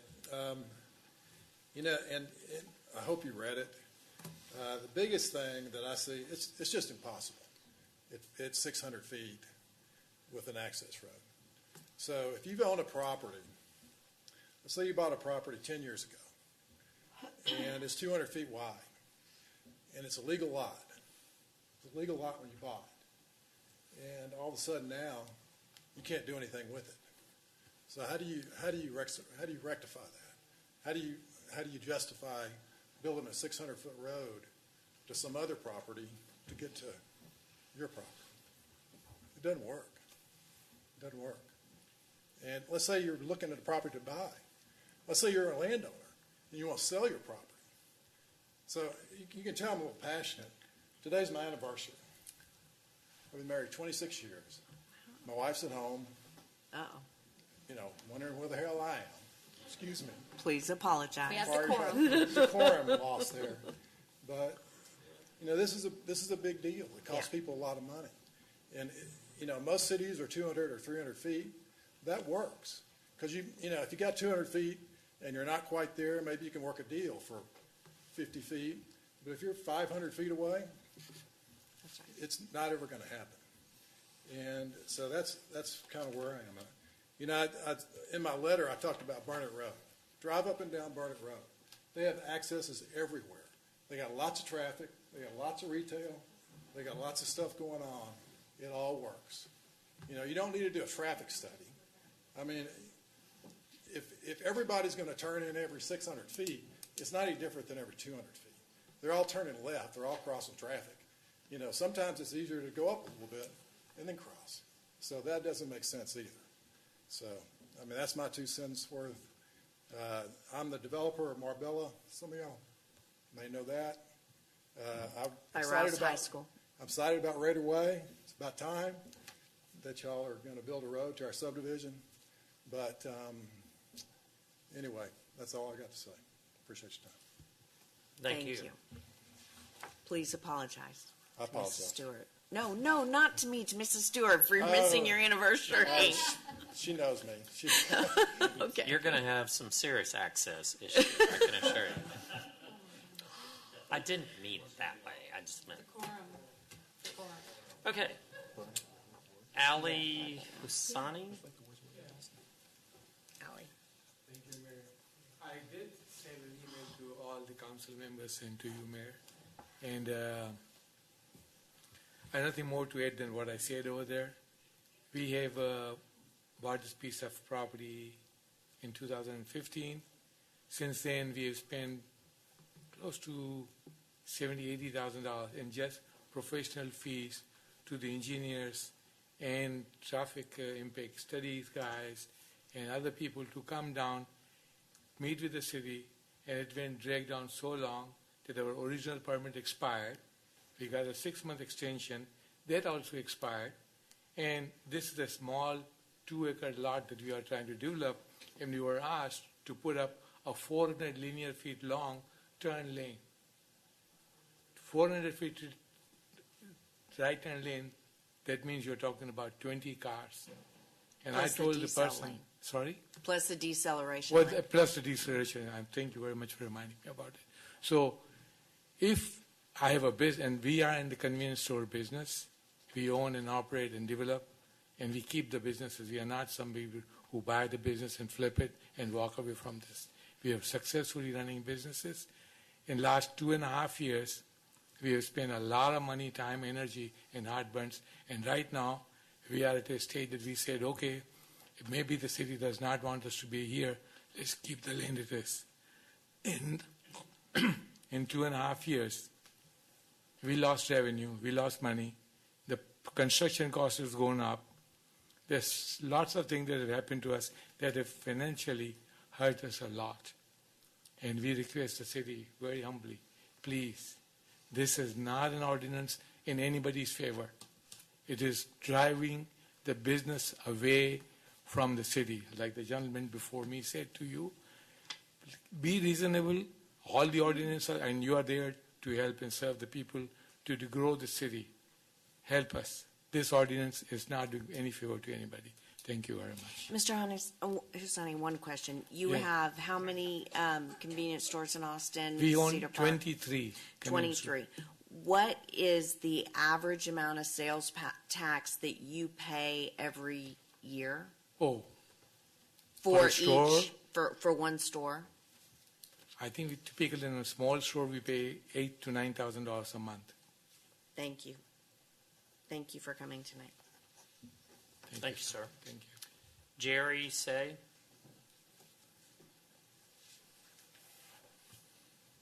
I'll try not to yell because that is contagious. My name is Jerry C. I'm a commercial realtor in the area. My office is at 900 Quest in Cedar Park. I'm also on the Government Affairs Committee for Williamson County Board of Realtors, and I interviewed many of you during the process. My first point is about housing affordability. Any ordinance that you pass as a city, and this is a study done by Dr. Gaines at Texas A&M University, anytime you pass an ordinance that adds cost of $1,000 to build a home, causes 1,205 people not to be able to afford that home. So if it costs $10,000 in new ordinances and rules and regulations to build a home, you've just priced 12,000 people out of the home in the city. So if you're concerned with affordability, and we all are because of the appraised values going up and that sort of thing, passing ordinances that cause costs to go up is counterproductive to affordable housing. Second, the legal aspect of this rule. The access management ordinance, I talked to a legal group that is, they represent people in condemnation hearings and in adverse possession hearings. They are of the opinion, as well as a statewide and national organization that looks at public policy by cities, counties, and states. They're of the opinion this is an adverse possession case. And one of the things you don't want to do as a city council is waste taxpayers' dollars with lawsuits. This ordinance will cause lawsuits. It absolutely will, because when you tell somebody they cannot use the front of their property and then have to pay for building a road, that is adverse possession. So that will, if they're not compensated, you will get sued over that. And so you would just have to talk to people like Mr. Pohl on what it cost him to comply with rules like this. And then my number one point was the growth in the area. I sent all of you an email last Friday. I know you get a lot of emails, so you may or may not have been able to read it. But in the history of the area, at Interstate, or at 183A, and FM 1431, 15 years ago, there wasn't much development there. Today, within a 1 mile radius, there's $4 billion worth of taxable property there. The first people that talked in your working session, you wanted to know why we don't have more retail in this area.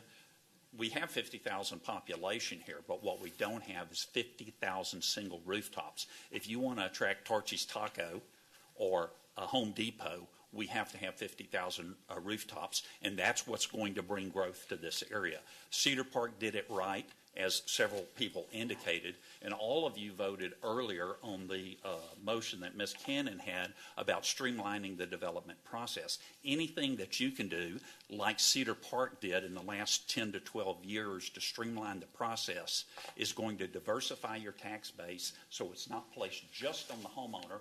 Primary tax base here is on the homeowner, but you can diversify it through the commercial as well. Thank you. Tommy Parker.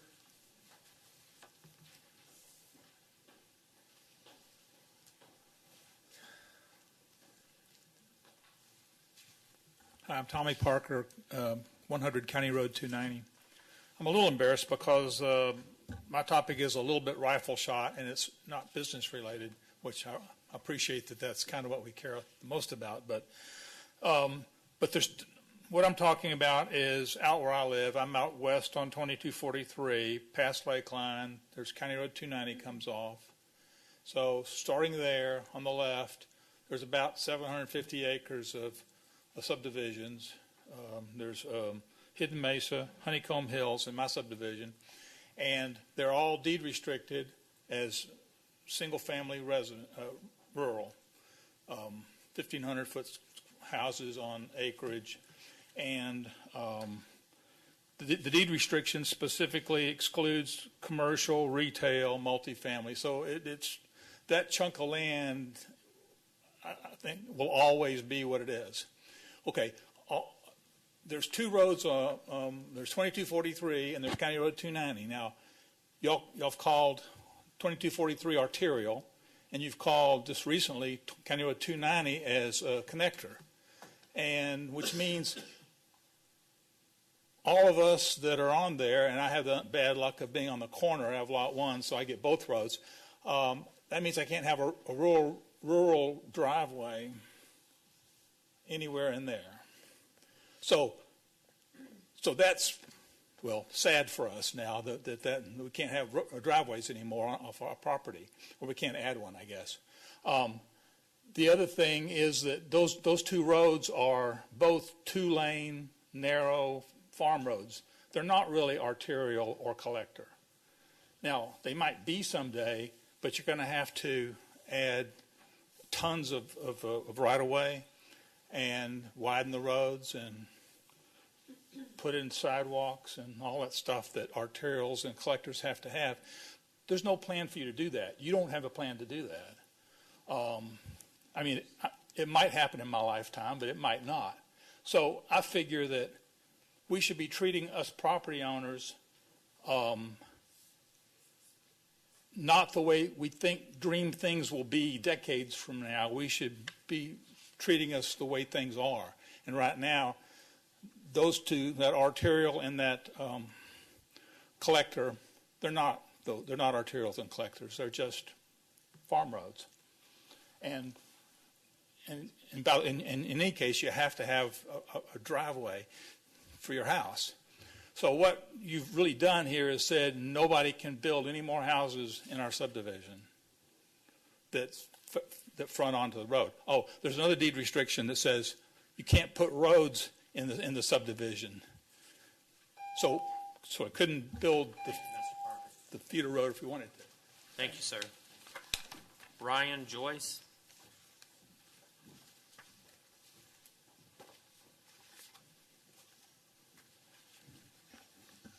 Good evening, Mr. Mayor, Council. My name is Ryan Joyce. My address is 6950 TPC Drive, McKinney, Texas. I'm here as a representative of the Test Development Company. As most of you know, in the letters that you've received, we are currently developing the Valley Vista subdivision located off of Ronald Reagan Boulevard. So we're kind of right in the middle of this whole ordeal as we sit. When completed, Valley Vista will provide 380 home sites of various sizes and price points and several acres of both commercial, retail, and office space, all planned in accordance with the City of Leander's existing comprehensive plan.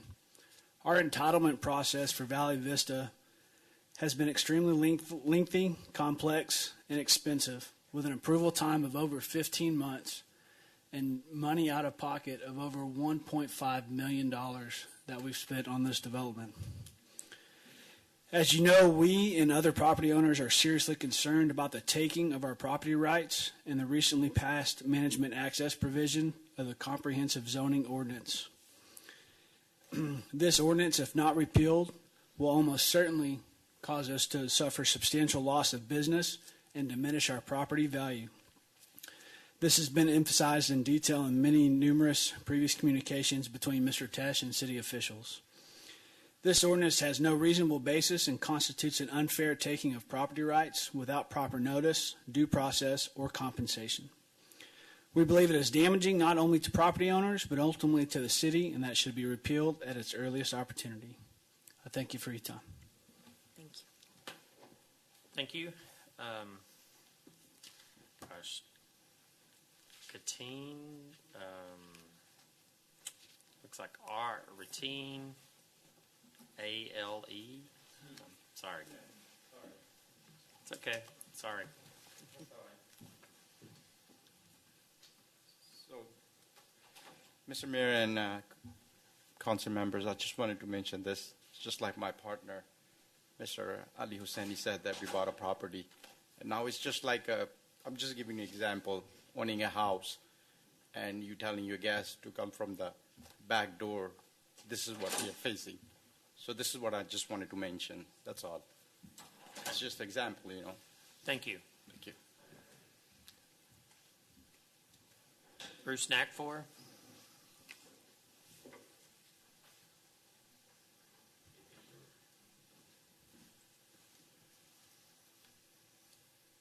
I was here a year ago with a PUD. It was voted down 4-3 in January. I have a 11-acre piece right here of that PUD with office flex and medical office, the equivalent of 120 to 30,000 square feet. This access management ordinance has prevented me from spending, in addition to the tens of thousands I've already spent in engineering and in land plan design, it's prevented me from going further with site plan to submit to the city because I'm not sure exactly where my curb cuts can go yet. I'm having to amend this PUD along with the piece across the street, and this will probably hold me back a minimum of a year. This project is something that the city has said it desperately needs, that they're having to turn away several employers because they're unable to find space as per your economic development department. The tax base at a minimum on that project is $15 million, probably closer to $20 or $25 million, but just at $15 million, that's $75,000 a year that the city is losing in tax revenue. I would implore the city to address this issue as needed with the study being done, but in the meantime, I would suggest you rescind this ordinance until you can come up with a better plan. Thank you.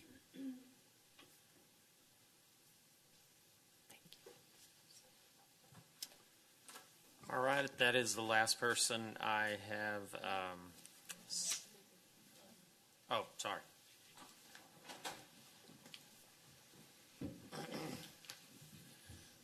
Jason Deshawn, 1825 Wolf Dancer, Leander, Texas. Normally I wouldn't have ever thought I would have to do this, but I wouldn't have normally thought I would have heard what I just heard. I'm not here to speak on the item that is being discussed right now.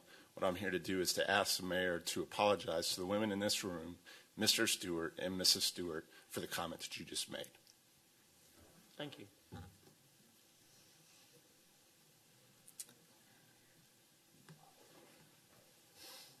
I would like to move forward on this, Mr. Mayor. If people don't understand this ordinance came from a good place. There's no doubt about it, but it was written by someone who's not an engineer, not a traffic engineer, as a stopgap measure. I'm going to make a motion to rescind it, knowing that we're already spending money on a professional who will analyze this. One of the closing remarks I asked back in November, and then Mayor Fielder had asked the Director of Planning to get me these numbers. Economic impact analysis, I never got them. These are the unintended consequences of this half of a page, of course, loss of business. But regarding the right-of-way required, if a neighbor wouldn't sell to you, my question was, is the city then willing to go through eminent domain? I don't have an answer for that. The standards of construction regarding this street have never been outlined in any of the ordinances. It's clear it's not a driveway made out of concrete, it's an actual street. We don't know what the setback off the road is because the ordinance calls for a backage road, but if you're not allowed to put it in the back of the property, he allows it to go in the front of the property. But with the new sidewalk ordinance requiring an 8-foot or a 10-foot sidewalk, and then the space between the back of the curb and the sidewalk, I believe, is now 5 feet. In addition to that, you're required to plant a tree every 30 feet. I know I can't do the math on the cost of that, but it's laborious and onerous as far as I'm concerned. I have seen it personally that it's running away business. Beyond all of that, the city is now then required to maintain this. So now we've got double roads and double impervious coverage. The city then also has to maintain the streets and the grass between the sidewalk and the curb because that's in the public right-of-way. The list of unintended consequences goes on forever. The notion of working with one developer, let's say the park on 183A and 1431, where the new development, my favorite, Chewy's went in there. Oh, and Nordstrom's Rack, obviously my favorite. This is one developer putting in all of this. It makes sense that they would then adhere to an access management. But if that same parcel of land is owned by 10 people, if you don't have a phasing plan, it's next to impossible. So the result is, in the last year and a half, 2 years, we have not seen commercial development in Leander. You've heard from the developers, from the landowners, that this is one of the major causes. Therefore, I make a motion to rescind the current access management ordinance. What do we follow in the meantime? We go back to what we had before, which was the Austin Transportation Guide, TxDOT, and CTRMA. Your first sentence at this agenda item was not repeating Austin's mistakes. So why would we follow Austin's No, I transportation? said that's why this was written. Right. I didn't say I said that, but just Right. So why would we go back to their mistakes? here's why. I'm not a traffic engineer. You're not. Right. Mr. Yantis, who wrote this, isn't. So how can we possibly know what to do different in order not to repeat the mistakes? That's why we have agreed to hire a traffic engineer. Sure. But between now and 9 to 12 months from now, until that analysis is done, the clock is ticking, and the banks. So The bank account. last meeting we had, 4 or 5 different comp plan amendments, and we decided to postpone all of them until the comp plan amendment was completed. Should we just postpone all development until this is amended? No, this is actually to prevent development from being postponed. Right now, you've just been told with 20 some odd letters and people here that development is not happening because of this arbitrary ordinance that was written. Sure. But if we get to use the what- same philosophy as the last meeting where we had the other issue that's come up, we use that philosophy that, well, we're about to have a commission together. We're also about to have an actual engineer come in and give us this. And I do know that there were some engineering studies that were used to develop this. I asked, there weren't. And there were. I mean, we were shown the ones that there. No, there were excerpts taken from 3 different state Department of Transportation guidelines and then parsed together. That's how But this was there created. is something that we can do other than just going back to Austin's, because I don't want to go back to Austin's. If we I could can also- ask you, what is so bad about Austin's? If Austin uses it, Cedar Park uses it, There Round are Rock uses it. traffic backups along a lot of the arteries. When you have too many curb cuts on arteries that are very well used and have high traffic, you lower the capacity. You have the And I'm the sorry, issue. Burnett Road's a perfect example of what we don't Yeah, want to become. yeah. Well, it does have development. Sure, it does. It has And so- development, but and there What is we have is we don't have development, and You know, I'm not saying, I think we do need to look at it because it is causing issues. But for now, I would like to direct the staff to use exceptions because there are exceptions in there. And So they can, why- they can also, I believe Wayne and Robin have some ideas of some amendments that we can make, and maybe we can amend it for now. so if and there's, use the I guess exceptions. my Or we could give question staff to you the levity is, to use the I had a exceptions. question for Pro Tem Stevenson. Yes. So if there's a deceleration lane, in what way, and there is right in and right outs, in what way is traffic inhibited? Because everybody's pausing to But turn that's in, part- so that's traffic part of the- stops. The while deceleration those lane is cars- Yeah, part of the there's access part- management plan. there's part- Traffic Absolutely. stops That's part going of the into plan. towards you. That's one of the items that's in the That's- access management plan. Yeah. No, that's in- it's that's in it's the- not in the ordinance. The Yes. deceleration lanes are It's not. an option. It is. No, it's not. Look, here's the ordinance. It's not included in the ordinance. None of them are.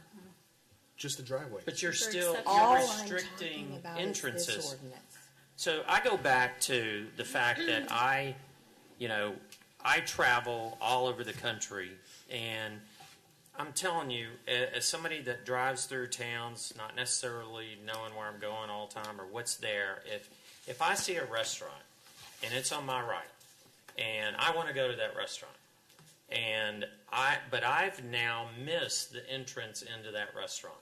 So under our access management, for the most part, I'm probably going to have to go up, hit the light. I'm going to have to turn around against traffic, mind you, and I'm going to have to come back. Now, I'm probably going to have to come back to the next light, which is past it, turn around, and come back again, right?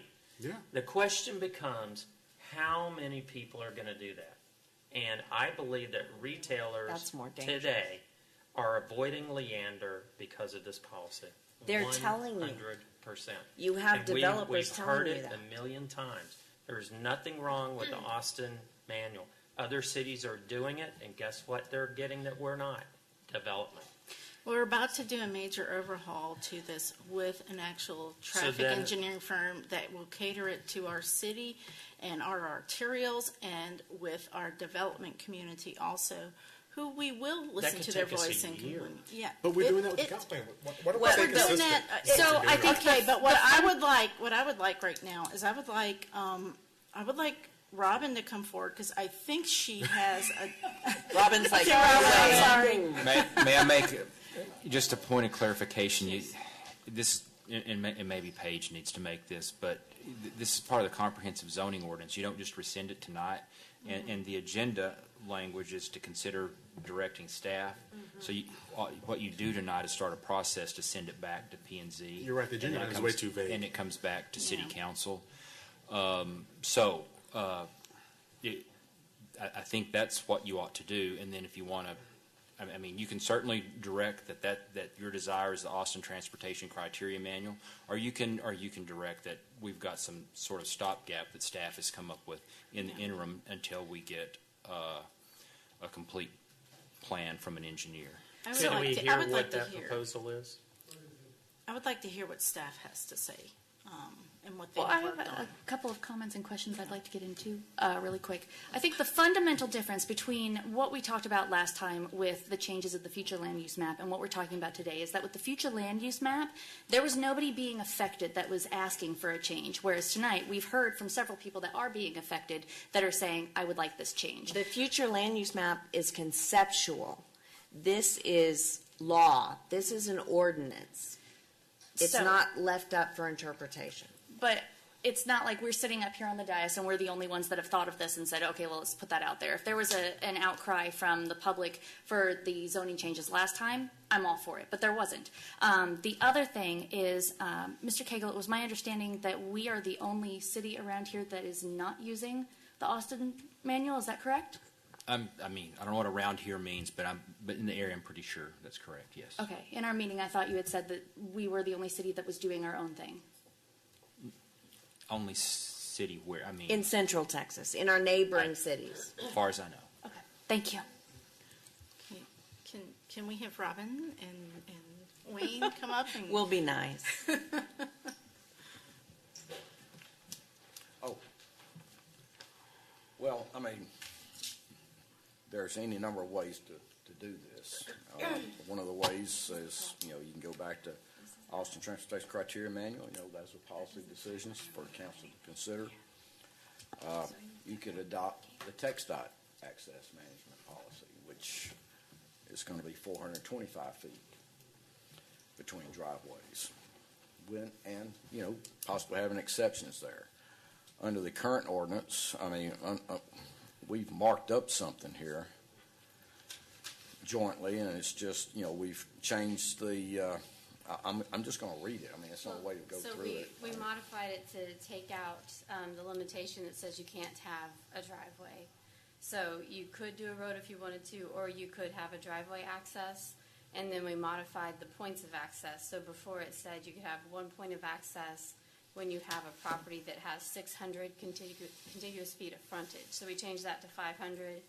And then if you have 800, you could have 2 points. So it's not necessarily a driveway spacing.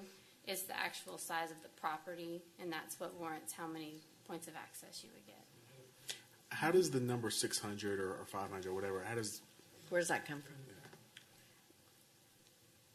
I don't know where the 600 and 1,200 came or from. 200 for Right. Austin? Well, I couldn't tell you how Austin came up with 200, but that's the distance for an arterial for Austin. Now, we still use Austin Transportation Criteria Manual except for everything for arterials because the ordinance amendment that's under discussion here only addressed arterials. Mm-hmm. So we still have the manual in effect for all other, for residential, for collector streets, residential collectors, local streets, all of that's still in play. I don't know where Austin arrived at that. I think it's probably a matter of iteration and experience. Sure. I'm sure there's probably some paper from A&M that addresses it at some point, but I'm not familiar with it. It's parsed out. I think the underlying issue at this particular moment, which happens to be after 11, just for the record, is that this agenda item doesn't give us the ability to do anything right now except direct staff to work on this. So I would respectfully request that staff share what you've done with all of us, and then we can put this on a future agenda to take action. So no action. Correct. Right. And I have just a few more things to say. So our definition of. One second. I need to acknowledge. I'm Was sorry. that a motion? She made She a had the motion. motion already. She has a motion she that's has. on the floor. Okay. She either needs to rescind it or a second before something else can be done. I just wanted to make a statement that our definitions, riparian corridor, whatever, arterials, are in conflict with TxDOT's definition of arterials. An arterial in TxDOT is intended to carry substantial amounts of traffic over relatively long distances at relatively high speed, and it avoids neighborhoods. It doesn't, and Crystal Falls Parkway dead ends in a neighborhood. That aside, so it's got some issues. I saw your review. I certainly appreciate it.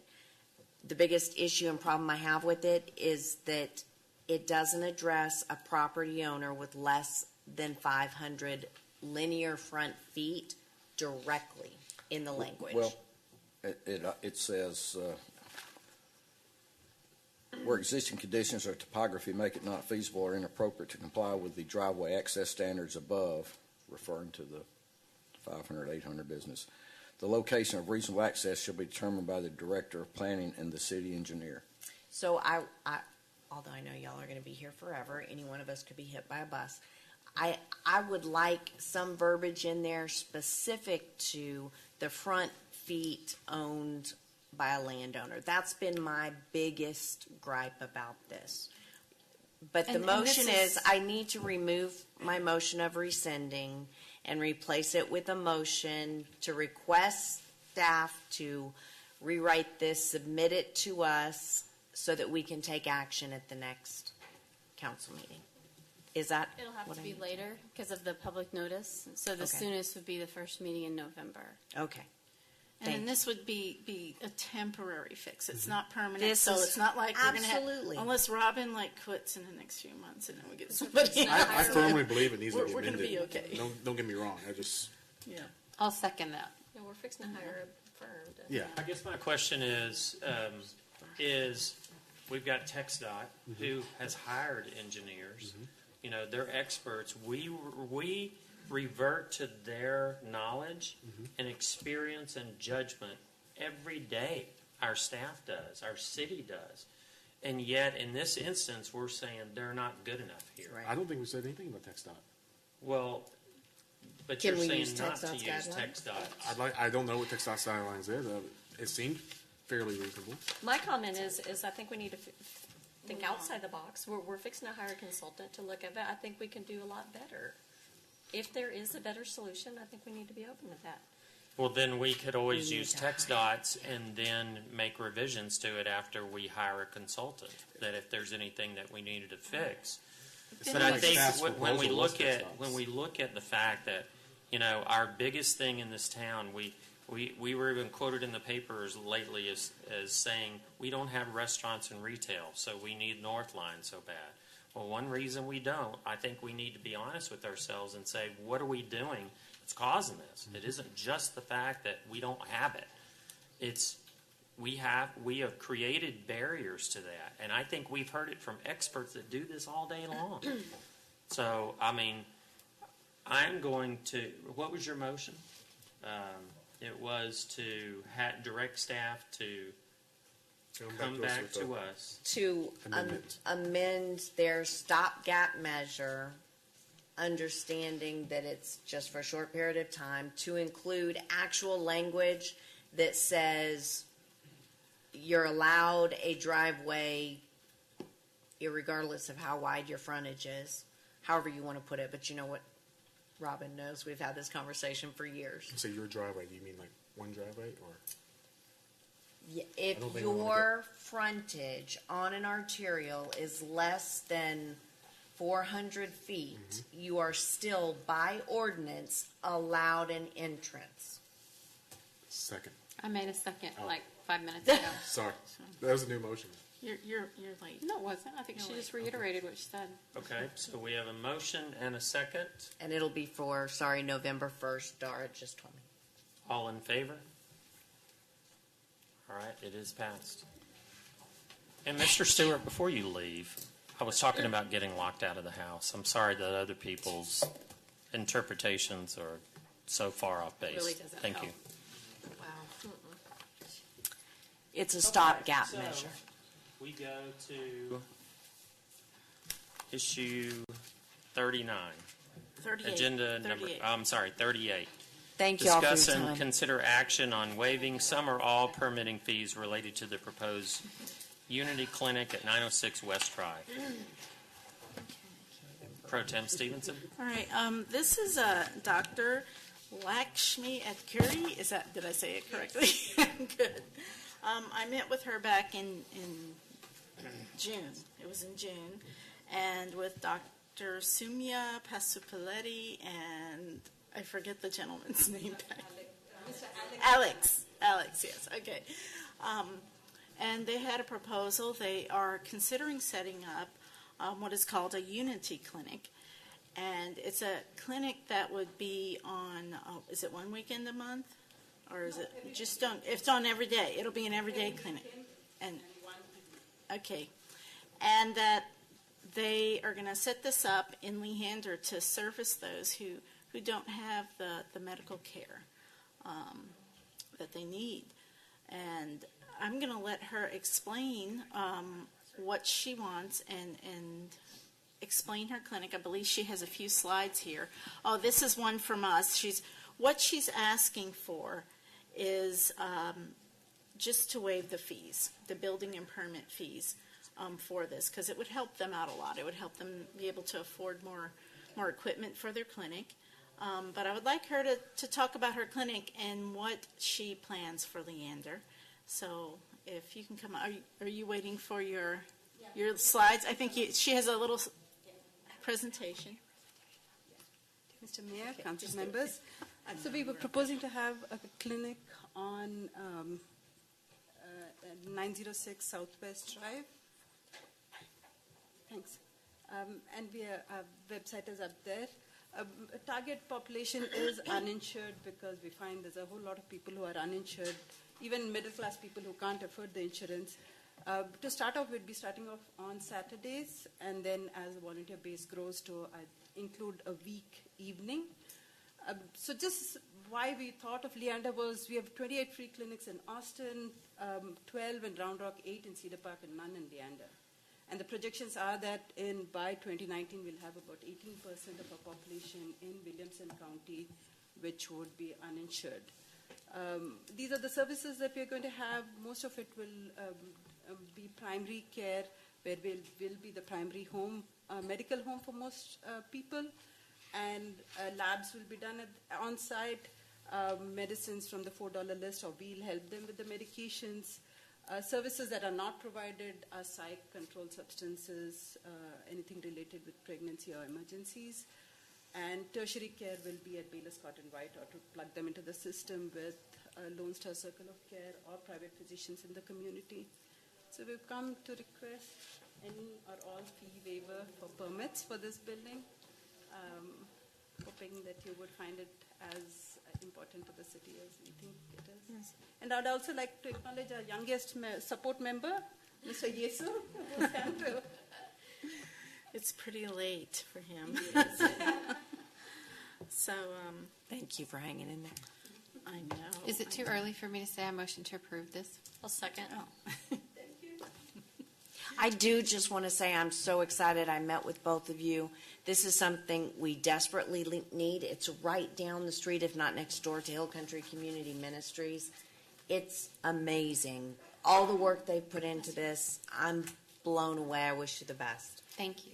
And I want to thank you for all the work you've already been doing for our community. It's so appreciated. May, can I please get clarification? The agenda item is listed as waiving some or all, so your So all motion the to fees, approve, yeah. so your motion Oh. to approve all. Yes, ma'am. All. Okay, so we have a motion to approve by Councilmember Shepherd with a second by Pro Tem Stevenson. No. It was actually. Oh, sorry. Navarrete. Councilmember Navarrete. All in favor? All right, passes unanimously. Thank you, ladies. Thank you. All right, Councilmember closing statements. No. Oh. All right, it is late. Oh, I thought everybody was. Okay, just saying. sorry. Take any action as deemed appropriate in the city council discretion regarding the executive session pursuant to section 551.071 Texas Government Code and section 1.05 Texas Disciplinary Rules of Professional Conduct to consult with legal counsel regarding A proposed settlement agreement in the matter of cause number 17-1108 C425 3601 County Road 279 LLC versus City of Leander in the 274th Judicial District Court of Williamson County, Texas. I motion to approve the settlement agreement. I'll second. All right, we have a motion to approve and a second. All in favor? B, access management regulations. No action. And C, no action. Okay, Councilmember closing statements. I actually have none this evening. I can't even think right now. I want to go to bed. So good night, everybody. Thank you for coming and hanging in there. I just want to, again, thank our firemen and our first responders who reacted during the very quick rising floodwaters and applaud them for their bravery and their well-prepared reaction to what happened. And I'm so grateful that there was a good outcome. I would like to thank all the landowners and brokers and developers, et cetera, who came to speak on the access management and have been with me fighting along this all the time. But I also especially would like to call out the staff because they've had to hear all of these people's comments, times about 100 for the last year and a half, and they work themselves to the bone. So Definitely. Just want to give recognition to Mr. Sid Sokol for his I guess you call it retirement from the P&Z Commission. He sat down after the last meeting, and so I was there to kind of congratulate him and give him a plaque and everything. And then just call out to the chamber. We had a great time at the Best Party Ever last weekend, and it's always a fun event. I also want to thank staff for hanging in there with us tonight, and please extend our gratitude to your families. I know they're sacrificing as well. Also, wanted to give a plug. Next weekend, we are having the Bluegrass Festival, if there's no rain, right? So from 6 to 10, Friday and Saturday night, that's October 12th and 13th, stop by the Mason Homestead, that's right next door to the library, and the festival is free. There's great music and the wonderful people of Leander. Get out and get to know your neighbors. Thanks. I just wanted to thank staff. I know these times are a little bit troubling sometimes. Number one, I wanted to give kudos to Kent and to Chief Gardner for presentations tonight that were great. We just started the reporting that directors are doing, and both presentations were spot on awesome. So kudos, guys. Thank you very much. If I could have a motion to adjourn? So be it. All right. Thank you. Good night.